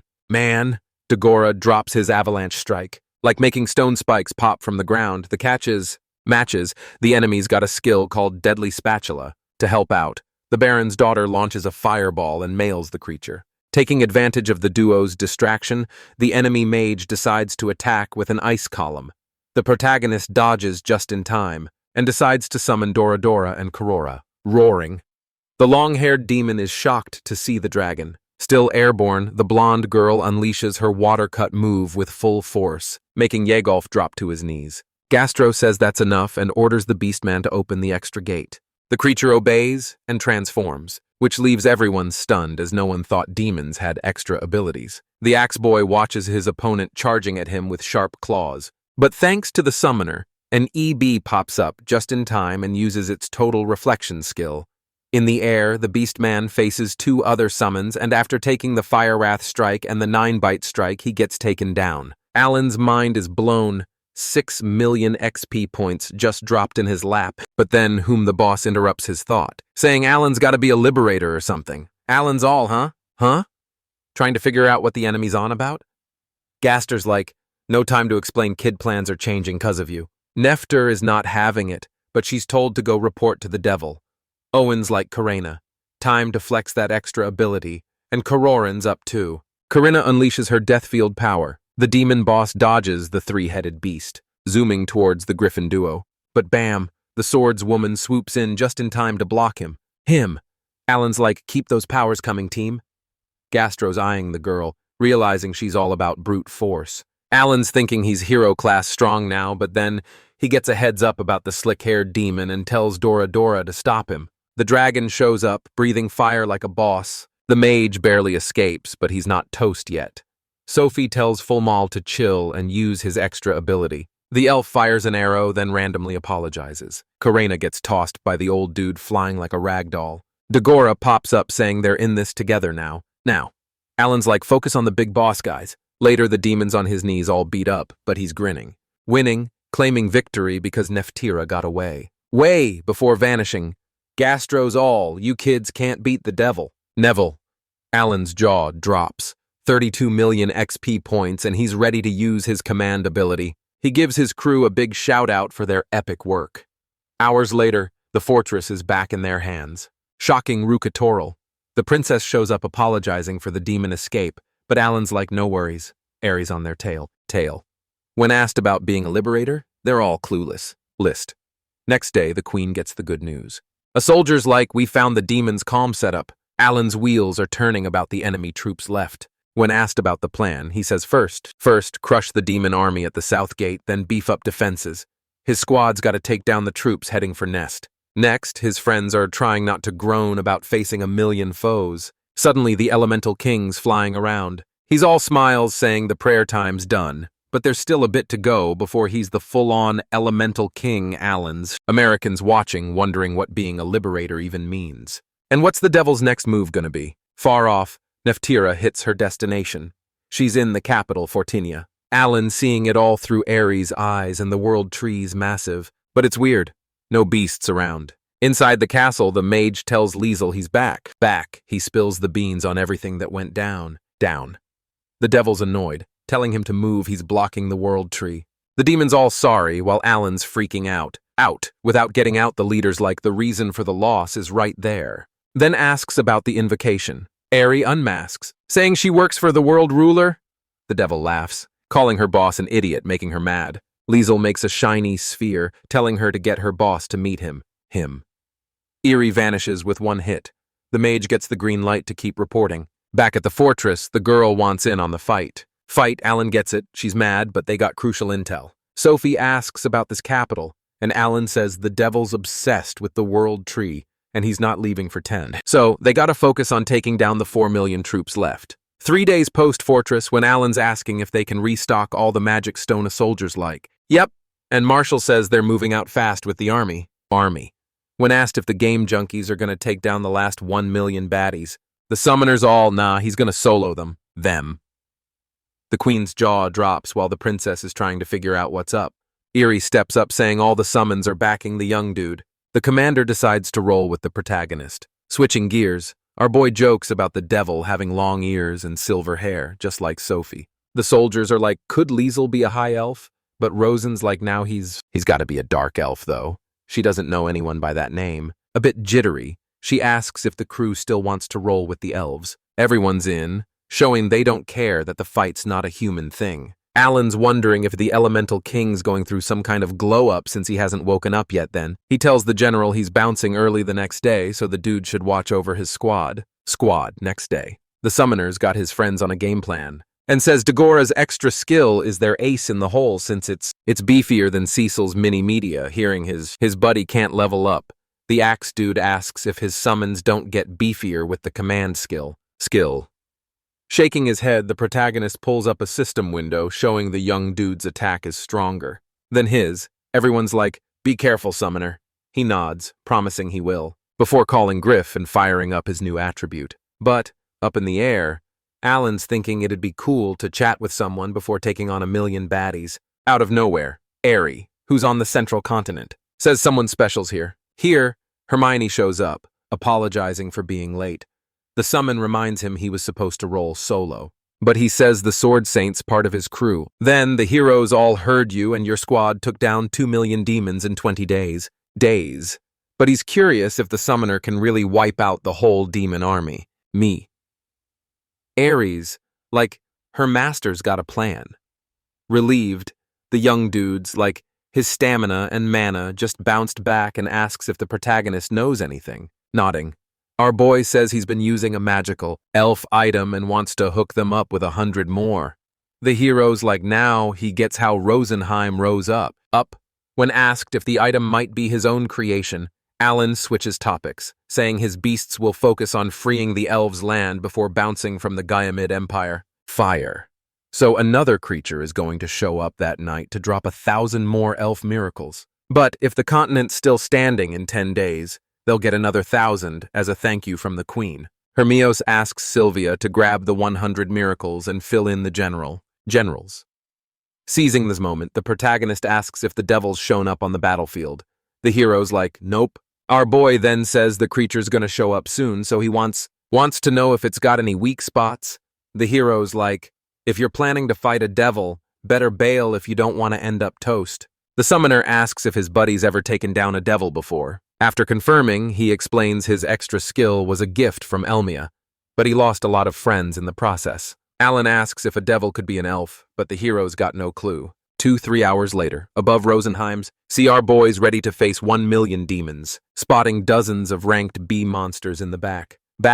He decides to take them out before the showdown. Aerie warns the enemies are in attack range. Our boy then fires up the summoning command skill level, leveling it to general class. The creature calls its troops through militarization, showing now the boy can whip up his own army of summoned beasts. The protagonist asks his ally to smash the transport monster's head. Ari obeys using her gravity skill, quickly taking down the crushing turtle. Pumped. The summoner's like, now it's just about smashing everyone. Everyone's staring at each other for a bit, until one of the baddies spots the boy's black hair. Yelling, he tells his crew to take down the young dude. The summoner's stoked to be noticed and calls Dora to join the fight. In the air, the dragon busts out its move called Boiling Fire. There, suddenly Aerie warns the flying demons are closing in. The young dude asked her to handle the baddies with her epic awakened power. Boom, a massive black hole. Black hole shows up. It starts sucking in and squishing all the demons within a dozen meters like a vacuum on turbo mode. The main guy notices the enemies have hit pause on their attacks and figures it's time to sink them all with his magic stones. Using one of his summons, he sneaks a peek at how his squad's holding up, and finds out the creatures on the flip side are taking turns resting, saving up energy to ambush his pals. which means the devils switched up the game plan while munching. Alan hopes Liesel isn't underestimating a gamer who just spent 5 days straight playing plain. We zoom over to the fortress of La Polka, where Ares telling everyone the summoner pulled an all-nighter. Cecil says he's got to hang in there a few more days, but the enemy's power level is off the charts. Dagora wonders if maybe they should thin out the beasts at the fortress. The summoner's like, nah, because about 4 million demons are crashing the city tomorrow, planning to totally surround the fortress through the mountains, Rukitoru. They don't even get a minute to chill. Before panic hits, Ari says her master's got a plan, but everyone's got to hold the fort for 5 more days without adding more beasts. Checking the chart, the Baron's daughter points out they're surrounded on all sides, showing it ain't over yet. The summoner rolls out the strategy the main guy cooked up, and everyone's like, phew. Before bouncing, she warned some beast will bring wood and 2,000 bottles of magic herb the next day. Next day, the axe dude's like, yep, the fortress is swarmed by 4 million troops. Alan tells Dora to take out the flying baddies first. The dragon's like, sure thing, and blasts a ton of boiling flames, turning the enemies to toast, and, just to be extra, it unleashes another breath for good measure. The soldiers are shook at how beastly, obviously, the dragon is. Then they rally and start firing arrows, yelling. The main guy tells everyone to use all their skills to keep the walls from getting wrecked. Meanwhile, on the west side, a squad of 60,000 elves and 10 alipons are duking it out with 500,000 demons. At the same time, 2,000 young alipons launch formic acid. The enemies are all confused when they get hit by the goo. At the top of the fortress, a soldier tells the others not to let the creatures bounce back from the attacks. On the south side, Class B magical beasts are battling the demons without needing buffs. A mirror spots a fireball coming its way, and using its shield blocks the sphere with complete reflection. Our dude figures maybe the best move is to leave the south and north on defense. Elsewhere in the fortress, the game junkies, Godaruga, and 90,000 elves are going head-to-head with 500,000 demons. Pumped, Karina says it's time for the elves to take 5. Showing the shift change idea from the summoner was clutch, and the tip to use magical herbs was on point too. After day 1, the swordswoman's worried, wondering if her buddy's okay. Cecil says maybe the young dude's having a blast while fighting. We hit day 5 of the battle and find out the elves are burning through over 2,000 magical herbs a day. Plus, on the east and west walls, about 250,000 enemies got wrecked. Even so, the non-stop attacks weakened the defense, and the casualty count kept climbing. Kill tries to heal another soldier but flops again. Dolgora tells his buddy not to stress too much, but he's like, they've already lost 10,000 men. Soon he really wants to know how long this is going to drag on. A few hours later, the main guy shows up and thanks the healer for his hustle. An elf rolls up and says the summoner is a walking miracle. Seeing his buddy Karina dives into his arms, Sophie asks the young dude to chill for a bit, but our guy says he caught some Z's while flying, which means it's go time to speed things up and wipe out the 2 million demons still hanging around. And 8 days later, the whole enemy army is totally wiped out. Gatruga swallows his pride and gives props to the summoner, and so they set up the funerals and gather the magic stones. 2 days later, Rosen thanks the crew for all the help, but Alan's more curious about why the Elemental King's still snoozing. Losing, the young ones are stoked to hear the Bocus Empire also came out on top from the battle. But the current snag is the demons won't scram from the capital of Rosenheim. Time. Our dude steps up and says thanks to the Queen's investment, everything's moving faster. When asked what this investment is, the summoner spills that he asked the elf to lend a hand. Hermios pops up and asks if this is how they usually treat their vets. The main dude explains he borrowed the Empire's hero. The young guy nods and says he'd love to get his 1,000 magical herbs as payment. Kill asks about the central continent and finds out everyone's chill thanks to the miracle item. The summoner jumps in and says if there's a demon weakness to exploit, they should totally do it. As everyone heads to the meeting room, Rosen says he'll whip up some grub. Marshall gets hyped, and so does Lucidraw. Well, who hopes Alan and Hermios can snatch the capital back from the demons? Later, everyone digs into a sweet banquet. Chowing down. The hero says the last time he had such bomb elven food was when he scored the recovery ring, since humans can't roll into that land without an invite. When asked what kind of squad he'd want the armored dude lists some jobs, and says for him, quality is king.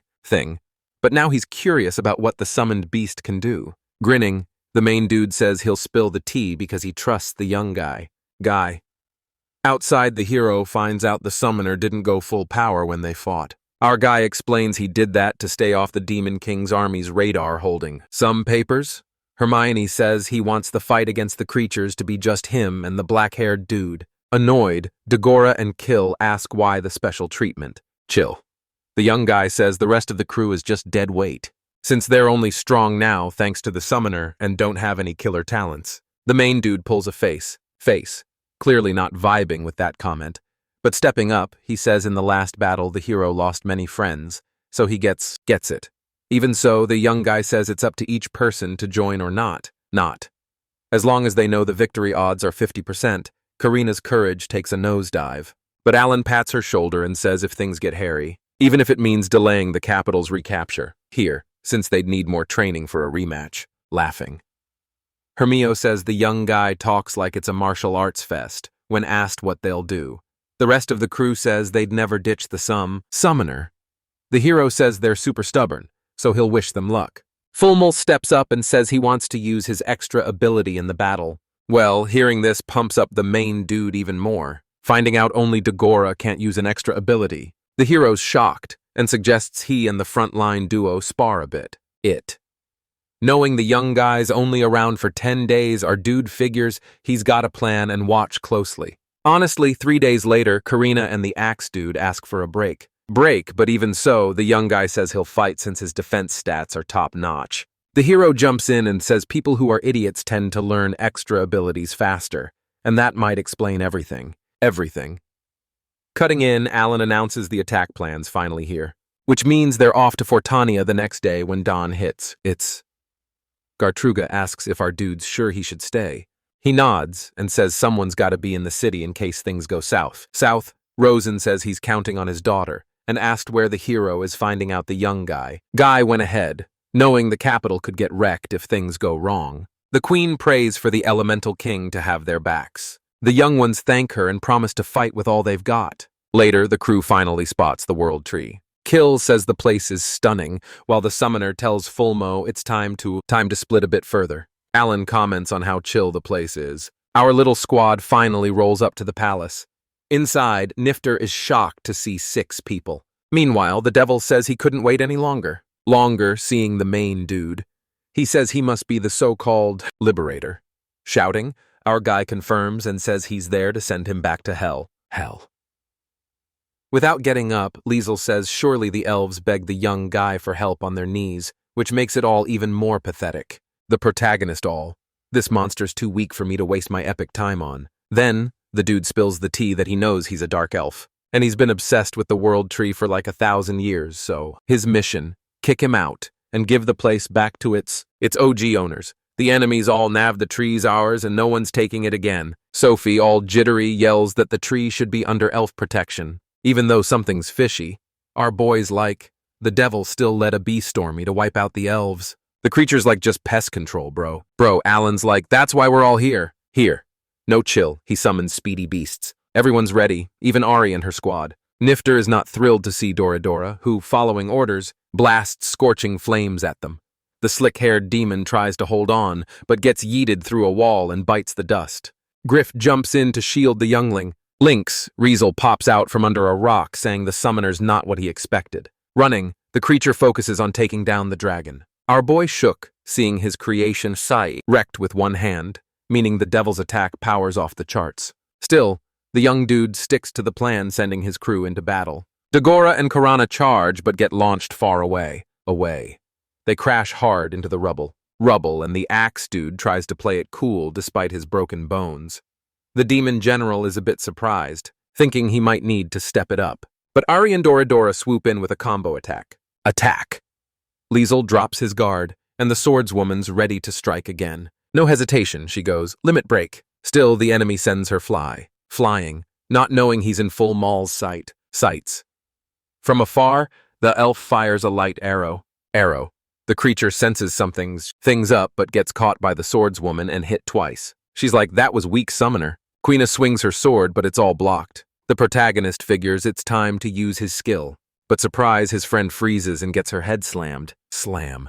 Dagora jumps in but takes another hit. Hit. Eyeing the archer, the enemy's like I got magic too. Cecil hits with a fiery strike. Meanwhile, the axe dude and swordswoman get saved by Sophie's wind map. Magic. Facing Alan, the demons like those who can't pass the gate are fools. Our boy's shocked to learn his opponents. It's a liberator finally getting why he can't use extra skills. Since if someone's already in that mode, those skills are just normal. Same for him and the dark elf. The rest of the crew's trying to figure out why the creature's unharmed until the summoner's like, we gotta bounce now. Now the warriors just follow orders, no questions. Thinking the demon generals like, did I stress for nothing? But decides it's better to regroup and win. Turning, he starts taunting the protagonist, calling him a noob, not knowing he's about to get ambushed, pushed. But our boy's shocked when his three-headed dog gets wrecked fast. The enemy's like, I know you're out of moves, but then Hermio shows up to save the day. Liesel's curious, asking what he's doing there. Grinning, the hero's like, I'm here to end you, boosting everyone's morale. With his sacred sword, the boy lands a killer blow. Even with the blade through him, the creature says something before vanishing, watching. Seeing the massive crater, the protagonist's like my ally, still scary as ever. Grabbing his sword, the hero's glad the sneak attack worked. Then he gives props to everyone for their effort. Alan's relieved he made the right call since they couldn't beat the general alone. But seeing nothing in the grimoire, he asked his ally to finish the creature for good. But the demon pops up again, admitting he didn't expect the hero. Revealing the boy only destroyed one heart. Everyone's trying to wrap their heads around how that's even possible. As he transforms the enemies all. Yo, Hermio's your legs frozen or what? Seeing his opponent's new form now with 4 extra arms and wings, the hero's like, uh-oh, I'm in deep trouble. He asked if the summoners got any bright ideas, but all he can think of is running for the hills. Charging into the attack, the general's all a half-baked hero like you can't take me down. With the blow, the young dude sent flying like a frisbee. Kills all, no worries, gotcha, and activates his feeling powers. Meanwhile, LaSalle's grinning, saying none of them are leaving this place alive. The protagonist's like, 3. Dragons assemble. Even though he knows they'll only stall the enemy for a few seconds, the hero's up in the air, telling Kurena and Dagora to back off before he charges at the general with his phoenix power. Sophie gets tossed like a rag doll, but her guardian swoops in just in time. Shouting our boys like Princess unleash the great spirit's power. Before crying, she's all I tried, but nada happened. And Alan's like, keep at it, that's our ticket out of here, since if the enemy starts using magic, the hero's toast, even without butter. Water. Determined to stop the worst, the summoner charges, saying it's better for the fight to be just between 2 liberators. Worried, the young ones are like, what's the plan, dude? Realizing his friend plans to be baited through and is like, stop, you crazy. Seeing the general prepping a spell, the protagonist's like, this is my shot to get everyone out. At the right moment, he summons the armor giants to reflect the attack. Back, but surprise, Liesel's already onto him and dodging the summons. Commons delivers a snap down to the dark-haired boy. Worried, the swordswoman's like, why's Griff just standing there? Aerie shows up, telling Hermione to lead the retreat. Smiling the heroes all, not letting humanity's hope bite the dust. Today. As he charges into the attack, Karain is trying to wriggle free from Griff's grip to help her body. Meanwhile, Dagoras digging through rubble, yelling he only followed Alan to get stronger. Suddenly, the summoner's hand pops up after climbing out of the hole. Our boy's like, I is sorry, dude. And with a serious look, the young man's like, are we still bailing? Killing. But the protagonist's more about saying goodbye to everyone. The enemy stops pounding the hero once he's out cold, and without a pause starts heading for the summoner. Determined to protect his buddy, the axe-wielding boy leaps up ready to strike. And it's right then his extra ability, body, full soul, kicks in. Part of Liesel's body splits like a banana peel. Watching from afar, Cecil and Kill are stoked for their friend's epic move. Showing the attack wasn't enough. The devils all stop messing around, kid. Everyone's jaw drops, seeing the blonde boy take a serious hit. Eerie swoops in, stopping Dagora from hitting the ground. Our boy's healing his buddy, begging him to wake up. When that doesn't work, he asks the healer to use his extra billet. On his knees, the boy uses the divine drop back, backing up the protagonists like me and Karina got your backs. While healing the enemies, all the axe dude wrecked my second heart, shouting. Hermios is like, this creature's weak, a swordswoman's strike should do it. It to help the summons go full power with their attacks. Nervous, Alan's wondering how many hearts this monster's packing. Shaking, trembling Kill admits he can't heal his friend. Desperate Sophie's pleading for the Great Spirit to show up. Rosen appears saying the elf's lucky he hasn't gone God mode yet. Shocked, the young woman realizes the creature was waiting for this moment to awaken. The Elemental King faces all the young ones, hands, and starts swinging his tail to ambitious power. Our boy's shocked seeing all his allies' stats boosted by 30%. Karina's like, feeling better than ever. Furious. Laisel's all, how dare the Great Spirit break the gods' rules, but it says he started it. When he tried to mess with his precious elf. The creature's got advice for the summoner, but he's like, nah, I'm good. Even so, the Elemental King spills that his blessing can mix the young man's cool downtime. Shouting the protagonists like, we can use our extra abilities again, which means Kill can try healing Dagora again, and Karana can finish off the devil. The two young ones activate their powers, no hesitation. Using the Thunder Blade, the girl charges at the enemy. Alan's on the ground, totally impressed. But he knows it's not enough. To help out, he teases his buddy, saying even Tagora can use his extra ability. Boom, a flash pops up, and the swordswoman finally kicks in her light cord power. Up on Griff, she whips out the Thunderblade again. The protagonists all hyped, saying the young woman's attacks are finally gonna hit hard. Hermione backs up the warrior, saying they're all epic. Then he charges at the devil with his Phoenix Blade. Lisa loses some arms and gets even more ticked off. Unlike the duo who are finally starting to think they might actually win this, but the enemy's all I'm never giving up on the world tree. The summoner sees the creature trying to bail and decides to stop it. But surprise, the devil busts out his Dark Soul ability. Knowing he can't stop it, the protagonist asks Cecil to use her extra power. Since they're far away and magic cancels magic. Cecil's on it, launching her mini meteor, which gets a size boost thanks to the spirit's blessing. While Liesel's struggling to stay alive, the hero's ready to smash his last heart. The sacred sword hits the enemy dead on, causing a mega explosion to go off. The warriors watch from afar, sure the battle's finally done. Kill tells Dagora they won and wonders why he's still snoozing. But since no XP is rolling in our boys like, the general's not toast yet. So they'll let the axe-wielding dude nap if that's what he wants. The other warriors roll up and ask how the young dude's doing. The healer says he nailed his extra ability. With arms crossed our boys all, his success rate's 100%, which ticks off the Baron's daughter. Proving the summoner's right, the blonde dude opens his eyes and charges at the swordswoman, saying he heard everything up till now. The healer's mad, asking if that's why his buddy didn't want to wake up. The crew thanks the Elemental King before zeroing in on the real enemy. The Baron's daughter checks if Dagor is really okay. The young dude's like, yeah, but my stomach's killing me. Still, he can't wait to use his extra ability again. But everyone heads to the crater from the explosion. The protagonist bummed seeing a third of the city's gone, even though it's kind of his fault. A bit further, they land and spot Diesel on the ground. Hurt.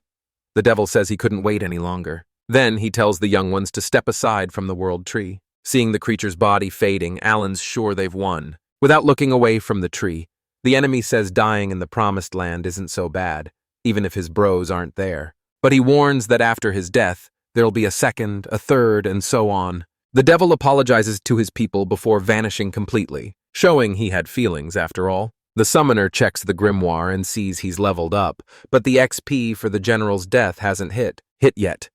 Suddenly the Great Spirit's like something's off, seeing the creature's new form. Everyone's wondering if it's turned into a god.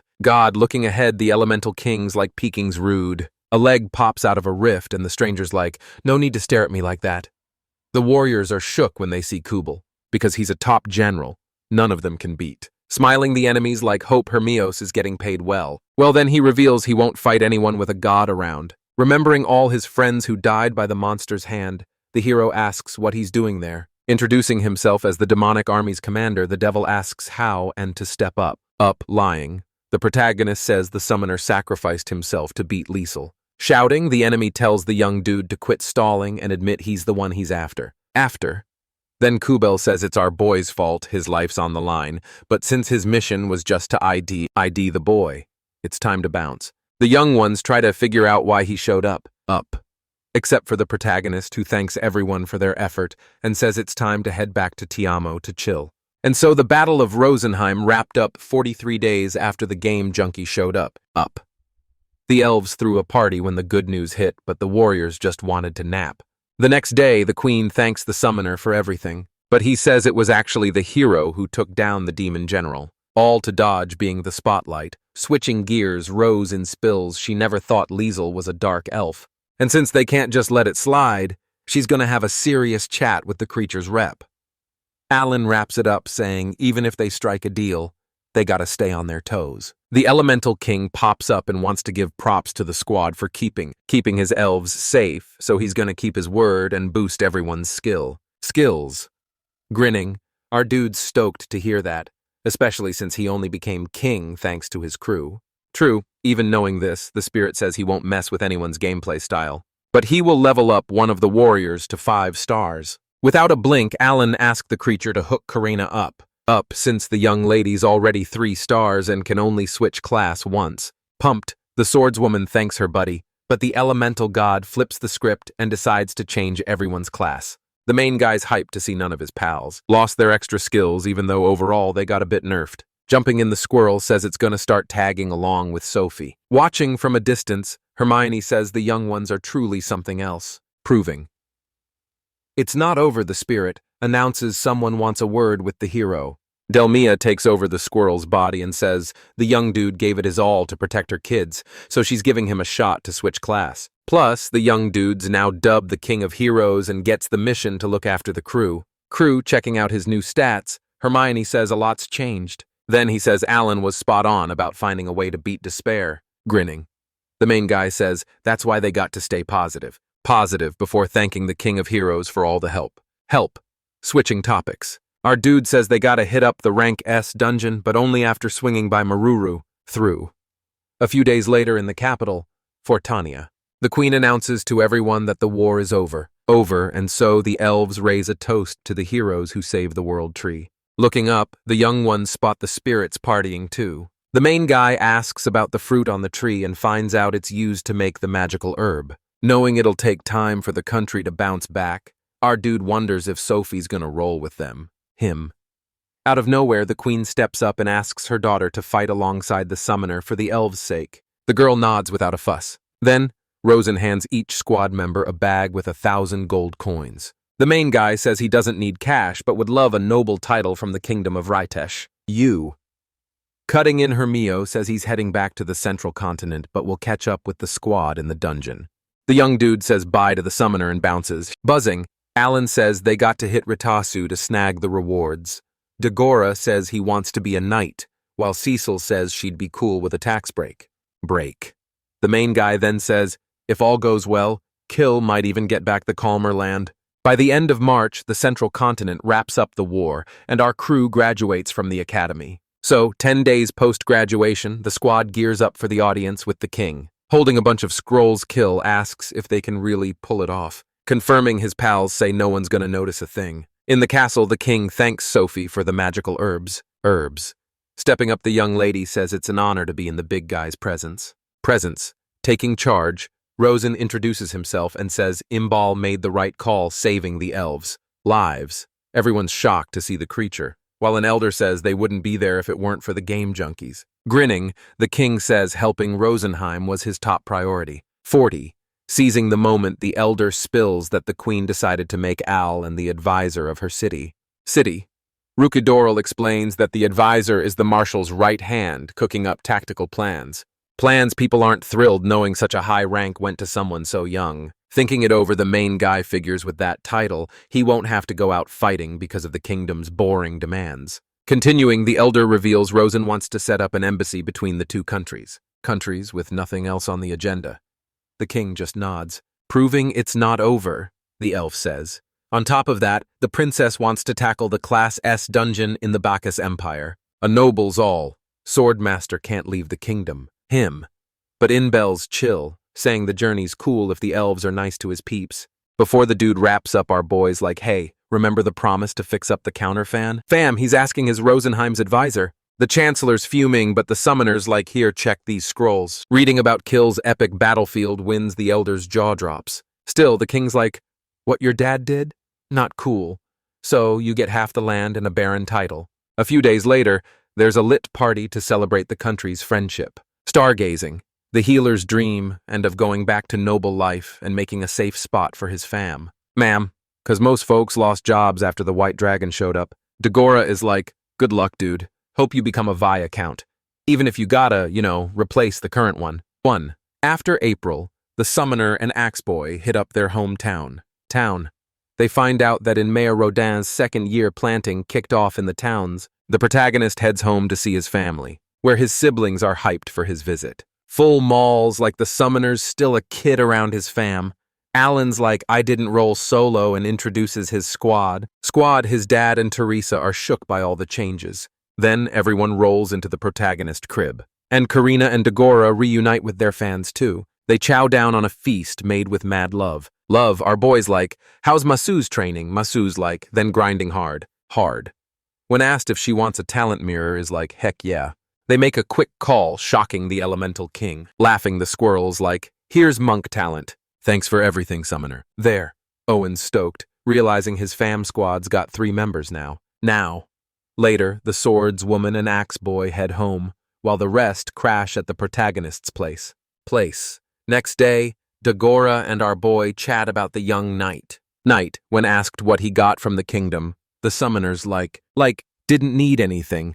The crew rolls up to the White Dragon's mountain in Kalner territory. Even though the dragon's huge, the protagonist's like priorities to slay it and end the beef. So Kill should see it as a gift. The dragon's curious, asking what the invaders are riding and who the young dude is. Our boys like healer and mage, do your intro since this beast's your fam's enemy. Me? They step up, saying they're here to slay the beast. Laughing, the dragon's like, didn't expect Gambriels and counters teaming up. But he's been waiting for this showdown for ages. The protagonists like, stay strong squad, we got this. Karuna and Tagora get ready to rumble. Level, and without a second thought, they charge the massive dragon. The dragon's like amateurs and preps a fire attack. Cecil steps up, tossing an ice ball to block the flames. Alan's like, full maul, use your extra skill. Kill, shoot an arrow in its mouth. Meanwhile, the swordswoman and axe boy strike from above. Love. Sophie, worried, asks if she should call on the divine spirit, and our boy's like, do it. But with her staff, the princess summons the earth spear. Spirit, thinking the protagonist's like, lucky to have Rosen on our side. With its moves limited, the dragon's confused, but gets hit by different summons. The summoner orders Axeboy to use his extra skill to chop off its head. Dagora tries, but misses. Karain is like time for limit break. And with one epic hit, the dragon's head's gone. Kills like nice shot ally. Why? Even wounded, the dragon's like, knew you were plotting this, summoner. Our boy's like, yep, thinking the dragon's got mind-reading skills. Skills when the enemies toast the swordswoman and axeboy level up. Happy, the healer's all like, whoa, didn't think we'd beat that beast so easily. Really, after the epic win, the squad's off to the capital of Cal, and they're feeling like total legends. Everyone's freaking out, wondering why dragons are rolling up. Hamilton's all chill fam before stepping up to the crew. The hero's like, no biggie, we took down the dragon with barely any mess. Once he's all decked out, the healer hops on his horse, strutting through the crowd. Rolling with the count and the axe swinging, Knight looking like a squad goals pitch. The crowd's buzzing, stoked to the dragon's toast. Because now they can get back to mining mithril. Roll at the counter crib. The kiddos are shook by how massive the place is. Nina pops up, all smiles, seeing her bros in one piece. A royal messenger rolls in, giving props to the healer for saving the fam. Ma'am. He drops the news that the dude's got a hand over the white dragon to the king. Because, nobles got a seat. Share the loot. Alan's not having it, saying they should fix up the mine and hire some peeps first, but hey, if Imbel wants to snag the dragon's head, he's down to make a deal. Especially since there's some sweet cash for taking out the beast. Later, Lefos cracking up because the summoner outsmarted the royals again. Kill shows up, thanking the dude for looking out for his fam and hands over a gift. Dagora is off the hook because he's got a bigger quest to tackle. Happy, the healer is all grateful to his power. And they're all like, dude, we're so hyped for you. Next day, after sorting everything to cruise off to the Bacchus Empire. There, on the ship, they're all, whoa. This place is crawling with dwarves. Alan drops a bomb saying a summon found a baby white dragon in the mountains when asked if he's gonna off it. The summoner's nah, gonna raise it. Because it might help them figure out the Demon King's mojo. Show. Plus they want to see if the little beastie goes wild after a while. Unless, of course, the elemental kings got the deets munching the squirrels nope, not my gig. After a few hours, they finally roll up to the Bacchus Empire. It turns out this place used to be just another kingdom on the block. But about 50 years back, the Demon King's crew crashed the party. To fight back, the kingdom gobbled up its neighbors. Now it's got 200 million peeps and the beefiest army ever. However, in the capital, the girls are all wide-eyed at the palace's size. Degora's buzzing saying visiting new places is the best. The gang hits up and in to crash for the night, planning to hunt down Maruru tomorrow. As soon as the sun's up, they're back in the lounge ready to roll. I don't know where Isekai'D, the foreign minister, shows up, calling the princess and her squad for a chat.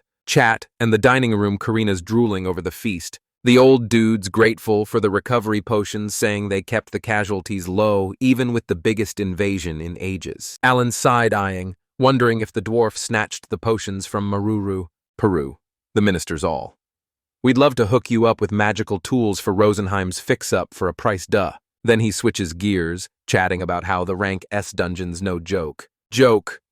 Sophie nods, saying they plan to bring the short-haired girl along. The old guy's cool with it, but says the emperor wants something equally epic in return. When asked what, Isekai'D spills the beans about knowing the celestial blessings, grinning the elves sure, I'll hook you up. After breakfast, the squad's wondering when they'll see their buddy. Cecil's got a bad vibe, but the summoners now it was a solid deal. Still, suddenly Maruru bursts in, all emotional seeing her friends. She leaps into the hero's arms, saying she missed them tons. Then the crew fills the dwarf in on their wild adventures. She's all smiles, glad they're doing great. Then the tiny anyone spills that you can snag a golden plate in the ranks dungeon.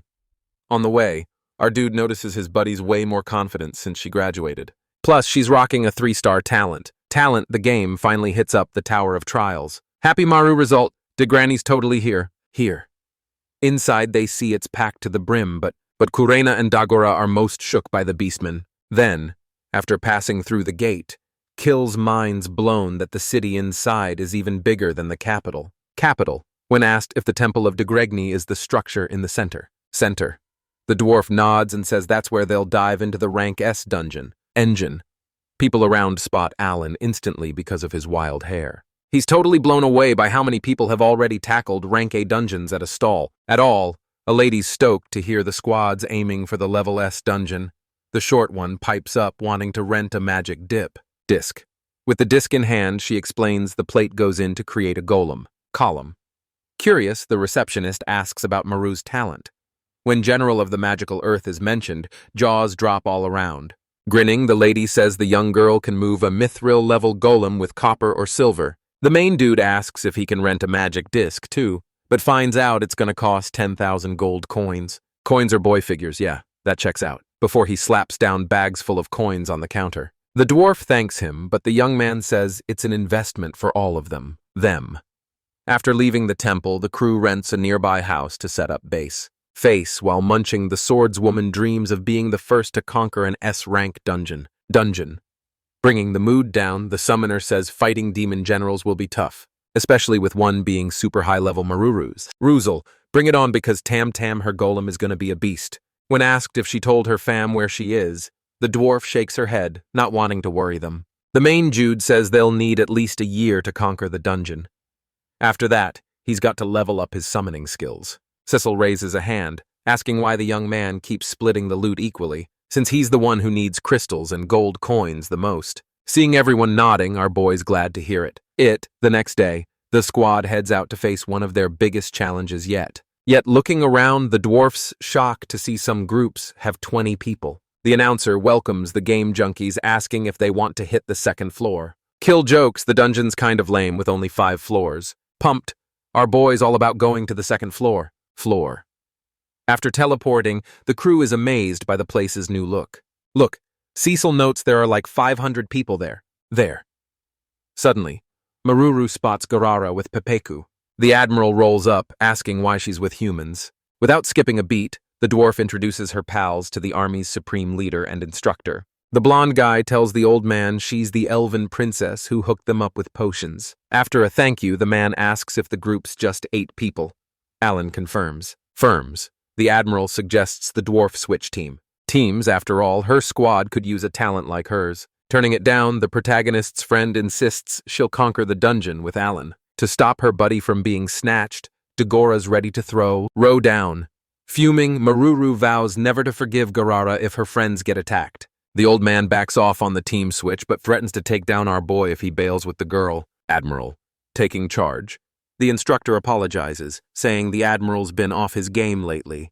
Then the rest of the crew lifts the old man and heads to the 3rd floor. The dwarf apologizes to her friends while they try to figure out what just went down. After some thought, the protagonist decides the little one can be a tank, since she can pilot a golem, giving them more attack chances. Still, the whole crew promises never to ditch Maruru. Smiling, she vows to protect her friends with Tam Tam. Knowing they might snag a golem on the 2nd floor, the summoner says they should go.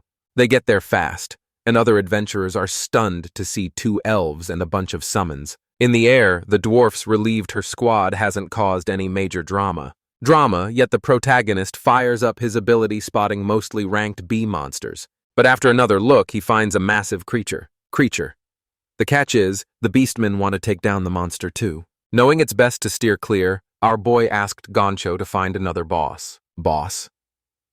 Sometime later, he spots another monster, but everyone needs to hustle before other adventures show up. Griff kicks in his super speed. A bit closer, Alan sees the beastman running away from the monster. Korana thinks that's kind of sus. Then everyone spots a massive creature with a shell as tough as rock. Seeing the enemy can fly too, the protagonist tells the swordswoman and Dagora to jump in.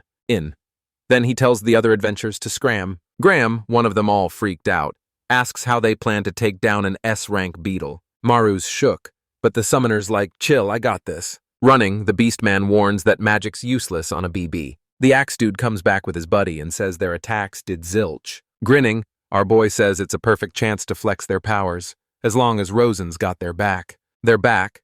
The scorer wakes up and blesses the squad to boost their stats. Owen says he'll go first, so everyone should wait for the right moment to pop off their extra abilities. Then he summons a bunch of cabios. The creatures use their awakened power and cause a massive boom. Next up is Dagora with the elf and the mage. A big attack smacks the enemy right on.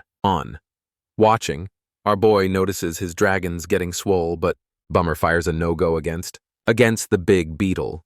To dodge a hit, the summoner calls his tech use, which after blocking with the shield, use their reflection. With reflection power, the monster gets yeeted back hard, but it bounces back up fast. Seeing it's hurt, Dagora and Korena jump into close combat. The swordsman's strike pierces the shell, but the boy can't use his extra power. Seeing the axe-wielding dude got snagged, Full Maul jumps in.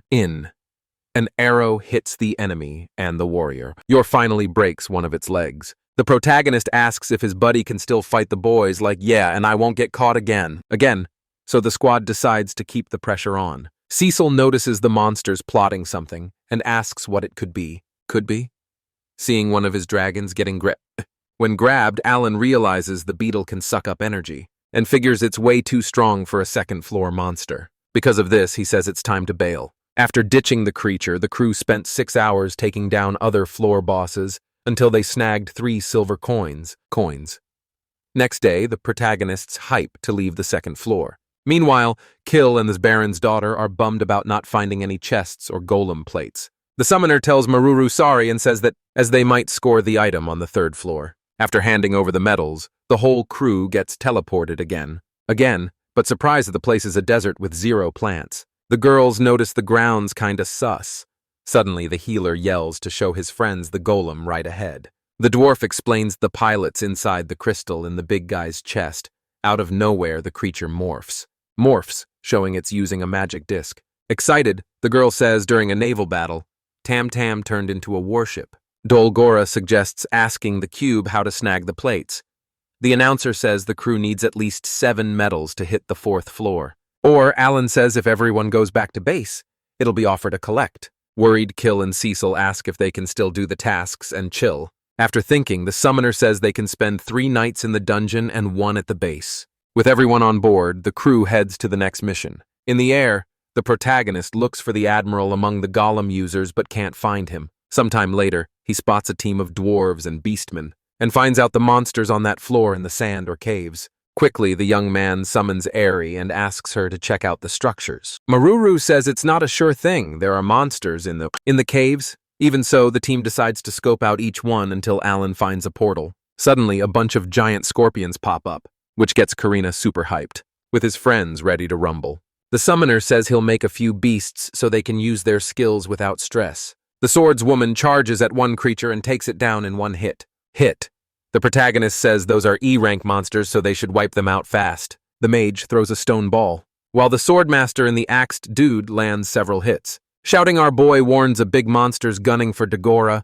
The young man gets cornered by 2 enemies and finds out they're both the same class. Looking ahead, the swordswoman gives a heads up that another big baddie just popped up. A wicked monster shows up to crash the party. The summoners all. This is totally the boss. Save your epic moves for this first day, except for the dude with the axe, knowing it'll be tough for the duo to handle the boss. The main guy's like, I'll keep it busy with my squad, you guys handle the small fries. The mage goes all Elsa with ice needles, and is stoked that the creatures are weak against frozen water.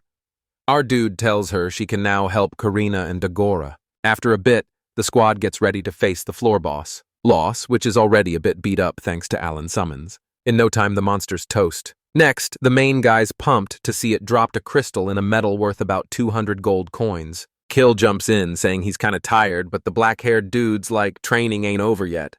So they start munching on magic fruits. After hours of exploring other caves, the crew took down 3 floor bosses, snagged 3 iron medals, 2 treasure chests, plus some sweet weapons and armor. Chill and the summoners like, we'll level up soon for sure, so better hunt for more monsters and plaques. Maruru pulls a funny face, but when asked, she says she's cool. Switching gears, our guy says collecting crystals is just a matter of time. The dwarf grins, saying she'll watch and learn all she can. Suddenly, they hear a noise and decide to peace out. Turns out in that dungeon, besides chests, there are sneaky cubes that swap medals and plaques and can even zap you to a bonus or death state. In the death stage, adventurers get sent to a monster-infested nightmare. So, it's best to steer clear of those sneaky tubes. Later on, Alan steps up and says he'll chat with the item. Meanwhile, his pal should stay sharp and not sell out for anything. The cube greets the squad and asks if the young ones want to trade their plaques and medals. Going against his pals, who quickly say no, the summoner's like, sure thing. The voice explains the item's got to be iron and you can only trade once with 3 medals and another with 1 plaque. Black, our dude's like, I want to trade my medals. He scores the golem's head part and hands it to Maruru, who thanks him. Dagora is all, getting the rest should be a breeze. Trees. Suddenly, the summoner spots a genbu in the air that might be the floor boss, so they better check it out up close. In no time, the crew reaches Scarlet's spot, which is as red as bees. BB nervous. The dwarf's like, is it really safe to fight something this huge?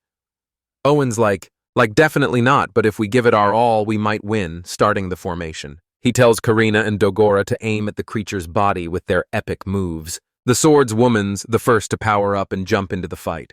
The duo attacks from different angles. And surprise, the monster's body splits. But it starts to heal up fast. Shocked, Cecil's like, that level of healing is super rare. When asked for a plan, the main guy's like, we just gotta hit it harder. Summoning Ari, the dude says she can go all out. Black holes pop up while dragons unleash a firestorm. On the flip side, the swordmaster lands a heavy hit, while Full Maul fires a light cord. The monster's body turns into Swiss cheese, and it's Cecil's turn to unleash her epic move. The small meteor snacks the creature right on, but our guy warns the fight's not done yet. Sophie follows orders and gets ready to cast the Spirit King's blessing.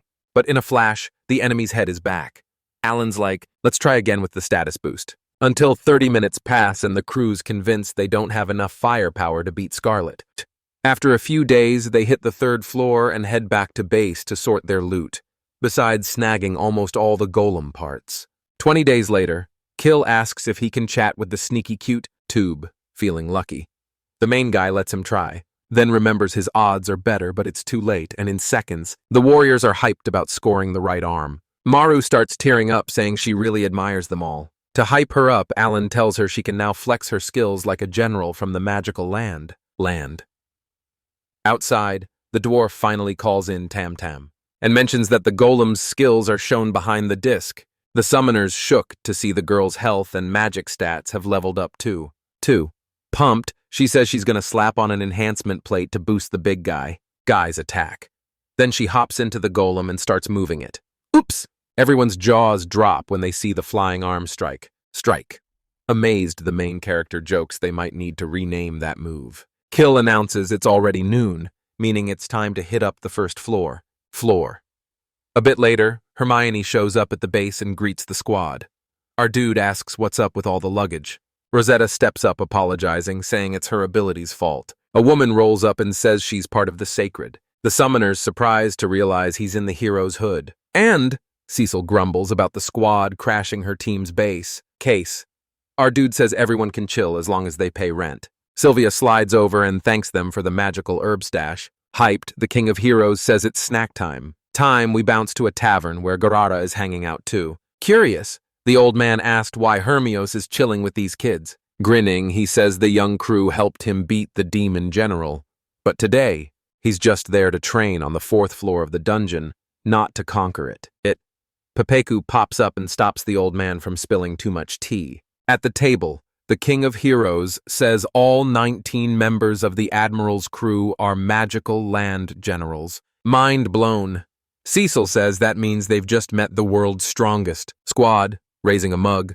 The warrior hopes everyone vibes now that they're roomies. Suddenly, Doberg rolls up and tells the Elemental King he wants to switch classes. Curious, Rosen asks why the swordsman wants to do that. The guy doesn't spill and just says he's down to switch classes even if it costs him most of his life. Freaking out, Karina says he can't do that.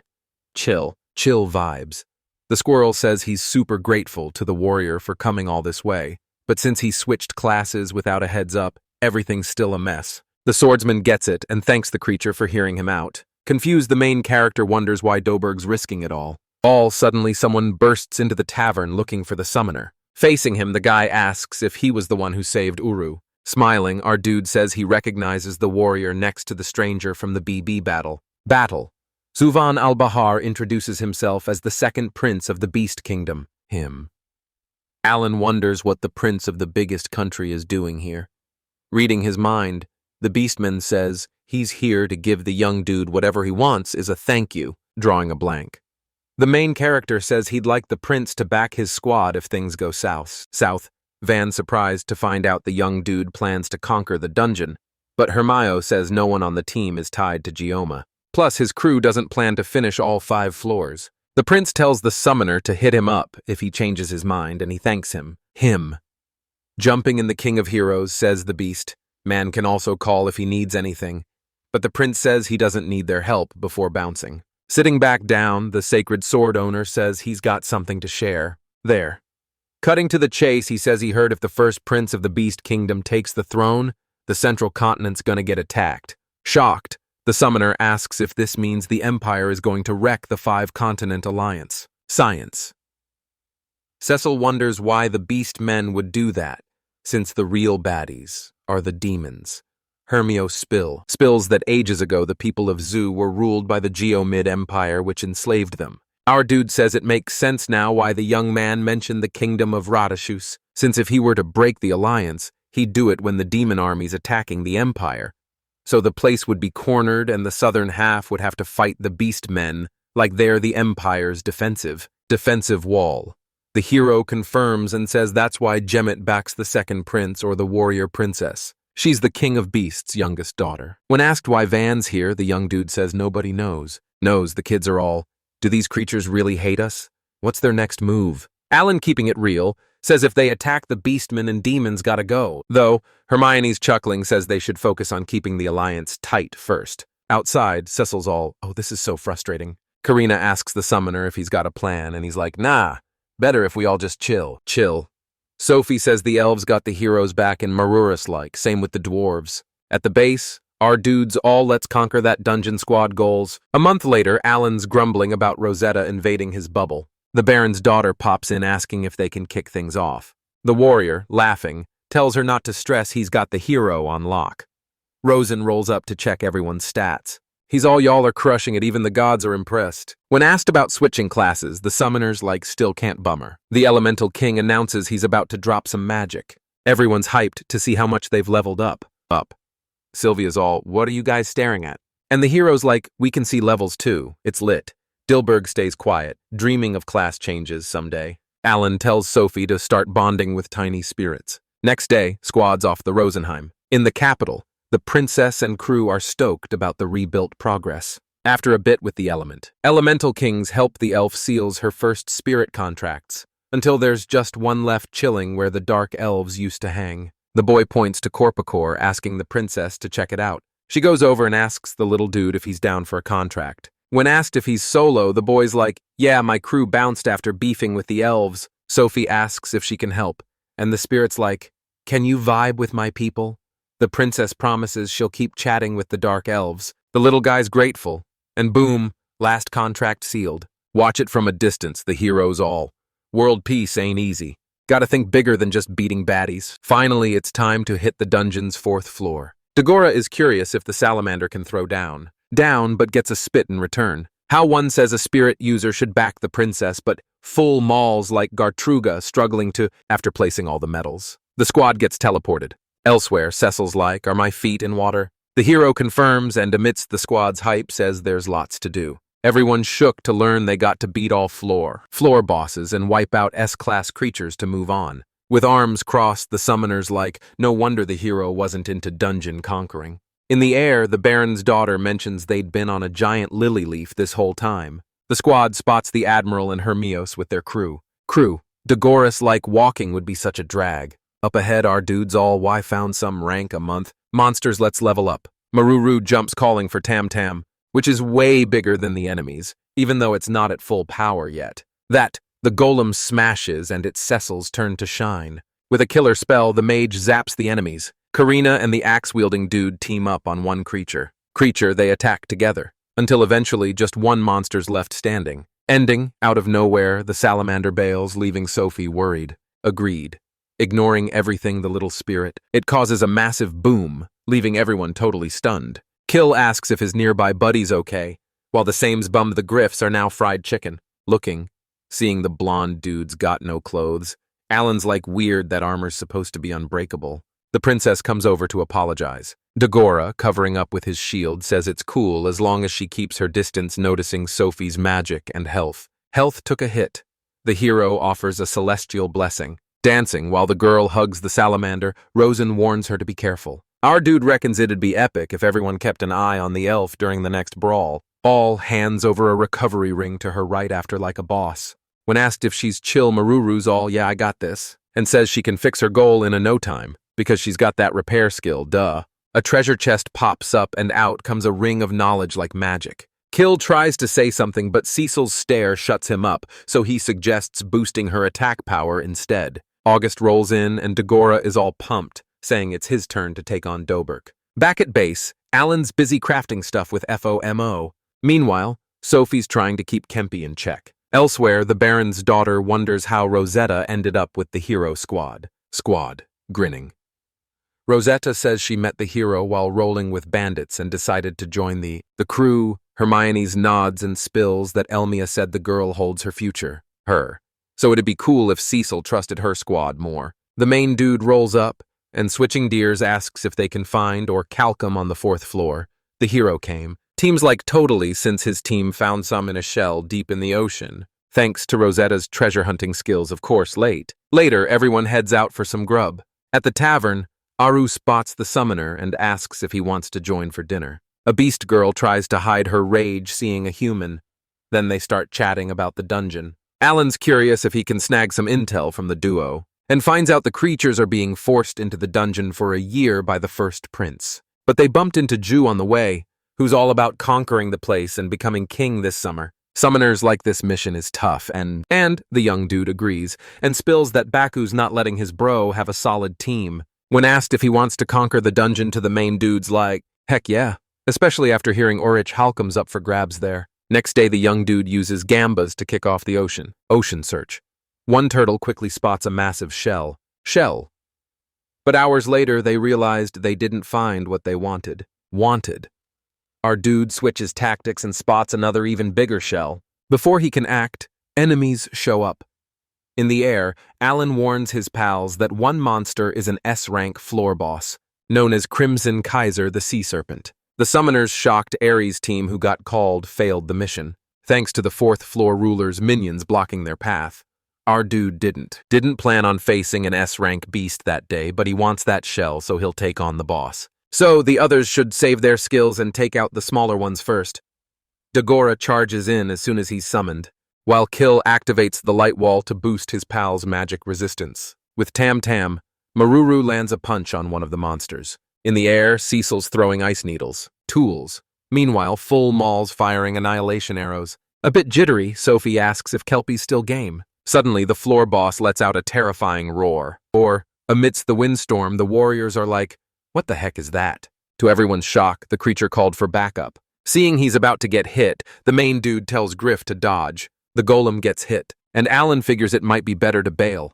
Yelling, he says he'll call the dwarf. Showing that running isn't an option, the little water spirit breaks free from the princess and heads for the enemies using its power. It wraps everyone in a water bubble, which starts floating like crazy. See, Rosen explains the cost for that is steep, so fighting like that isn't smart for long. Using brute force, the monsters start breaking free. 3. Our dude then asks Eerie to do something. The Griffs turn around, and finally the crew escapes. Far from there, Cecil's like, "I'm not ready to fight those monsters again." Meanwhile, the boys try to crack open the giant shell. The main dude's eyes light up seeing a big chunk of orichalcum. "Welcome." Stoked Maruru asks what the dude's gonna do with it. He reveals he's planning to make a big sword for Karina. Kills like for sure we'll find more soon. 3 days later at base, Hermiosis Shup, seeing the crew, found orichalcum. Upon hearing only one was found, Rosetta's all "come on. We got to step it up." Switching gears. The King of Heroes is like, "Hey, I'll hook you up with my sword guy." Next day, the healers chatting about how this part of the continent is totally different now. The main dude's like, "Isn't this the spot that got mashed with Balkus?" Fast forward 48 hours and boom, they're in Gouvern City. It's like an artist's paradise. Hermios tracks down Habarak in his workshop. Alan's thinking, this blacksmith isn't as intimidating as I thought. Then, the young dude introduces himself and spills why they're there. Hearing dungeon, the old guys yelling, "Adventurers like you make it impossible to forge orichalcum. Welcome." Are boys all confused while the hero's trying to chill the blacksmith out? The old guy snaps back to reality and starts apologizing. Tears and all the swordswoman's like, "What's with all the drama?" Later, another dude shows up saying Habarak's calm down. Elsewhere, the old man's always sorry, can't help lost Freya's blessings. Turns out, since the continents merged, the Empire's been hyping to Grant. Granny, which ticked off the fire goddess, making her mad at the dwarves. Rosen jumps in. "Nah, Freya wouldn't ditch her peeps, so he's gonna ask her himself." The blacksmith's like, "Who's the squirrel?" And Sophie explains he's the elemental king, protector of elves. Later, the creature's back, and says while they fought the demon army, S-class generals hit the gods' realm. The main dude's like, "No wonder we didn't see any S-rank monsters." The elemental king confirms saying demons were more into the gods' realm, but wrecking what the creator goddess made ain't easy. Still, Freya's temple got hit, and the sacred treasure's gone, which means the goddess will turn to stone in 3 years and no more mithril forging. Charging. Dagora's asking about the stuff they already got, but the hero's like, "Not enough for all the soldiers." After thinking, the summoner's like, "Did demons hit Freya's temple cause of no prayers? Since that might have weakened the goddess." The dwarves are all puzzled while the boy's like, "If that's true, I know the enemy's real plan." When asked, he says the demon king wants to wreck this world in the gods' realm, so humanity's got to step up to stop it. Alan's wondering if a team-up's possible, even though the 5 regions basically hate each other. We're at the Tower of Trials. In the restaurant nearby, warriors are chatting about life without fire. The main dude's pondering the enemy's next move, but figures it's unpredictable. Hermios pops up saying he made a deal with de Gregny so they can ask for anything. Grinning, our boy thanks him while Dagora's mind is blown. When asked about the sacred treasures, the hero's like the god was super vague, and since he didn't even know these treasures existed, he couldn't do much. The summoners, like the sacred treasures, got to be a faith-gathering vessel, so whoever gets one can become a god. Kills worried, asking if they should focus on getting Freya's treasure back instead of the dungeon. Engine, the main dude's like, we're too weak for that right now. So besides conquering the dungeon, they got to make weapons and armor without fire. Hermios agrees, saying he'll get the jam at Empire to handle it. Zu shows up, asking why the summoner called him to chat in a place full of Empire folks. After a long chat, the beast man gets how tricky things are even so, he says his people won't buy the story except for Shia, who went to another country to nab the evil god cult leader hiding in the beast kingdom. Our boy asks if the young woman's ready to rule in this. And the second prince is like, my sister's amazing. So his plans to stay and conquer the dungeon and help the group if the young ones need it. 2 months later, on October 1st, Stinger, the Empire's top squad, starts battling the 5th floor bosses, which means our little crew might not snag the prize. The hero pops up and asks if the summoner's birthday is today. Our boy nods but says no to the drinking invite. Then he checks if the Admiral's crew is all good since it's already past noon. Finally, the warriors bounce out of the dungeon. With one arm down, Garar says he needs to head back to help Pepiko and Bobagua. Maruru rolls up with the main dude to heal the old guy. In a magical twist, another arm just pops up. The Admiral asks if the young dude's got more healing stuff, showing he's all in to dive back into the dungeon. Hearing that those who leave can't come back, the old guy tells his side to zip it. The warrior doesn't listen and says no one in the country can replace him, so just roll with it.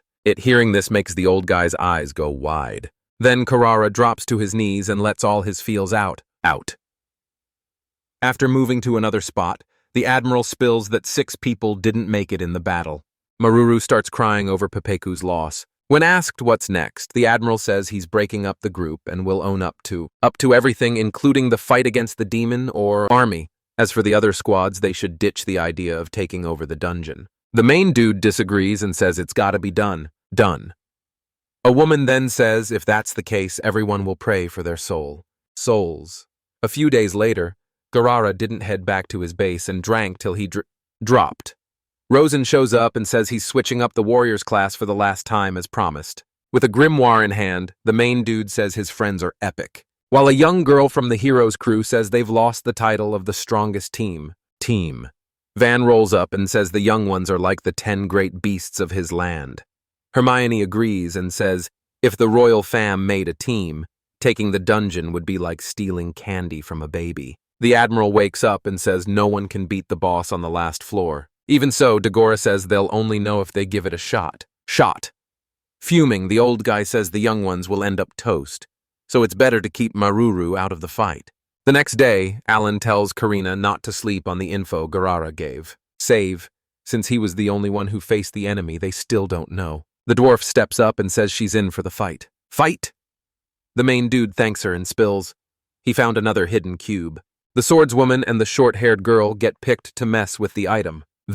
Suddenly everyone gets zapped to a place full of cyclopes. Our boy yells and warns they're in the danger zone. Seeing Tam Tam go for the attack, the axe-wielding boy realizes the creatures aren't rank A. Today, Maruru lands a hit showing her golems got the upper hand. When the creatures start dropping, everyone starts leveling up, and boom, a sweet XP farm ticks off. Focused, the summoner remembers he's got one more thing to do. 4 days later, the hero's team warriors are shook to find out they hit the death phase. Face pumped, our boy says 3 of his friends leveled up and 1,000 monsters got wrecked. Making a grim face. Rosetta says the hidden cube got way cooler from that point. After the rest of the squad shows up, the main dude asks if they can borrow Hermios' name for a bit. At the Adventurers Guild, he tells the receptionist he's got something from the hero. Hero himself reading one of the papers, the woman bounces and asks the young ones to hang tight. After a few minutes, the guild leader shows up and asks if it was really the Sacred Sword's owner who sent that. Alan confirms and reveals it also has the treasure chest and hidden cube spots on each floor. The old guy can't believe his eyes seeing the death phase map. Our boy then says the hero's giving out that info for free to cut down the dungeon's death rate, since he doesn't want more adventurers biting the dust. Next, the leader thanks him and says he'll spread the maps around. And so the whole crew leaves the guild building. With arms crossed, the old guy spills that he knows it wasn't Hermios who did that, but the elf counselor. Still, the next day, the info was dropped in the hero's name. The young dude walks down the street trying to dodge the adventurer crowd. Entering the group space, he says the one who should get the thanks is the summoner. Suddenly, the second Beast Prince pops up and says he heard the mission info to conquer the dungeon is still on track. All right, buckle up, because this story is about to get a glow up. As this helps bring his squad back home. He wants to shout out a big thanks. In November, the game junkies are hyped about the new gear and claim they're all set to crush those S-rank monsters. On the second floor, the main dude suggests starting with the BB, no extra skills needed. Maruru follows orders and calls in Tam Tam. When the beetle hits the ground, the summoner calls in the Arapans. The creature busts out its special move, unleashing a ton of formic acid. Our guy warns he'll keep the heat on, but his summoning's gotta dodge getting snagged. Doras show up, spitting scorching flames to help out formal fires off the flaming dragon arrow. And boom! Kurena and Dagora dive into close combat. Explosions everywhere, but the enemies still kicking.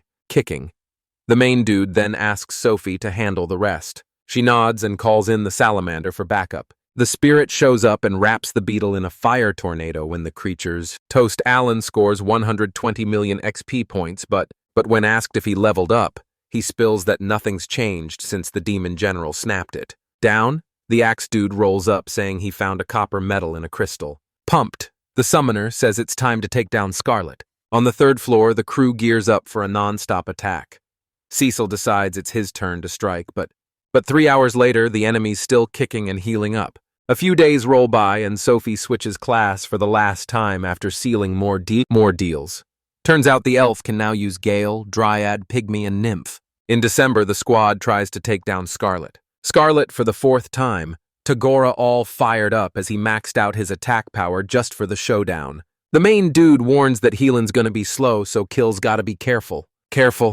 The Baron's daughter drops a mini meteor, and it's Maru's turn to flex Tam Tam's new power. The golem steps up and calls in the lightning sword with one swing. Part of the monster's body is sliced off, and finally, it stops healing.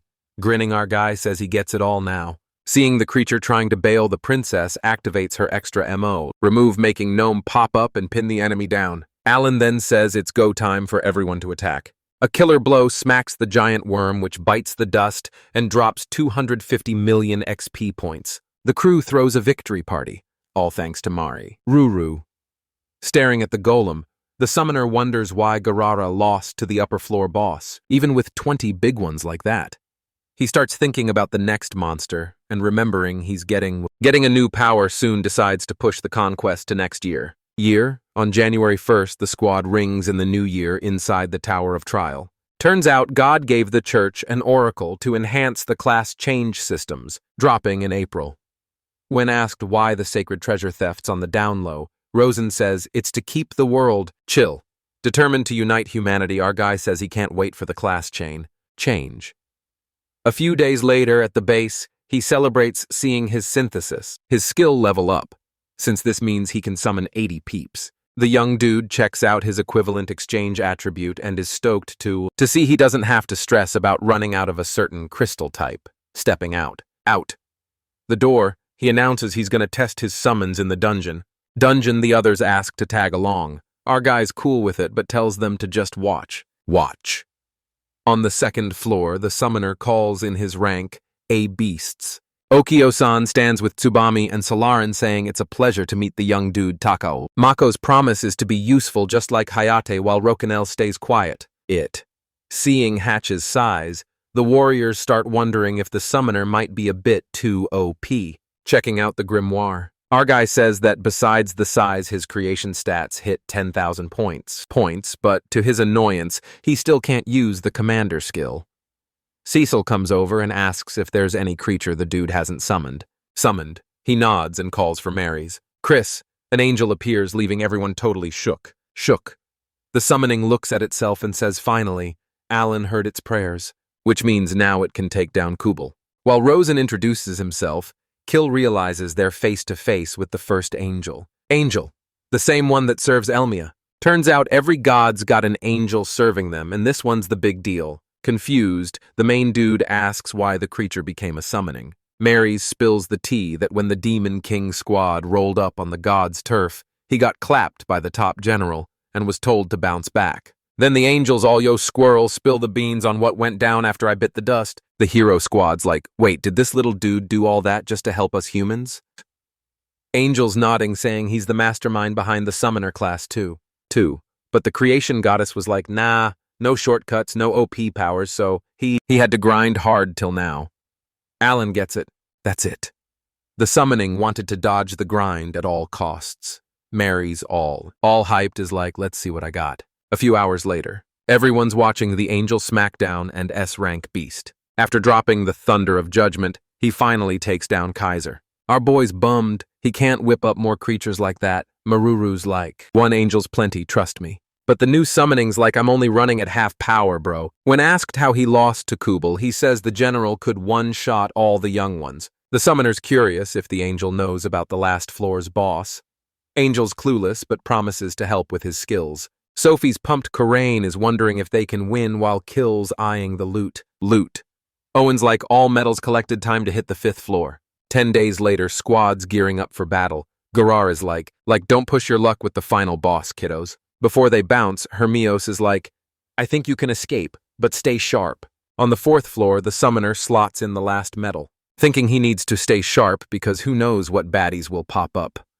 They teleport in and it's pitch black. Suddenly, paths start lighting up. Following the Admiral's tip, the heroes suggest they start exploring. After some searching, Cecil's like, we need a copper, iron, and mithril metal to face the boss. Our boy Smart saying, let's hit the copper room first. Next, the cube pops up for teleportation. Inside, they face a massive golem. Or is like, this feels like a dungeon boss room. Knowing there are mid-bosses in an S-rank dungeon, the summoner checks his cards. Then he calls in the squad, including Mary's. Maris gets the mission to find an opening.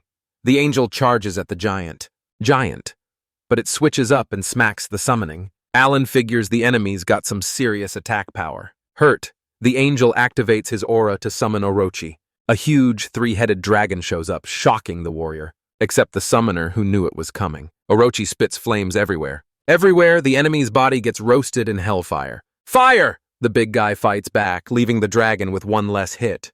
Head.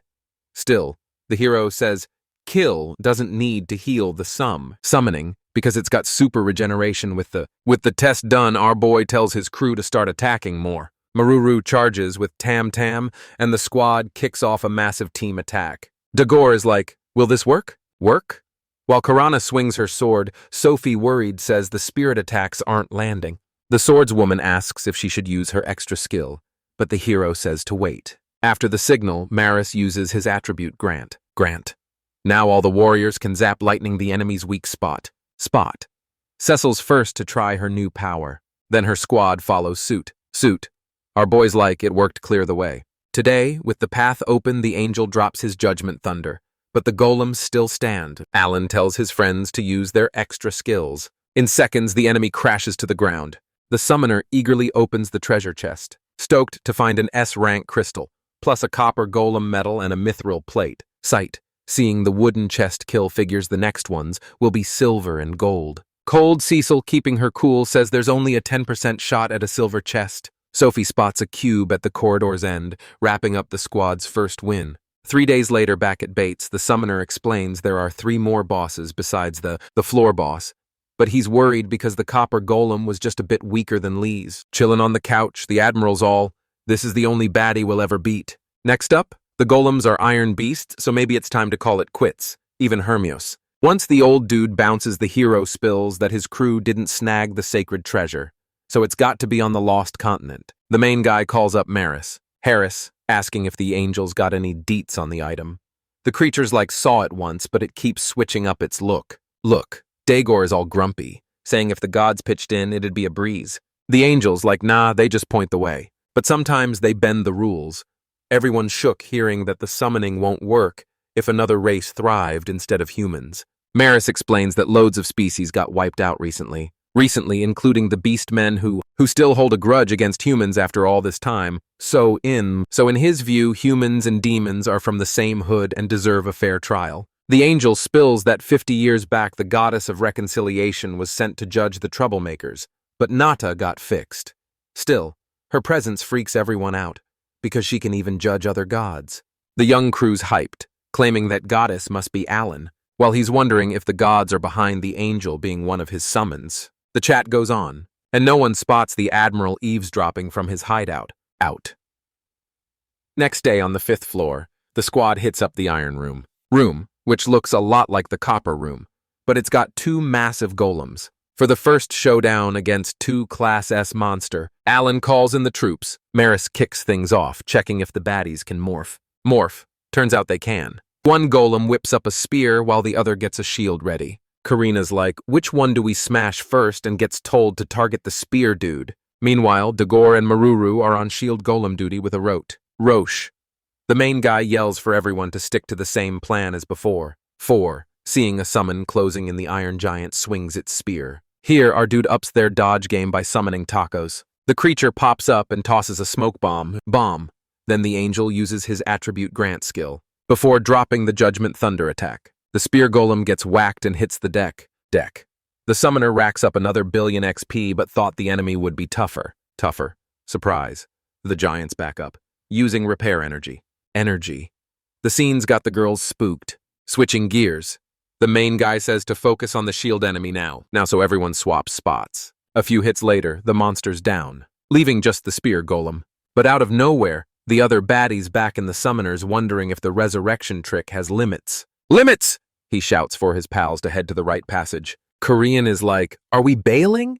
But the boy's like, nah, just luring them. Sophie calls for Nomu's help, who uses his earth power to trap the spear monster in the ground. Around, the other enemy rolls into the room where the squads are.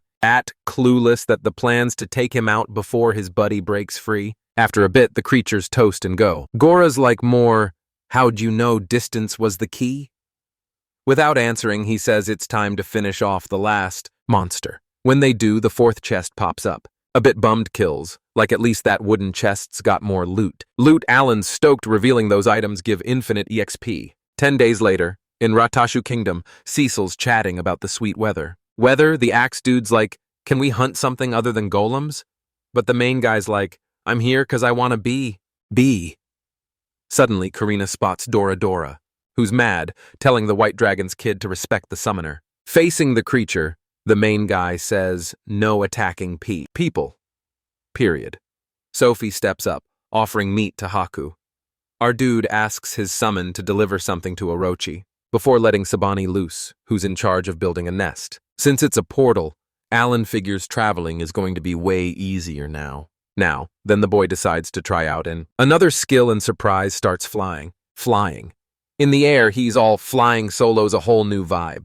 Mara shows up saying mastering Haku is going to be tough cause of the Demon King, since the dragon might be under the creature's control. All right, buckle up, because this story's about to get wild.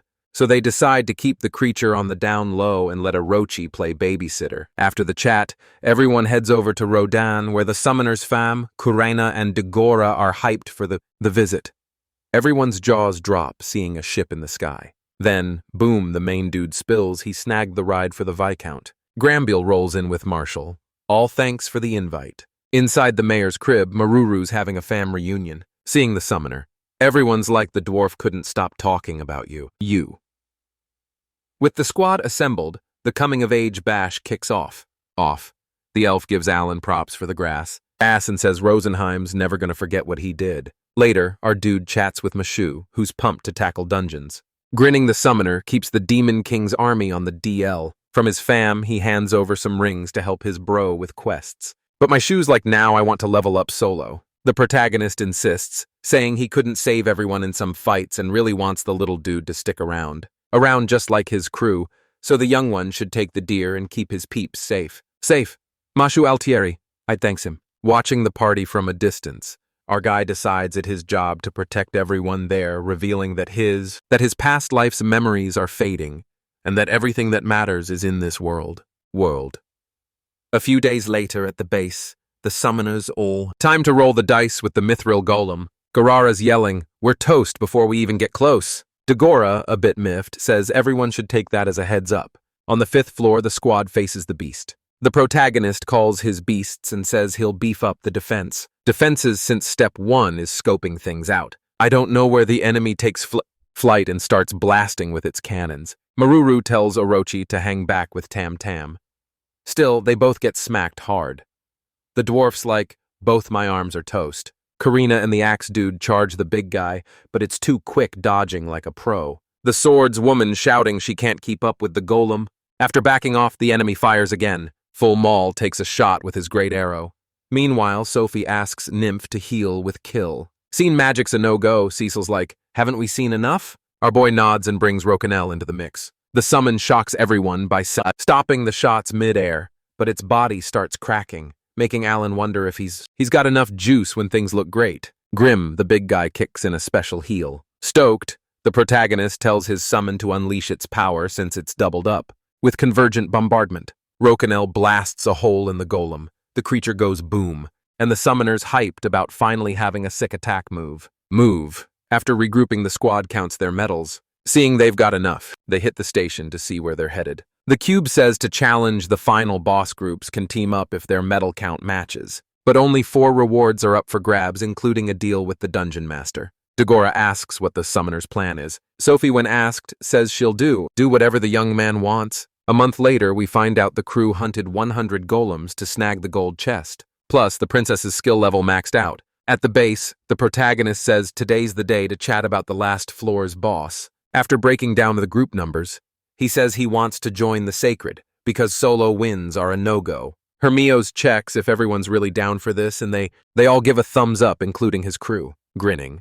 The hero king says he's in too because he's maxed out. Our boy's shocked seeing the young man's status board. When asked, he explains Elmia hooked him up with 2 extra skills. Curious, the summoner wonders how many extra perks someone can have. Cecil asks if they should get the Emperor's okay before diving in. But the hero's like, nah.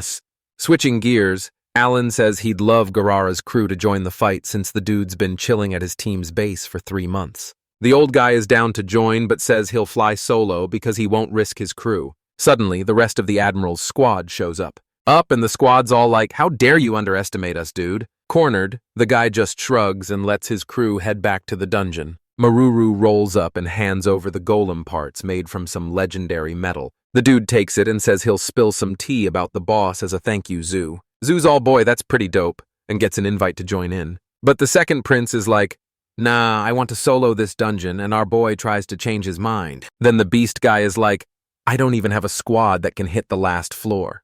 I don't know where Marshall's like, yo, the 10 great beast are here. Outside, the creatures are shook to see Van. Then it's all handshakes and hellos. One beast is like, what's with all the humans here? Meanwhile, the second prince is all, how's this even happening? And the summoner's grinning, saying they all came to squad up with him, before saying he'll break it down as Rosenheim's official advisor. The main dude spills that he got the 10 great beasts on board by offering 3,000 elven magical herbs. The second prince is like, how'd they go for that? And finds out Beku sealed the deal, but Beku's like Rosenheim, chill if my kingdom bails on the alliance. But if Zoo's king, no one's getting hurt by this promise. The second prince's jaw drops, saying he'll never make it home in one piece. The summoner's like, nah, you got the smarts to trick the king, plus you're well liked. The beast guy's like, I ain't leading this, but then flips and says, okay, maybe I will. When asked about Shia, Allen's like, she doesn't seem to want the crown, because her skills screened general material. The beast crack up, calling the young dude a sneaky human. The prince is like, why go all out? And the young dude's like, I'm after that first conquest reward. So the beast guy's got to chill and be cool with the throne. The crew's all, this is our shot to flex the beast's military might. Even though it's tricky teaming up with the Geomed Empire, Van's down for it. Hyped our boys like time to chat about the world crisis. After that, they cooked up strategies and shared skills. With the summoner, Garara's like, even if we lose, I'm sticking it out. The night before the big fight, they throw a party. Maru's shocked the admiral's not sipping anything, while the second prince is like, I owe the main dude big time. Our boy's like, if the beast guy has a kid, give it a name with more than 2 sounds. Temedono pops up saying that's a solid idea. Then the young girl tries to use her skill to find the fire goddess's sacred treasure. When she can't, Alan's like, astrologer, check Dagora's extra ability. The beast girl uses her powers, saying if the young dude heads southeast, he might find what he's after. But he better watch out or he might not make it back. Next day, the whole crew's off to the dungeon. People around are buzzing about the different squads, and the axe guy's a bit salty.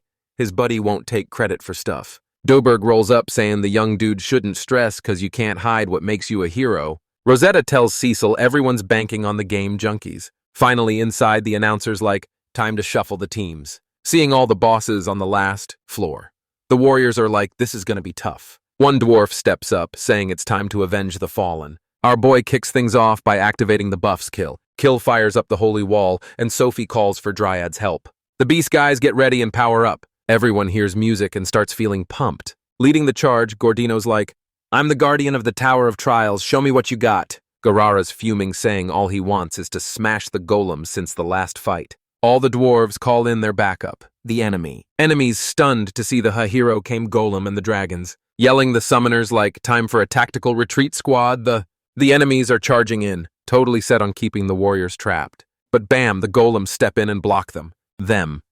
Seeing the big guys taking a beating, the main dude asks the admiral to fire up his special move, even though it feels a bit early.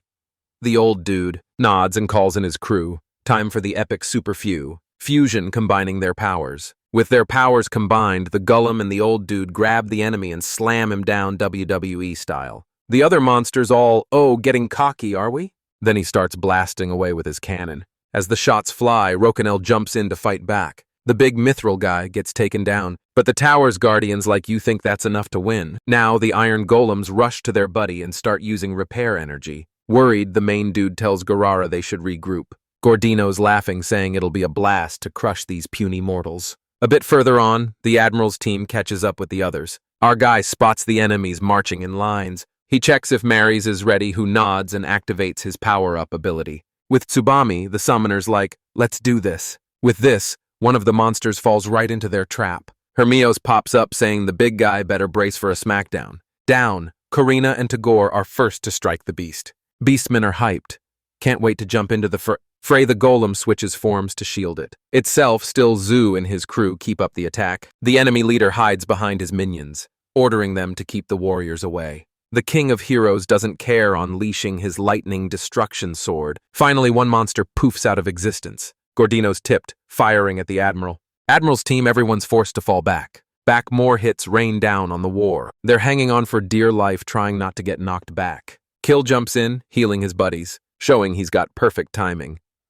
Relieved, the main dude realizes Sophie can now use the spirits. This could totally turn the battle around, especially since the resurrection golems are far off. If the enemy leader's like, was that your plan, summoner? And starts yelling for the iron golem using his return instinct. The admiral pushes the big guy, giving the hero's crew the perfect chance to strike. Sylvia, Doberg, and Hermios activate their extra powers. They attack from all sides until the iron golems are toast. To finish off the flying beast, Sophie calls in the salamander. She teams up with Cecil and Temedono, causing a massive explosion. Then everyone circles around Gordino. The hero tells his crew to stay sharp, showing he's not like the rest. The boss leader calls for his parts. And all the defeated golems come back for a mega fusion, making the monster way bigger than before. Alan's yawning through the villain's speech, but snaps back to strategy mode. The monster starts blasting out everywhere. Our guy and Marist summon more Rokanels.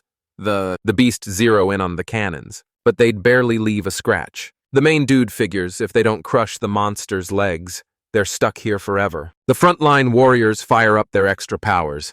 Chubby's all, let's see who dares to challenge me. After a few hits, Hermio strikes with the sacred sword. Even after falling, the golem's legs start fixing themselves with not much else to do. The summoner warns he's up next. But Zoo tells him to hold up, saying as the challenge owner, he'll clear the path. The Beastman steps up to face the enemy. Meanwhile, the main dude's puzzled why he hasn't used his extra power yet. Sweating bullets, Van declares he'll be the king of beasts. He remembers his beloved at the same time. Fueled by rage, he asks the beast god for power to keep his promise, the prince. The prince's allies are shocked by the scene. So is our guy, not expecting to see his second ability. The beasts rally around the prince and start transforming too, showing why they beat Hermios before. Leading the charge, Ju tells his crew to follow him. Everyone dives into the attack using just their paws. The summoner thinks at this rate the enemy's toast, but then, surprise!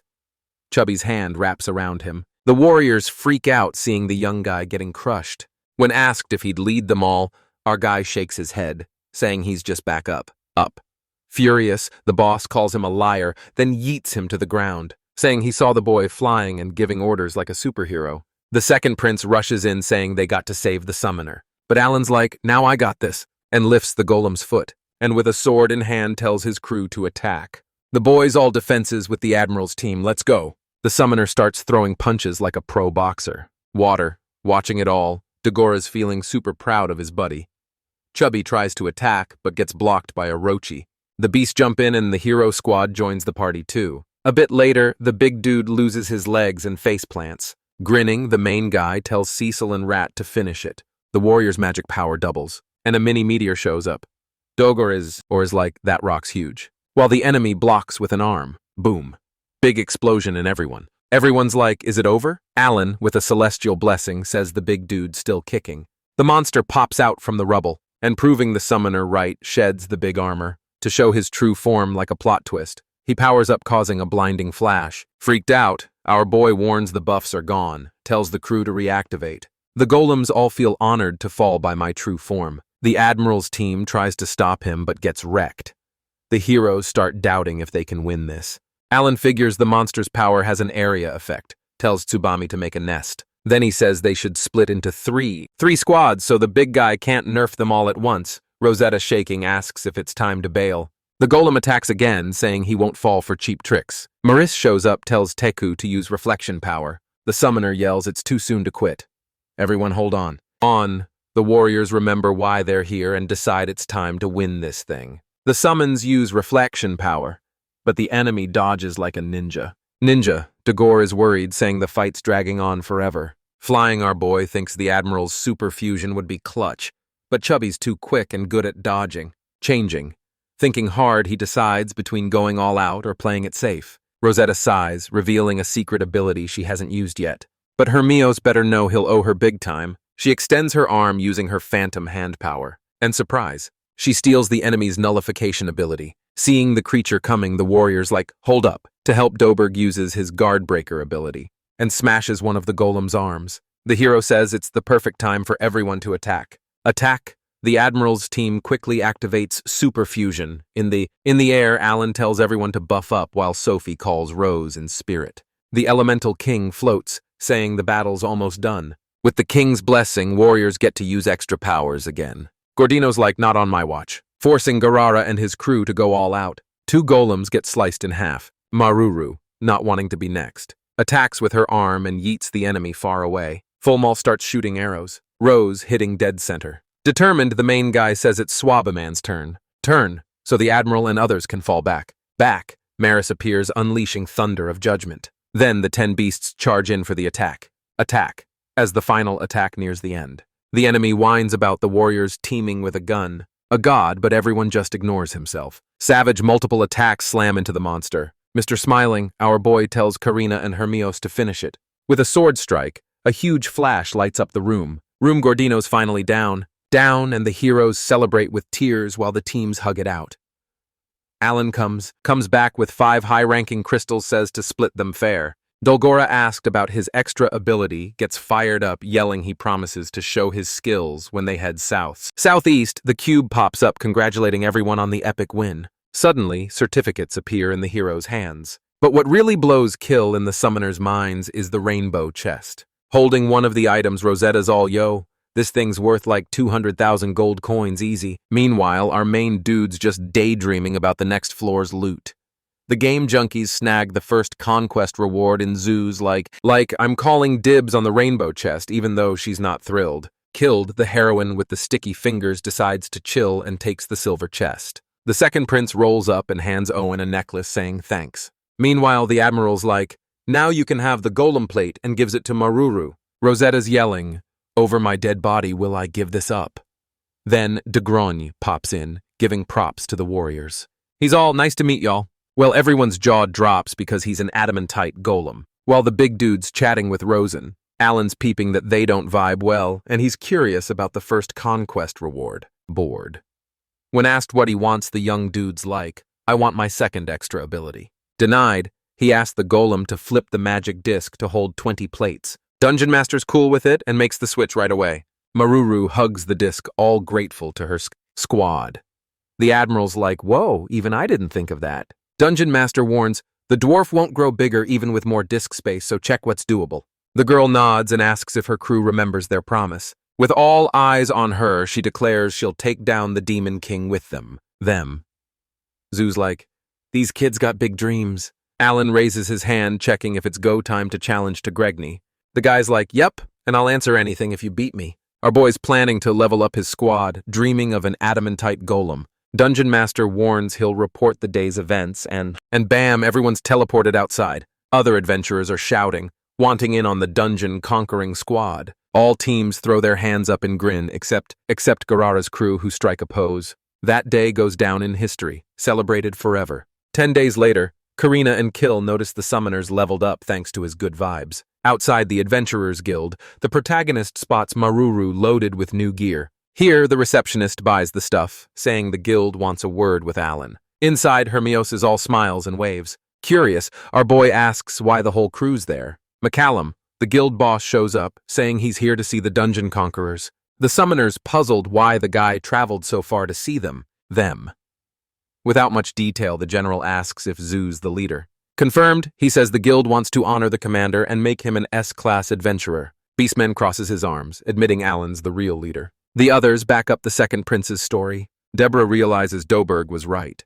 You can't hide a hero's shine. Surprising everyone, the protagonist's like, nah, I'm good on the extra attention. The man insists the title would boost the young man's goals, as only two S-class adventurers exist, including him. The other adventurer, Bask, was a troublemaker and vanished ages ago. The old man explains S-class adventurers have the same clout as the guild's deputy chief. The summoner thinks the offer is too sweet to be real, until the leader spills that he wants the boy to quit being Rosenheim's counselor. Cecil steps up, saying it'd be great for their group's master. The protagonist agrees and gets dubbed Summoner of the Beginning. Besides advising the guild and monster slaying occasionally, Garara's like, time to party? But the beastmen notice the prince's MIA.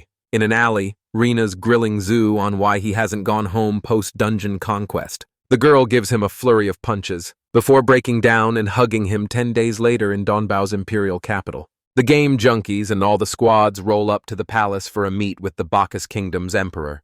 Van's all chill, saying he's got some explaining to do about the 10 beasts, but he's confident he'll make it home with his noggin still attached. Howen gets an invite to the kingdom and says he'll swing by after wrapping up Maruver's classes. A dude rolls up and tells everyone to come inside on his sot, Shonish throne.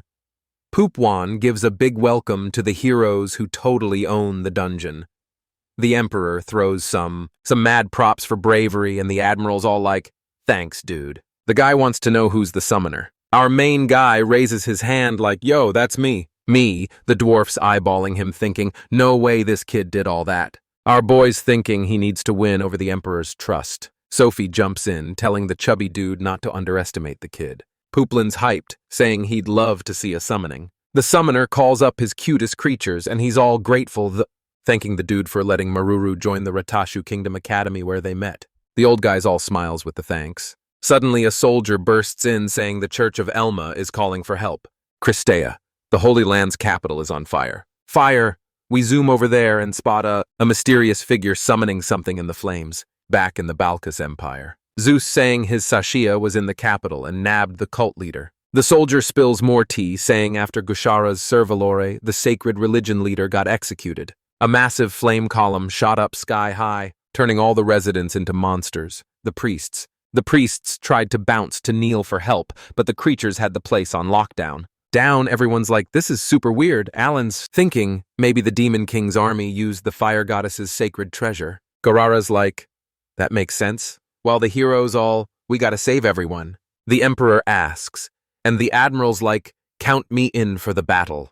Another soldier crashes the convo, yelling about an emergency in the jam at Empire, because the demon army's invading the Forgotten Continent, and there are like 2 million creatures. The old guy figures the Demon King's doing this to stop him from heading to Elmea. Our boy's wondering if his crew can save both continents at once, asked why. That's why he left the Beast Kingdom.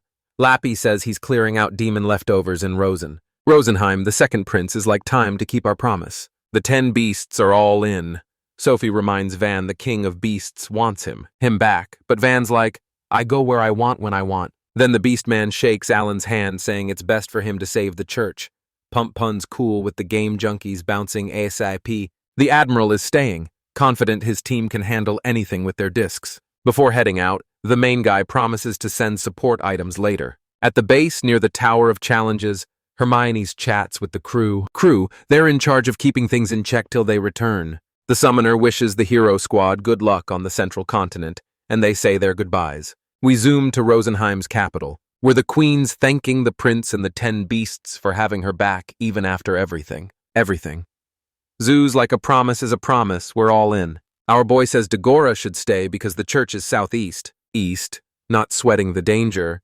The young guy's like, that's exactly where I want to be.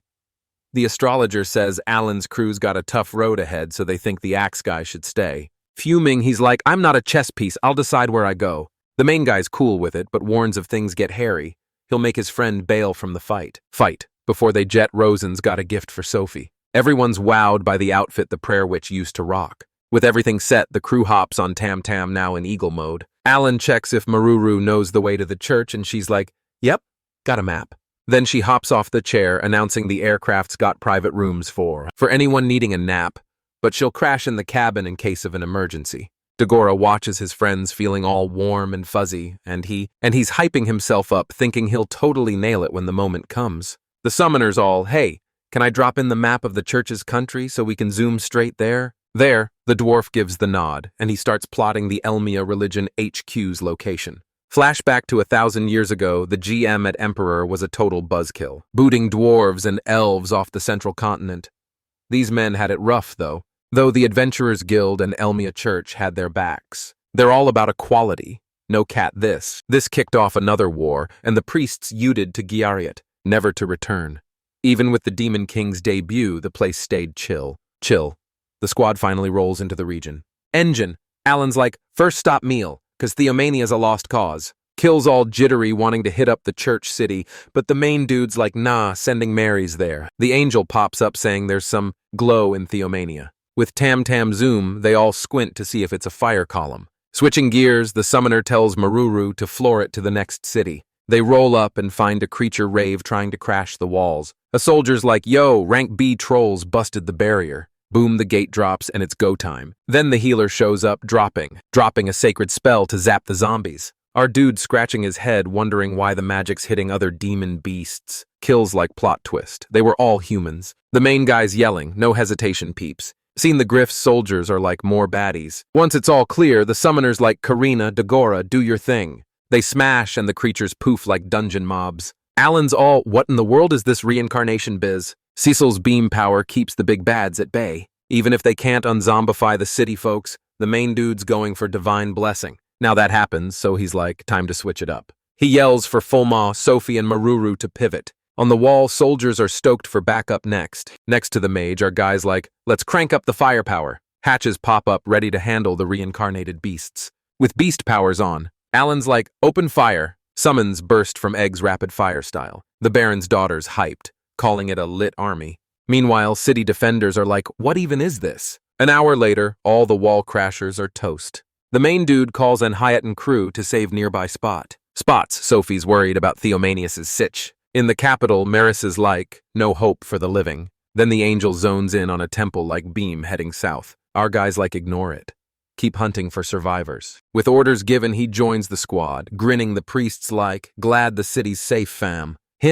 He spills that he thought he'd be stuck for 5 more days. Asked if he knew they'd show, he nods, saying the church patriarch had a vision before he croaked. Still, the dude went ahead with Gashar's execution, but right before the enemy started floating with a fire jar falling. Our followers morphed, and chaos went full send. In the madness, the Holy Master chose to stay in brawl. Even though some priests and soldiers bailed, most got roasted or beat. Beastified on his knees, Krypton's begging Kill and crew to save his peeps. Alan's like, already sent help to Church City. Once the search wraps, everyone's off to shelters. Maruru's stressing about the infection spreading with just one chomp. Our guy's thinking like good call on the church's SOS, asked about Shia.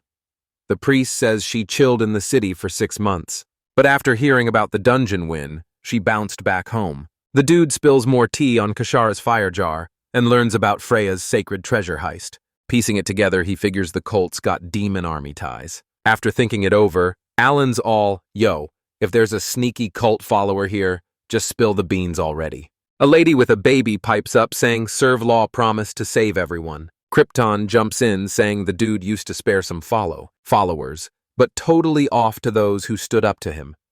The lady's not having it, shouting the cult leader was pure and squeaky clean. I mean, Owen's curious why not all cult members turned into monsters, especially since this follower isn't from the capital. Little.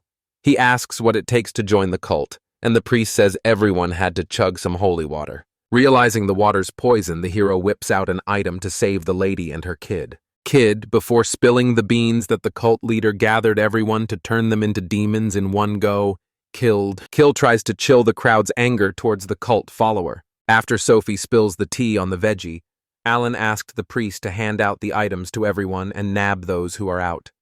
It is cult followers then. The young dude decides to scope out the capital and finds out Maris got wrecked by a demon general who looks like a beast man. When asked if he can beat the guy, he says he needs to cook up a plan first. Meanwhile, somewhere else in the county, one of the hero's summons uses its cool power to save some innocent folks. Our dude shows up and tells a family who's there to wish them off to the city. Over 3 days, the young guy planted seeds and used aromatic veggies in towns and villages. Because of this, about 5,000 cult followers didn't turn into monsters and got quarantined. In Neil City, Marys explains the demon general used to be a god ages ago but got booted out and lost his sacred swag. Plus, the gods knew about the cult but shrugged it off.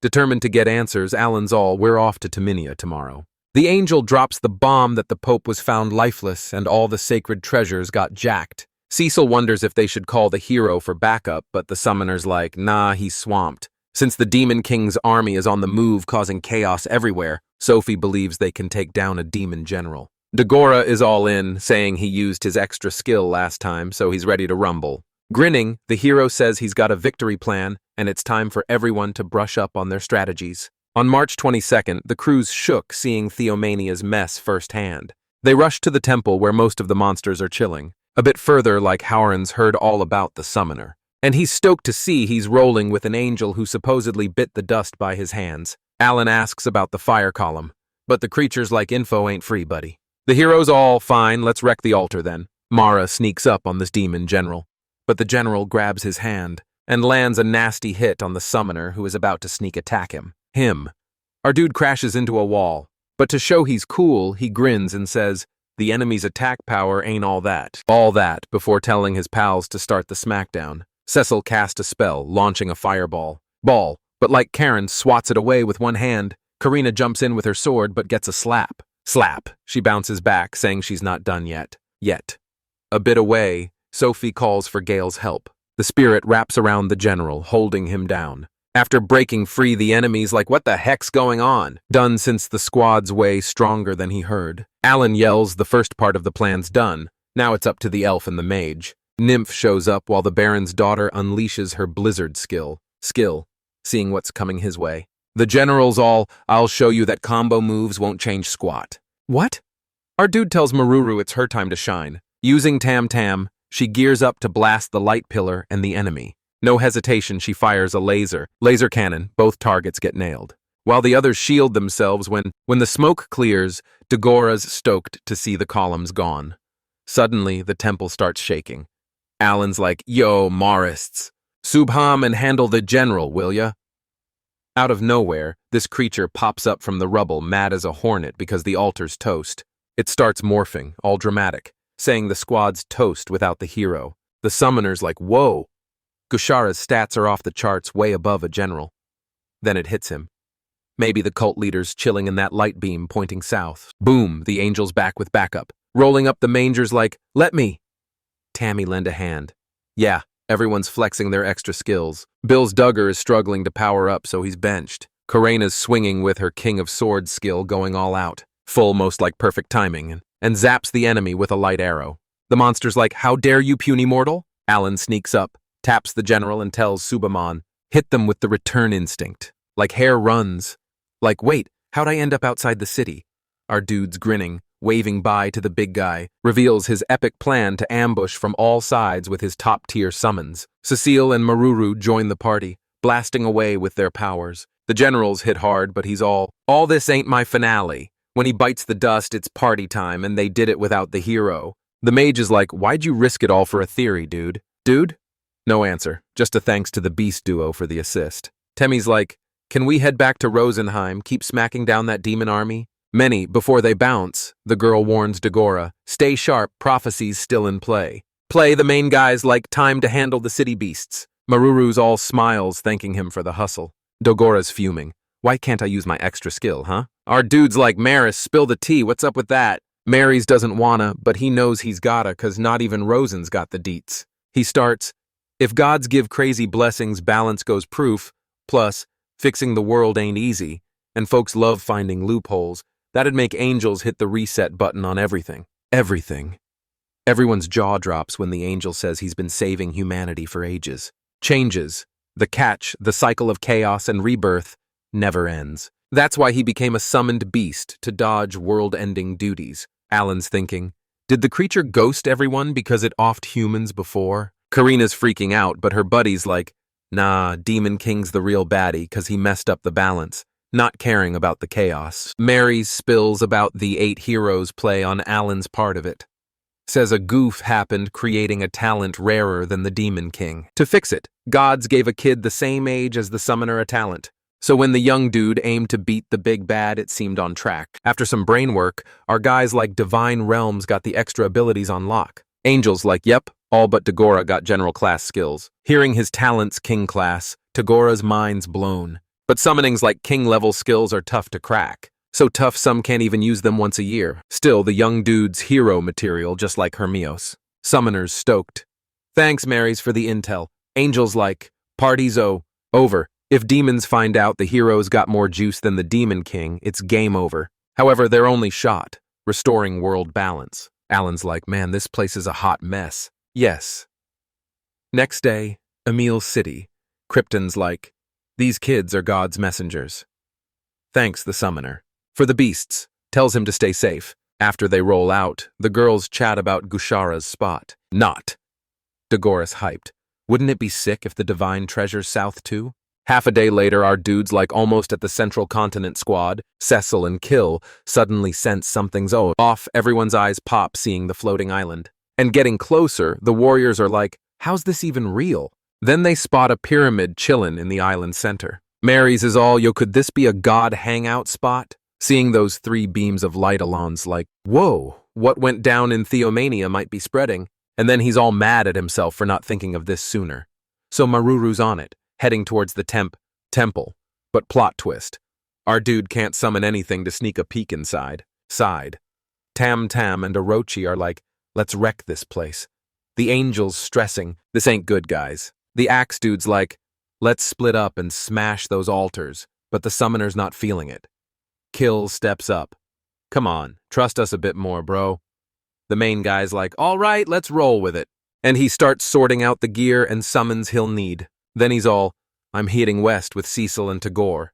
Sophie's like, can I roll east with Full Maul and Maruru? Peru, finally, Maru, Kill, and Karena are off to the south, knowing none of the paths need help from the same continent.